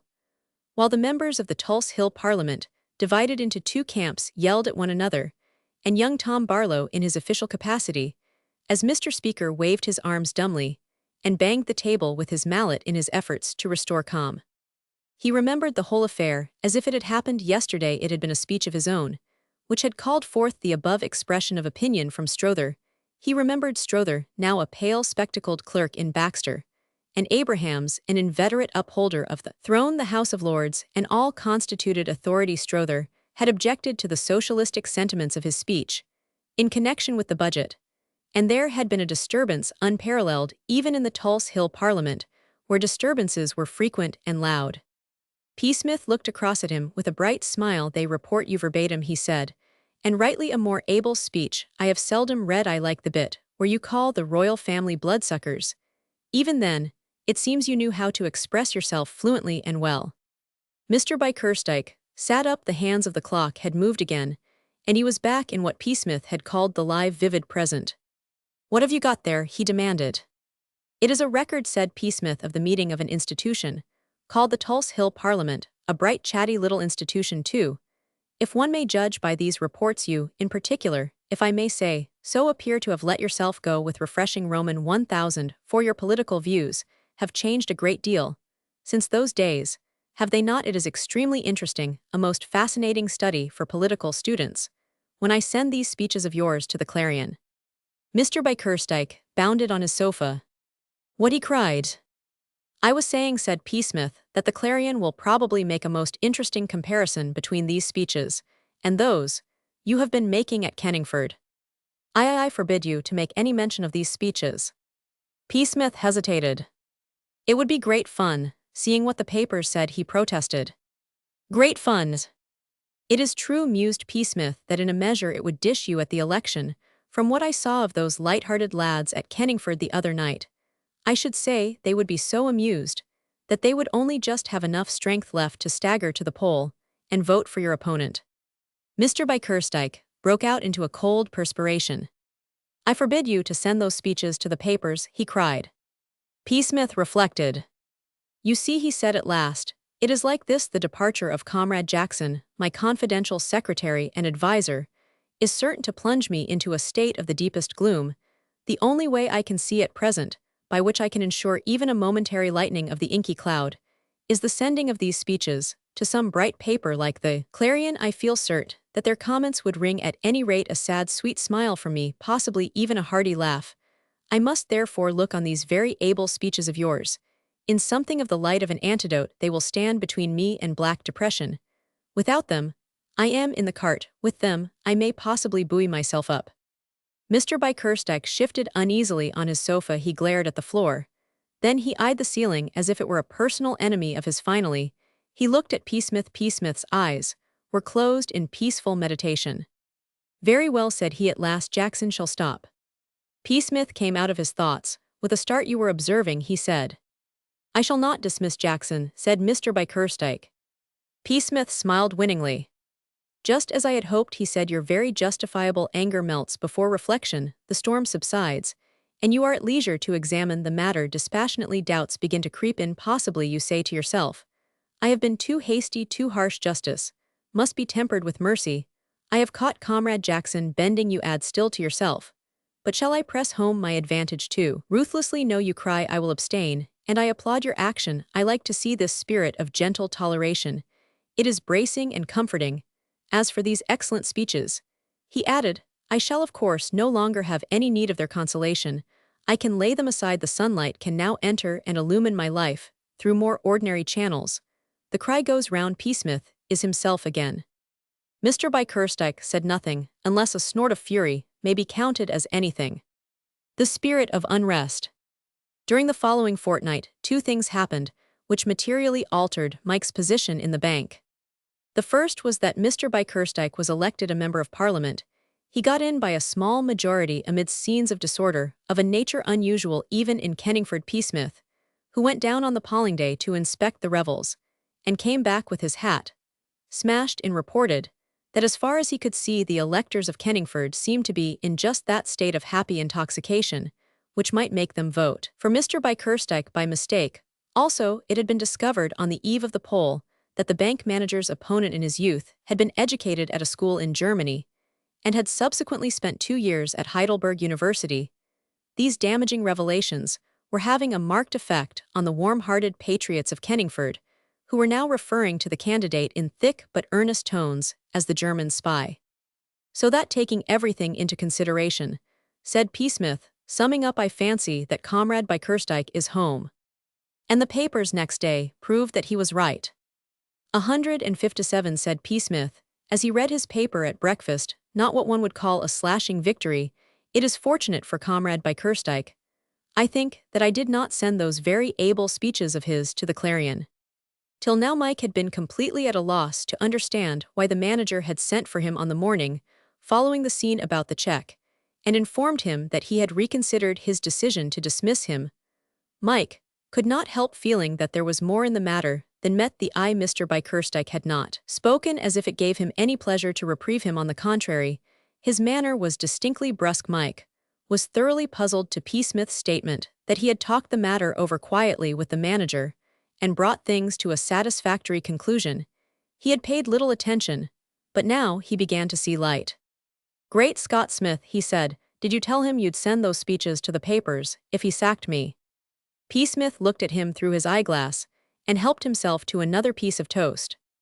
I am unable, he said, to recall at this moment the exact terms of the very pleasant conversation I had with Comrade Bickerstike on the occasion of our chance meeting in the Turkish bath that afternoon, but thinking things over quietly now that I have more leisure, I cannot help feeling that he may possibly have read some such intention into my words. You know how it is in these little chats, Comrade Jackson. One leaps to conclusions. Some casual word I happen to drop may have given him the idea you mention. At this distance of time, it is impossible to say with any certainty. Suffice it that all has ended well. He did reconsider his resolve. I shall be only too happy if it turns out that the seed of the alteration in his views was sown by some careless word of mine. Perhaps we shall never know. Mike was beginning to mumble some awkward words of thanks when Psmith resumed his discourse. Be that as it may, however, he said, we cannot but perceive that Comrade Bickerstike's election has altered our position to some extent, as you have pointed out. He may have been influenced in this recent affair by some chance remark of mine about those speeches. Now, however, they will cease to be of any value now that he is elected. He has nothing to lose by their publication. I mention this by way of indicating that it is possible that if another painful episode occurs, he may be more ruthless. I see what you mean, said Mike. If he catches me on the hop again, hell, simply go ahead and sack me. That, said Psmith, is more or less the position of affairs. The other event which altered Mike's life in the bank was his removal from Mr. Waller's department to the fixed deposits. The work in the fixed deposits was less pleasant, and Mr. Gregory, the head of the department, was not of Mr. Waller's type. Mr. Gregory, before joining the home staff of the new Asiatic Bank, had spent a number of years with a firm in the Far East where he had acquired a liver and a habit of addressing those under him in a way that suggested the mate of a tramp steamer. Even on the days when his liver was not troubling him, he was truculent, and when, as usually happened, it did trouble him, he was a perfect fountain of abuse. Mike and he hated each other from the first. The work in the fixed deposits was not really difficult when you got the hang of it, but there was a certain amount of confusion in it to a beginner, and Mike, in commercial matters, was as raw a beginner as ever began in the 2 other departments through which he had passed. He had done tolerably well as regarded his work in the postage department. Stamping letters and taking them down to the post office was just about his form. It was the sort of work on which he could really get a grip. And in the cash department, Mr. Waller's mild patience had helped him through, but with Mr. Gregory it was different. Mike hated being shouted at, it confused him, and Mr. Gregory invariably shouted. He always spoke as if he were competing against a high wind. With Mike he shouted more than usual on his side. It must be admitted that Mike was something out of the common run of bank clerks. The whole system of banking was a horrid mystery to him. He did not understand why things were done or how. The various departments depended on and dovetailed into one another. Each department seemed to him something separate and distinct. Why they were all in the same building at all, he never really gathered. He knew that it could not be purely from motives of sociability, in order that the clerks might have each other's company during slack spells, that much he suspected. But beyond that he was vague. It naturally followed that after having grown little by little under Mr. Waller's easygoing rule to enjoy life in the bank, he now suffered a reaction within a day of his arrival. In the fixed deposits, he was loathing the place as earnestly as he had loathed it on the first morning. Psmith, who had taken his place in the cash department, reported that Mr. Waller was inconsolable at his loss. "I do my best to cheer him up," he said, "and he smiles bravely every now and then, but when he thinks I am not looking his head droops, and that wistful expression comes into his face, the sunshine has gone out of his life." It had just come into Mike's, and more than anything else was making him restless and discontented. That is to say, it was now late spring, the sun shone cheerfully on the city, and cricket was in the air, and that was the trouble. In the dark days when everything was fog and slush, Mike had been contented enough to spend his mornings and afternoons in the bank, and go about with Psmith at night. Under such conditions, London is the best place in which to be, and the warmth and light of the bank were pleasant. But now things had changed. The place had become a prison. With all the energy of one who had been born and bred in the country, Mike hated having to stay indoors on days when all the air was full of approaching summer. There were mornings when it was almost more than he could do to push open the swing doors and go out of the fresh air into the stuffy atmosphere of the bank. The days passed slowly, and the cricket season began instead of being a relief. This made matters worse. The little cricket he could get only made him want more. It was as if a starving man had been given a handful of wafer biscuits. If the summer had been wet, he might have been less restless, but as it happened, it was unusually fine. After a week of cold weather at the beginning of May, a hot spell set in May passed. In a blaze of sunshine, large scores were made all over the country. Mike's name had been down for the Roman 1000, Roman 100, Roman 100 for some years, and he had become a member during his last season at Riken once or twice a week. He managed to get up to Lord's for half an hour's practice at the nets, and on Saturdays the bank had matches in which he generally managed to knock the cover off rather ordinary club bowling, but it was not enough for him. June came, and with it more sunshine. The atmosphere of the bank seemed more oppressive than ever.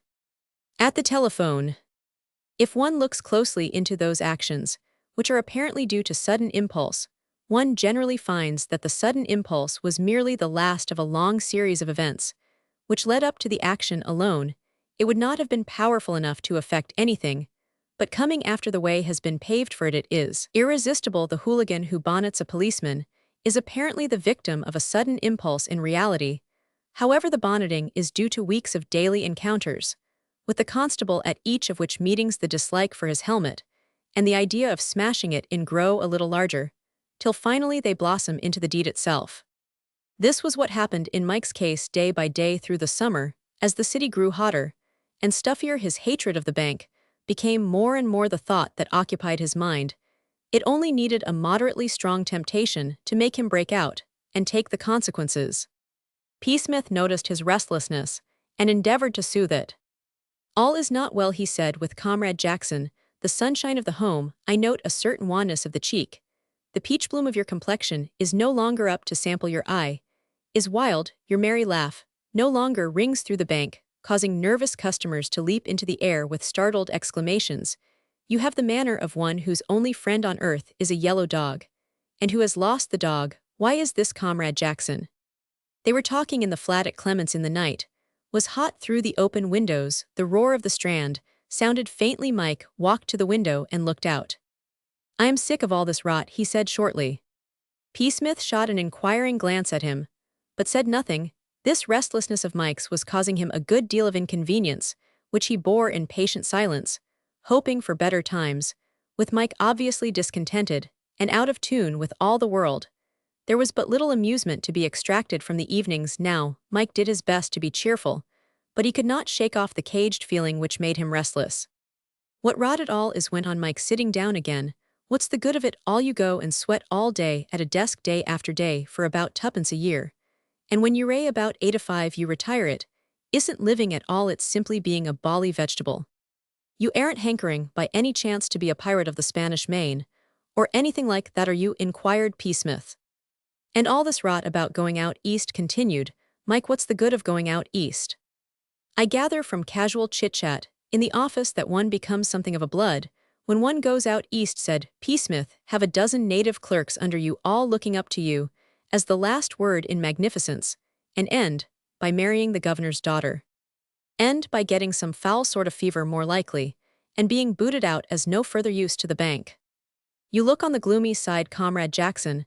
I seem to see you sitting in an armchair fanned by devoted coolies, telling some Eastern potentate that you can give him 5 minutes. I understand that being in a bank in the Far East is one of the world's softest jobs.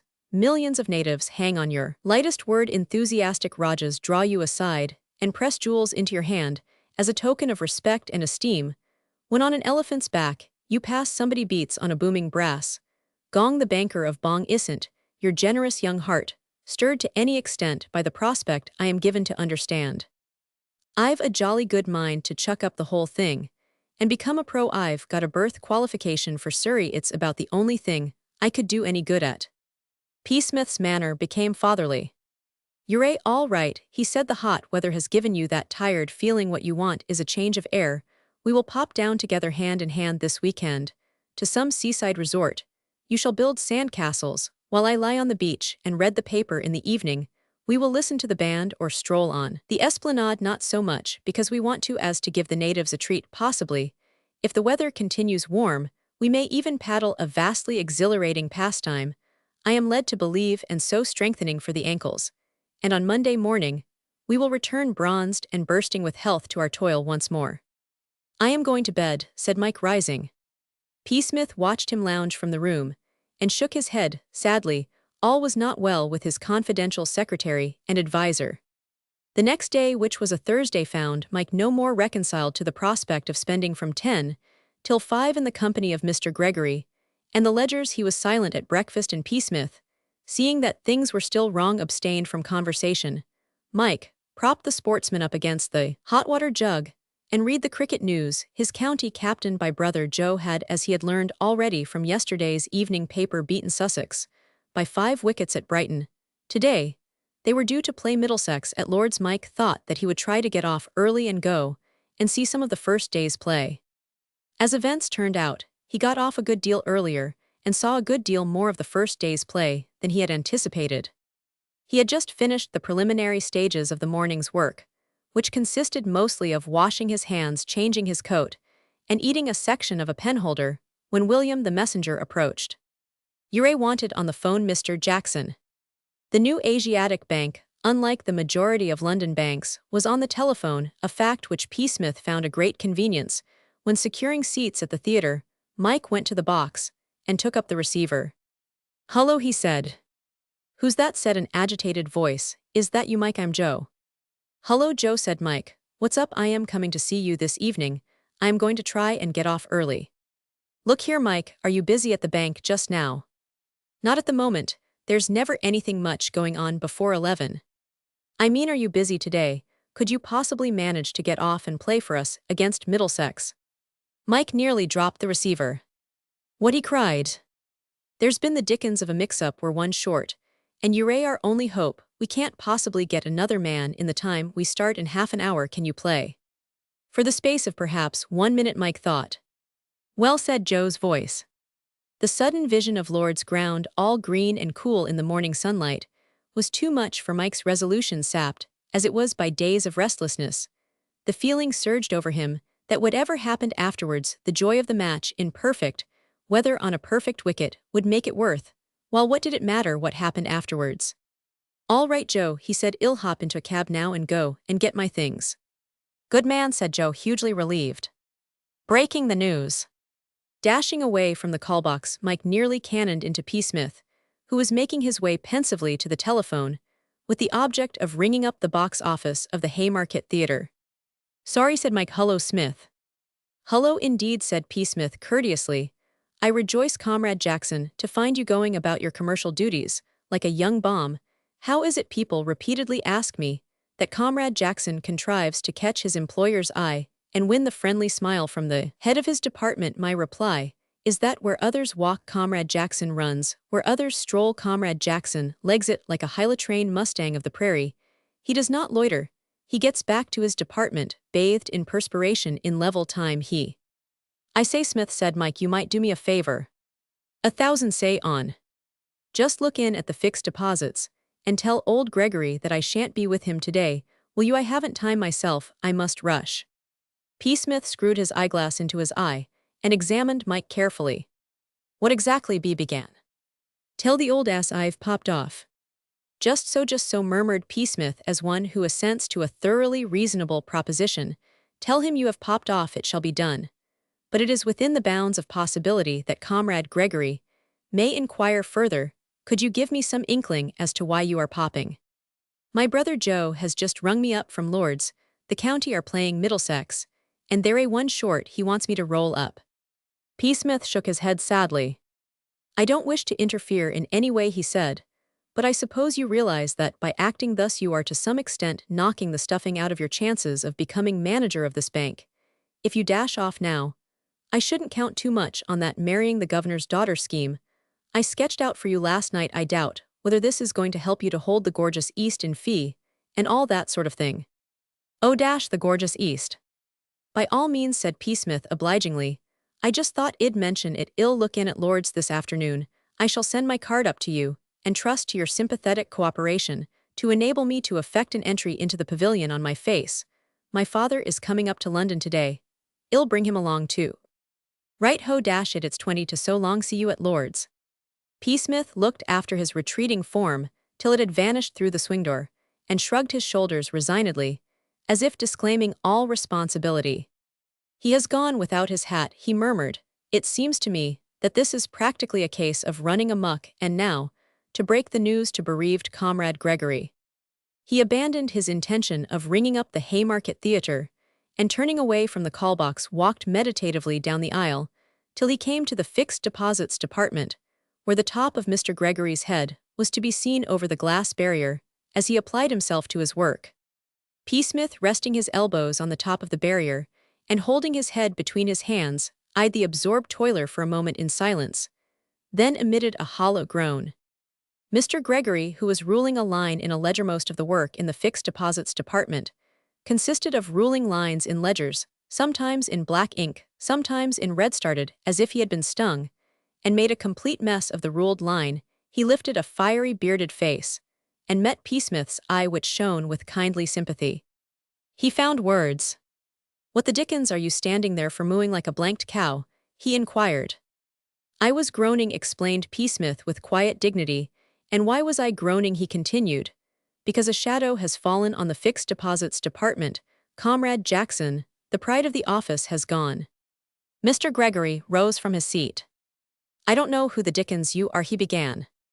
I am Psmith, said the old Etonian. Oh, you're a Smith, are you? With a preliminary P, which however is not sounded. And what's all this dashed nonsense about Jackson? He is gone like the dew from the petal of a rose. Gone? Where's he gone to? Lord's. What Lord's? Psmith waved his hand gently. You misunderstand me. Comrade Jackson has not gone to mix with any member of our gay and thoughtless aristocracy. He has gone to Lord's cricket ground. Mr. Gregory's beard bristled even more than was its wont. What, he roared. Gone to watch a cricket match? Gone. Not to watch, to play an urgent summons. I need not say nothing, but an urgent summons could have wrenched him from your very delightful society, I am sure. Mr. Gregory glared. I don't want any of your impudence, he said. Psmith nodded gravely. We all have these curious likes and dislikes, he said tolerantly. You do not like my impudence. Well, some people don't. And now, having broken the sad news, I will return to my own department. Half a minute, you come with me, and tell this yarn of yours to Mr. Bickerstike. You think it would amuse him. Perhaps you are right. Let us buttonhole Comrade Bickerstike. Mr. Bickerstike was disengaged. The head of the fixed deposits department stumped into the room. Psmith followed at a more leisurely pace. Allow me, he said with a winning smile, as Mr. Gregory opened his mouth, to speak, to take this opportunity of congratulating you on your success at the election, a narrow but well-deserved victory. There was nothing cordial in the manager's manner. "What do you want?" he said. "Myself, nothing," said Psmith, "but I understand that Mr. Gregory has some communication to make." "Tell Mr. Bickerstike that story of yours," said Mr. Gregory. "Surely," said Psmith, reprovingly, "this is no time for anecdotes. Mr. Bickerstike is busy. He. Tell him what you told me about Jackson." Mr. Bickerstike looked up inquiringly. "Jackson," said Psmith, "has been obliged to absent himself from work today owing to an urgent summons from his brother, who I understand has suffered a bereavement." "It's a lie," roared Mr. Gregory. "You told me yourself he'd gone to play in a cricket match." "True, as I said, he received an urgent summons from his brother." "What about the bereavement then?" "The team was one short. His brother was very distressed about it. What could Comrade Jackson do? Could he refuse to help his brother when it was in his power? His generous nature is a byword. He did the only possible thing. He consented to play." Mr. Bickerstike spoke. "Am I to understand," he asked with sinister calm, "that Mr. Jackson has left his work and gone off to play in a cricket match?" "Something of that sort has, I believe, happened," said Psmith. "He knew, of course," he added, bowing gracefully in Mr. Gregory's direction, "that he was leaving his work in thoroughly competent hands." "Thank you," said Mr. Bickerstike. "That will do. You will help Mr. Gregory in his department. For the time being, Mr. Smith, I will arrange for somebody to take your place in your own department." "It will be a pleasure," murmured Psmith. "Show Mr. Smith what he has to do, Mr. Gregory," said the manager. They left the room. "How curious," Comrade Gregory mused Psmith, as they went, "are the workings of fate a moment back. And your life was a blank. Comrade Jackson, that prince of fixed depositors, had gone. How you said to yourself despairingly, 'Can his place be filled?' Then the cloud broke, and the sun shone out again. I came to help you. What you lose on the swings you make up on the roundabouts. Now show me what I have to do. And then let us make this department sizzle. You have drawn a good ticket, Comrade Gregory." At Lord's. Mike got to Lord's just as the umpires moved out into the field. He raced round to the pavilion. Joe met him on the stairs. "It's all right," he said. "No hurry. We've won the toss. I've put you in fourth wicket." "Right ho," said Mike, glad. "We haven't to field just yet. We oughtn't to have to field today, if we don't chuck our wickets away." "Good wicket." "Like a billiard ball. I am glad you were able to come. Have any difficulty in getting away?" Joe Jackson's knowledge of the workings of a bank was of the slightest. He himself had never, since he left Oxford, been in a position where there were obstacles to getting off to play in first-class cricket. By profession, he was agent to a sporting baronet, whose hobby was the cricket of the county, and so far from finding any difficulty in playing for the county, he was given to understand by his employer that that was his chief duty. It never occurred to him that Mike might find his bank less amenable in the matter of giving leave. His only fear, when he rang Mike up that morning, had been that this might be a particularly busy day at the new Asiatic Bank. If there was no special rush of work, he took it for granted that Mike would simply go to the manager, ask for leave to play in the match, and be given it with a beaming smile. Mike did not answer the question, but asked one on his own account. "How did you happen to be short?" he said. "It was rotten luck. It was like this. We were altering our team after the Sussex match to bring in Ballard, Keane and Willis. They couldn't get down to Brighton, as the varsity had a match, but there was nothing on for them in the last half of the week, so they'd promised to roll up. Ballard, Keane and Willis were members of the Cambridge team, all very capable performers, and much in demand by the county when they could get away to play for it." "Well," said Mike. "Well, we all came up by train from Brighton last night, but these three asses had arranged to motor down from Cambridge early today and get here in time for the start. What happens? Why, Willis, who fancies himself as a chauffeur, undertakes to do the driving, and naturally being an absolute rotter, goes and smashes up the whole concern just outside St. Albans. The first thing I knew of it was when I got to Lord's at 10:30 and found a wire waiting for me to say that they were all three of them crocked and couldn't possibly play. I tell you, it was a bit of a jar to get half an hour before the match started. Willis has sprained his ankle, apparently Keane's damaged his wrist, and Ballard has smashed his collarbone. I don't suppose they'll be able to play in the varsity match. Rotten luck for Cambridge. Well, fortunately Wed had two reserve pros with us at Brighton, who had come up to London with the team in case they might be wanted, so with them, we were only one short. Then I thought of you. That's how it was." "I see," said Mike. "Who are the pros?" "Davis and Brockley, both bowlers. It weakens our batting A lot Ballard or Willis might have got a stack of runs on this wicket. Still, we've got a certain amount of batting. As it is, we ought to do badly. If we're careful, you've been getting some practice, I suppose, this season. In a sort of a way, nets, and so on no matches of any importance.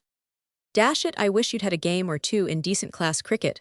Still, nets are better than nothing. I hope y'all be in form. We may want a pretty long knock from you. If things go wrong, these men seem to be settling down all right, thank goodness. He added, looking out of the window at the county's first pair, Warrington, and Mill's two professionals, who as the result of 10 minutes' play had put up 20.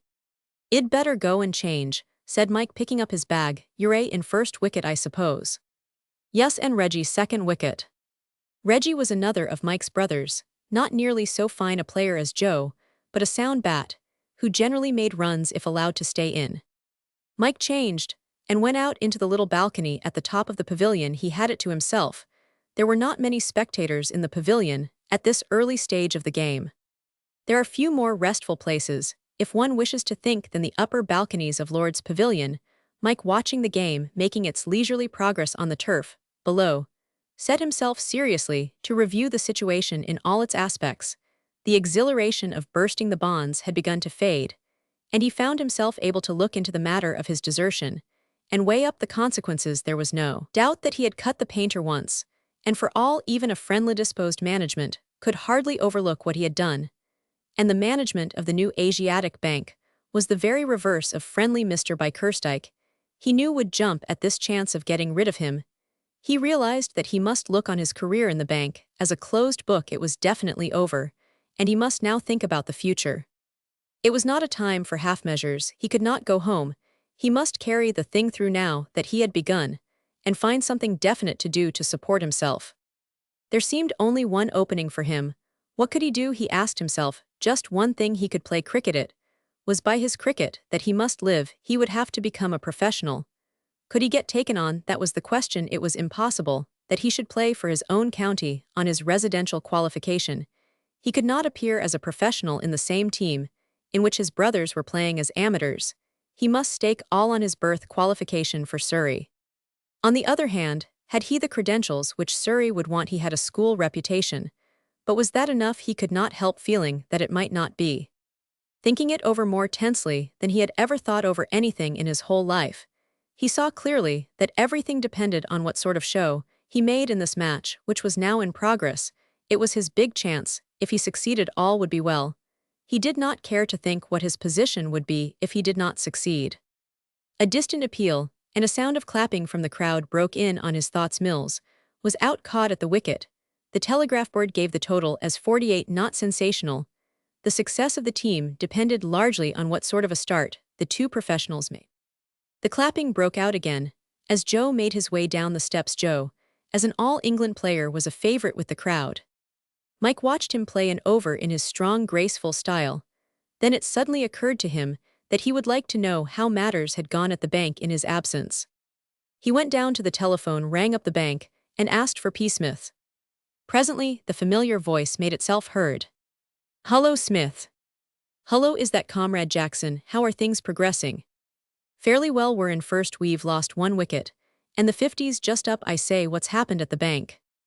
"I broke the news to Comrade Gregory, a charming personality.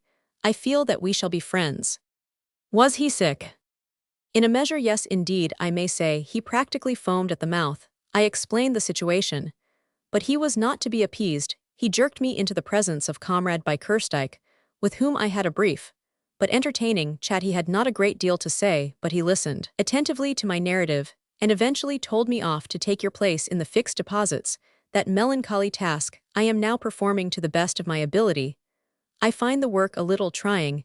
There is too much ledger-lugging to be done for my simple tastes. I have been hauling ledgers from the safe all the morning. The cry is beginning to go round. Psmith is willing, but can his physique stand the strain in the excitement of the moment? Just now, I dropped a somewhat massive tome on to Comrade Gregory's foot. Unfortunately, I understand the foot in which he has of late been suffering twinges of gout. I passed the thing off with ready tact, but I cannot deny that there was a certain temporary coolness, which indeed is not yet past. These things, Comrade Jackson, are the whirlpools in the quiet stream of commercial life. Have I got the sack? No official pronouncement has been made to me as yet on the subject, but I think I should advise you, if you are offered another job in the course of the day, to accept it. I cannot say that you are precisely the pet of the management. Just at present, however, I have ideas for your future which I will divulge. When we meet, I propose to slide coyly from the office. At about 4 o'clock, I am meeting my father at that hour. We shall come straight on to Lord's. Right ho, said Mike. I'll be looking out for you. Is there any little message I can give Comrade Gregory from you? You can give him my love if you like. It shall be done. Goodbye. Goodbye. Mike replaced the receiver and went up to his balcony again. As soon as his eye fell on the telegraph board, he saw with a start that things had been moving rapidly in his brief absence. The numbers of the batsmen on the board were 3 and 5. Great Scott, he cried, why I am in next, what on earth's been happening? He put on his pads, hurriedly expecting every moment that a wicket would fall and find him unprepared, but the batsmen were still together when he rose ready for the fray and went downstairs to get news. He found his brother Reggie in the dressing-room. What's happened? He said. How were you out? Roman 50, BW, said Reggie. Goodness knows how it happened. My eyesight must be going. I mistimed the thing altogether. How was Warrington out? Caught in the slips. By Jove, said Mike, this is pretty rocky. 3 for 61, we shall get mopped. Unless you and Joe do something, there's no earthly need to get out the wickets as good as you want, and the bowling's nothing special. Well played, Joe.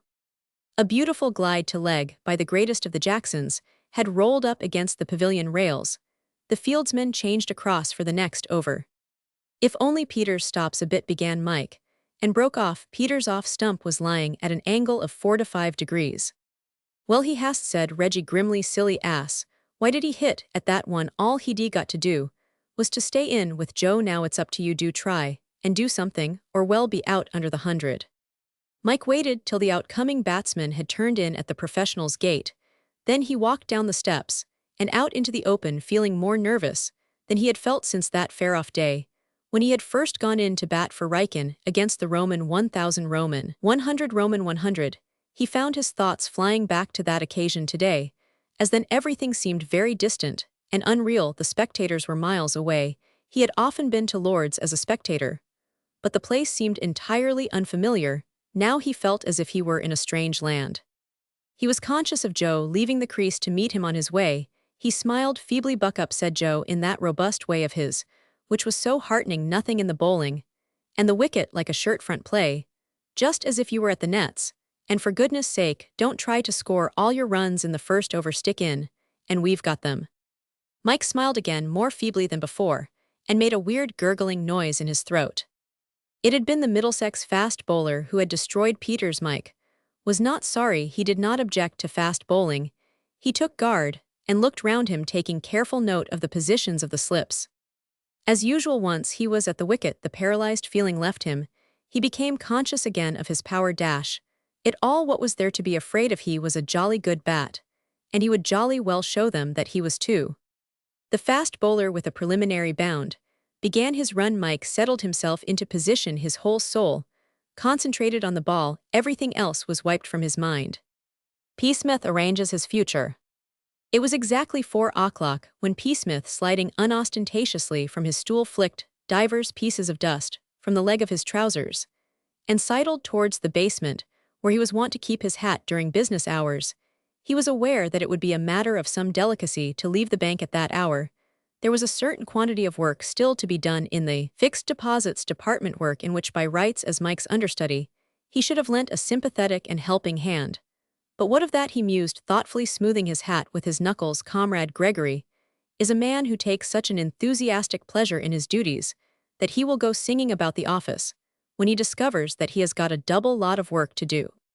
With this comforting thought, he started on his perilous journey to the open air. As he walked delicately, not courting observation, he reminded himself of the hero of Pilgrim's Progress. On all sides of him lay fearsome beasts lying in wait to pounce upon him at any moment. Mr. Gregory's hoarse roar might shatter the comparative stillness, or the sinister note of Mr. Bickerstike make itself heard. However, said Psmith philosophically, these are life's trials, and must be borne patiently. A roundabout route via the postage and inwards bills departments took him to the swing doors. It was here that the danger became acute. The doors were well within view of the fixed deposits department, and Mr. Gregory had an eye compared with which that of an eagle was more or less bleared. Psmith sauntered to the door and pushed it open in a gingerly manner. As he did so, a bellow rang through the office, causing a timid customer, who had come in to arrange about an overdraft, to lose his nerve completely and postpone his business till the following afternoon. Psmith looked up. Mr. Gregory was leaning over the barrier, which divided his lair from the outer world, and gesticulating violently. "Where are you going?" roared the head of the fixed deposits. Psmith did not reply with a benevolent smile, and a gesture intended to signify all would come right in the future. He slid through the swing doors and began to move down the street at a somewhat swifter pace than was his habit. Once round the corner, he slackened his speed. "This can't go on," he said to himself. "This life of commerce is too great a strain. One is practically a hunted hare. Either the heads of my department must refrain from view halloos when they observe me going for a stroll, or I abandon commerce for some less exacting walk in life." He removed his hat and allowed the cool breeze to play upon his forehead. The episode had been disturbing. He was to meet his father at the mansion house. As he reached that landmark, he saw with approval that punctuality was a virtue of which he had not the sole monopoly in the Smith family. His father was waiting for him at the tryst. "Certainly, my boy," said Mr. Smith Sr., all activity. In a moment when Psmith had suggested going to Lord's. "Excellent. We must be getting on. We must not miss a moment of the match. Bless my soul, I haven't seen a first-class match this season. Where's a cab?" "Hi, cabby, know that one's got someone in it. There's another. Hi here, lunatic. Are you blind? Good, he's seen us. That's right, here he comes, Lord's cricket ground. Cabby, as quick as you can jump in." "Rupert, my boy, jump in." Psmith rarely jumped. He entered the cab with something of the stateliness of an old Roman emperor boarding his chariot, and settled himself comfortably in his seat. Mr. Smith dived in like a rabbit. A vendor of newspapers came to the cab, thrusting an evening paper into the interior. Psmith bought it. "Let's see how they're getting on," he said, opening the paper. "Where are we? Lunch scores, Lords. Aha, Comrade Jackson is in form." "Jackson," said Mr. Smith, "is that the same youngster you brought home last summer, the batsman? Is he playing today?" He was not out 30 at lunchtime. He would appear to be making something of a stand with his brother Joe, who has made 61 up to the moment of going to press. "It's possible he may still be in when we get there, in which case we shall not be able to slide into the pavilion." "A grand bat, that boy. I said so last summer. Better than any of his brothers. He's in the bank with you, isn't he?" "He was this morning. I doubt, however, whether he can be said to be still in that position." How's that?" There was some slight friction between him and the management. They wished him to be glued to his stool. He preferred to play for the county. "I think we may say that Comrade Jackson has secured the order of the boot." "What do you mean to say?" Psmith related briefly the history of Mike's departure. Mr. Smith listened with interest. "Well," he said at last, "hang me if I blame the boy. It's a sin cooping up a fellow who can bat like that in a bank. I should have done the same myself in his place." Psmith smoothed his waistcoat. "Do you know, father," he said, "this bank business is far from being much of a catch. Indeed, I should describe it definitely as a bit off. I have given it a fair trial, and I now denounce it unhesitatingly as a shade too thick." "What are you getting tired of it?" "Not precisely tired, but after considerable reflection, I have come to the conclusion that my talents lie elsewhere at lugging ledgers. I am among the also ransom mere cipher. I have been wanting to speak to you about this for some time. If you have no objection, I should like to go to the bar." "The bar, Wells? I fancy I should make a pretty considerable hit as a barrister." Mr. Smith reflected the idea had not occurred to him before. Now that it was suggested, his always easily-fired imagination took hold of it readily. There was a good deal to be said for the bar. As a career, Psmith knew his father, and he knew that the thing was practically as good as settled. It was a new idea, and as such was bound to be favorably received. "What I should do if I were you," he went on, as if he were advising a friend on some course of action certain to bring him profit and pleasure, "is to take me away from the bank at once. Don't wait. There is no time like the present. Let me hand in my resignation. Tomorrow the blow to the management, especially to Comrade Kerstijk, will be a painful one, but it is the truest kindness to administer it swiftly. Let me resign tomorrow, and devote my time to quiet study. Then I can pop up to Cambridge next term and all will be well. "I'll think it over," began Mr. Smith. "Let us hustle," urged Psmith. "Let us do it now. It is the only way. Have I your leave to shoot in my resignation to Comrade Bickerstike tomorrow morning?" Mr. Smith hesitated for a moment, then made up his mind. "Very well," he said, "I really think it is a good idea. There are great opportunities open to a barrister. I wish we had thought of it before." "I am not altogether sorry that we did not," said Psmith. "I have enjoyed the chances my commercial life has given me of associating with such a man as Comrade Bickerstike, in many ways a mastermind. But perhaps it is as well to close the chapter. How it happened it is hard to say, but somehow I fancy I did not precisely hit it off with Comrade Bickerstike. With Psmith, the worker, he had no fault to find, but it seemed to me sometimes, during our festive evenings together at the club, that all was not well from little, almost imperceptible signs I have suspected now and then, that he would just as soon have been without my company. One cannot explain these things. It must have been some incompatibility of temperament. Perhaps he will manage to bear up at my departure. But here we are," he added, as the cab drew up. "I wonder if Comrade Jackson is still going strong." They passed through the turnstile and caught sight of the telegraph board. "By Jove," said Psmith, "he is. I don't know if he's number 3 or number 6. I expect he's number 6, in which case he has got 98. We're just in time to see his century." And Mike's. For nearly 2 hours Mike had been experiencing the keenest pleasure that it had ever fallen to his lot to feel from the moment he took his first ball till the luncheon interval. He had suffered the acutest discomfort. His nervousness had left him to a great extent, but he had never really settled down. Sometimes by luck and sometimes by skill, he had kept the ball out of his wicket, but he was scratching, and he knew it. Not for a single over had he been comfortable. On several occasions he had edged balls to leg and threw the slips in quite an inferior manner, and it was seldom that he managed to hit with the center of the bat. Nobody is more alive to the fact that he is not playing up to his true form than the batsman. Even though his score mounted little by little into the 20s, Mike was miserable. If this was the best he could do on a perfect wicket, he felt there was not much hope for him as a professional. The poorness of his play was accentuated by the brilliance of Joe's. Joe combined science and vigor to a remarkable degree. He laid on the wood with a graceful robustness, which drew much cheering from the crowd beside him.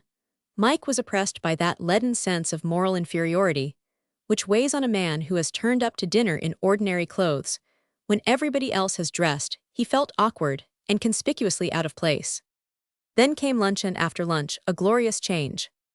Volumes might be written on the cricket lunch, and the influence it has on the run of the game, how it undoes one man and sends another back to the fray like a giant refreshed, how it turns the brilliant fast bowler into the sluggish medium, and the nervous bat into the masterful smiter. On Mike its effect was magical. He lunched wisely and well, chewing his food with the concentration of a third to 3 bites a mouthful crank, and drinking dry ginger ale. As he walked out with Joe after the interval, he knew that a change had taken place in him. His nerve had come back, and with it his form. It sometimes happens at cricket that when one feels particularly fit, one gets snapped in the slips in the first over or clean bowled by a full toss. But neither of these things happened to Mike. He stayed in and began to score. Now there were no edgings through the slips and snicks to leg. He was meeting the ball in the center of the bat, and meeting it vigorously. 2 boundaries in successive balls off the fast bowler, hard clean drives past extra cover, put him at peace with all the world. He was on top. He had found himself. Joe at the other end resumed his brilliant career, his century, and Mike's 50 arrived in the same over. The bowling began to grow loose. Joe, having reached his century, slowed down somewhat, and Mike took up the running. The score rose rapidly. A leg theory bowler kept down the pace of the rungeting for a time, but the bowlers at the other end continued to give away runs. Mike's score passed from 60 to 70, from 70 to 80, from 80 to 90, when the Smiths' father and son came onto the ground. The total was 98. Joe had made 133. Mike reached his century just as Psmith and his father took their seats. A square cut off the slow bowler was just too wide for Point to get to. By the time third man had sprinted across and returned the ball, the batsman had run 2. Mr. Smith was enthusiastic. "I tell you," he said to Psmith, who was clapping in a gently encouraging manner the boys, "a wonderful bat. I said so when he was down with us. I remember telling him so myself. I've seen your brothers play, I said. And you're better than any of them. I remember it distinctly. Hell, be playing for England in another year or two. Fancy putting a cricketer like that into the city, it's a crime. I gather, said Psmith, that the family coffers had got a bit low. It was necessary for Comrade Jackson to do something by way of saving the old home. He ought to be at the university. Look, he's got that man away to the boundary again. They'll never get him out. At 6 o'clock the partnership was broken, Joe running himself out, in trying to snatch a single, where no single was. He had made 189. Mike flung himself down on the turf with mixed feelings. He was sorry Joe was out, but he was very glad indeed of the chance of a rest. He was utterly fagged. A half-day match once a week is no training for first-class cricket. Joe, who had been playing all the season, was as tough as India rubber and trotted into the pavilion as fresh as if he had been having a brief spell at the nets. Mike, on the other hand, felt that he simply wanted to be dropped into a cold bath and left there indefinitely. There was only another half-hour's play, but he doubted if he could get through it. He dragged himself up wearily. As Joe's successor arrived at the wickets, he had crossed Joe before the latter's downfall, and it was his turn to take the bowling. Something seemed to have gone out of him. He could not time the ball properly. The last ball of the over looked like a half-volley, and he hit out at it. But it was just short of a half-volley, and his stroke arrived too soon. The bowler, running in the direction of mid-on, brought off an easy Roman 100 and db.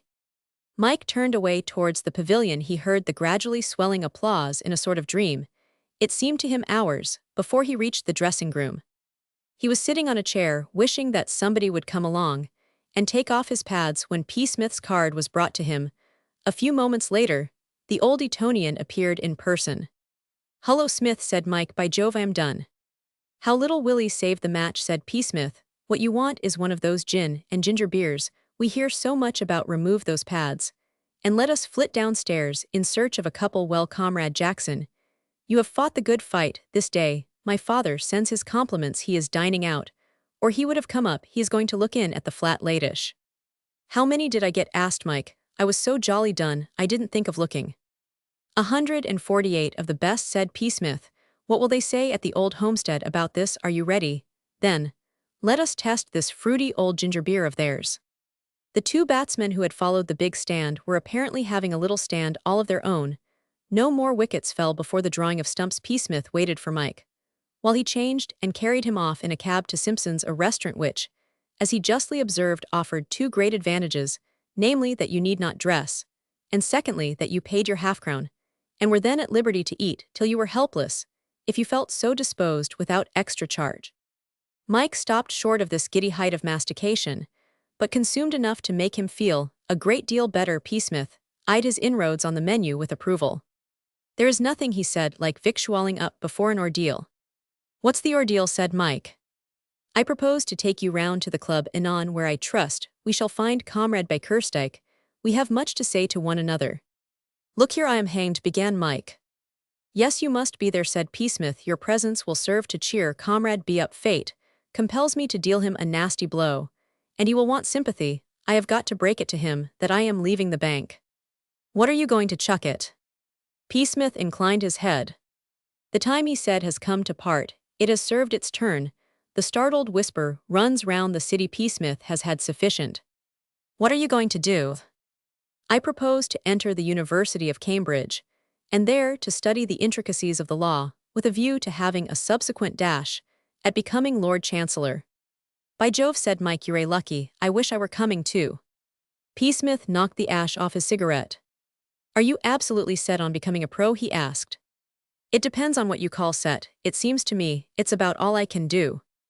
"I can offer you a not entirely scaly job," said Smith, "if you feel like taking it. In the course of conversation with my father during the match this afternoon, I gleaned the fact that he is anxious to secure your services as a species of agent. The vast Psmith estates, it seems, need a bright boy to keep an eye upon them. Are you prepared to accept the post?" Mike stared. "Me dash it all, how old do you think I am?" "I am only 19. "I had suspected as much from the alabaster clearness of your unwrinkled brow. But my father does not wish you to enter upon your duties immediately. There would be a preliminary interval of 3, possibly 4 years at Cambridge, during which I presume you would be learning divers facts concerning spuds, termites, and the like." "At least," said Psmith airily, I suppose so far be it from me to dictate the line of your researches. Then I'm afraid it's off, said Mike gloomily. My pater couldn't afford to send me to Cambridge. That obstacle, said Psmith, can be surmounted. You would of course accompany me to Cambridge in the capacity which you enjoy at the present moment of my confidential secretary, and adviser. Any expenses that might crop up would be defrayed from the Psmith family chest. Mike's eyes opened wide again. Do you mean, he asked bluntly, that your pater would pay for me at the varsity? No, I say that I mean I couldn't. Do you suggest, said Psmith, raising his eyebrows, that I should go to the university without a confidential secretary and adviser? No, but I mean, protested Mike. Then that's settled, said Psmith. I knew you would not desert me in my hour of need, Comrade Jackson. What will you do? Asked my father, alarmed for my safety among these wild undergraduates. I fear for my Rupert. Have no fear, father, I replied. Comrade Jackson will be beside me. His face brightened immediately. Comrade Jackson, he said, is a man in whom I have the supremest confidence. If he is with you, I shall sleep easy of nights. It was after that the conversation drifted to the subject of agents. Psmith called for the bill and paid it in the affable manner of a monarch. Signing a charter, Mike sat silent, his mind in a whirl. He saw exactly what had happened. He could almost hear Psmith talking his father into agreeing with his scheme. He could think of nothing to say, as usually happened in any emotional crisis in his life. Words absolutely deserted him. The thing was too big. Anything he could say would sound too feeble when a friend has solved all your difficulties and smoothed out all the rough places which were looming in your path. You cannot thank him. As if he had asked you to lunch, the occasion demanded some neat polished speech, and neat polished speeches were beyond Mike. I say, Psmith, he began. Psmith rose. Let us now, he said, collect our hats and meander to the club, where I have no doubt we shall find Comrade Bickerstike, all unconscious of impending misfortune, dreaming pleasantly over coffee and a cigar in the lower smoking room. The last sad farewells. As it happened, that was precisely what Mr. Bickerstike was doing.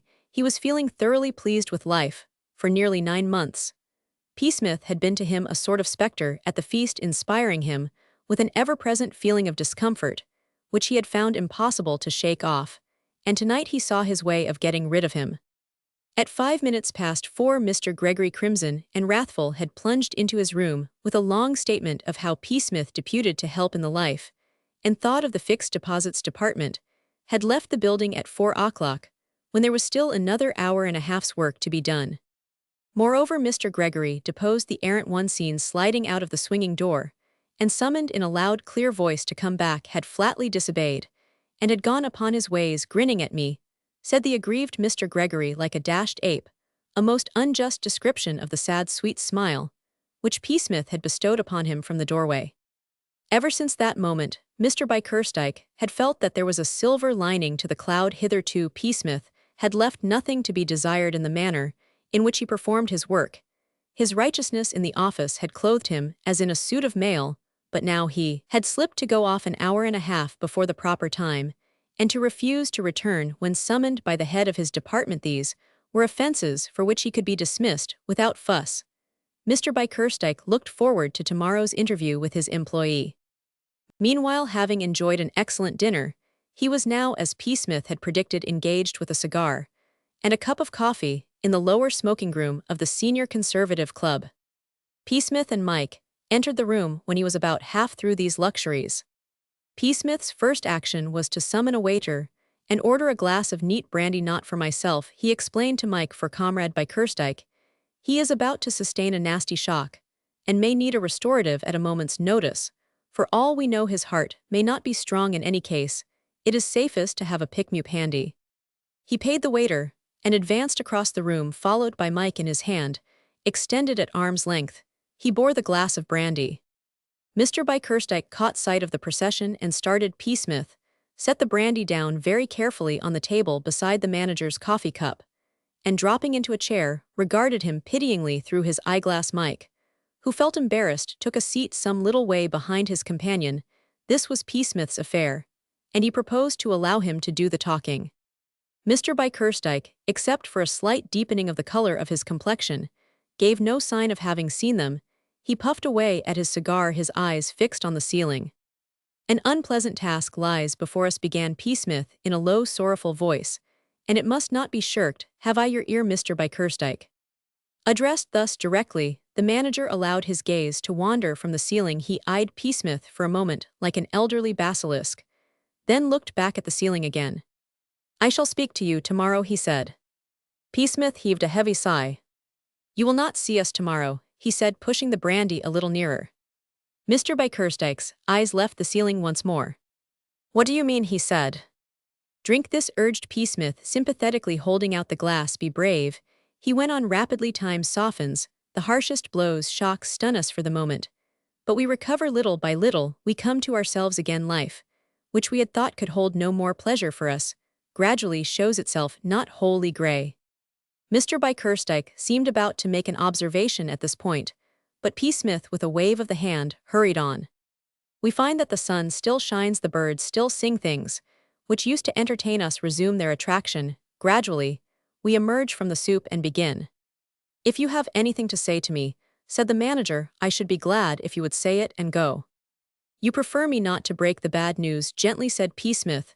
Perhaps you are wise in a word. Then picked up the brandy and held it out to him. Comrade Jackson and myself are leaving the bank. I am aware of that, said Mr. Bickerstike dryly. Psmith put down the glass.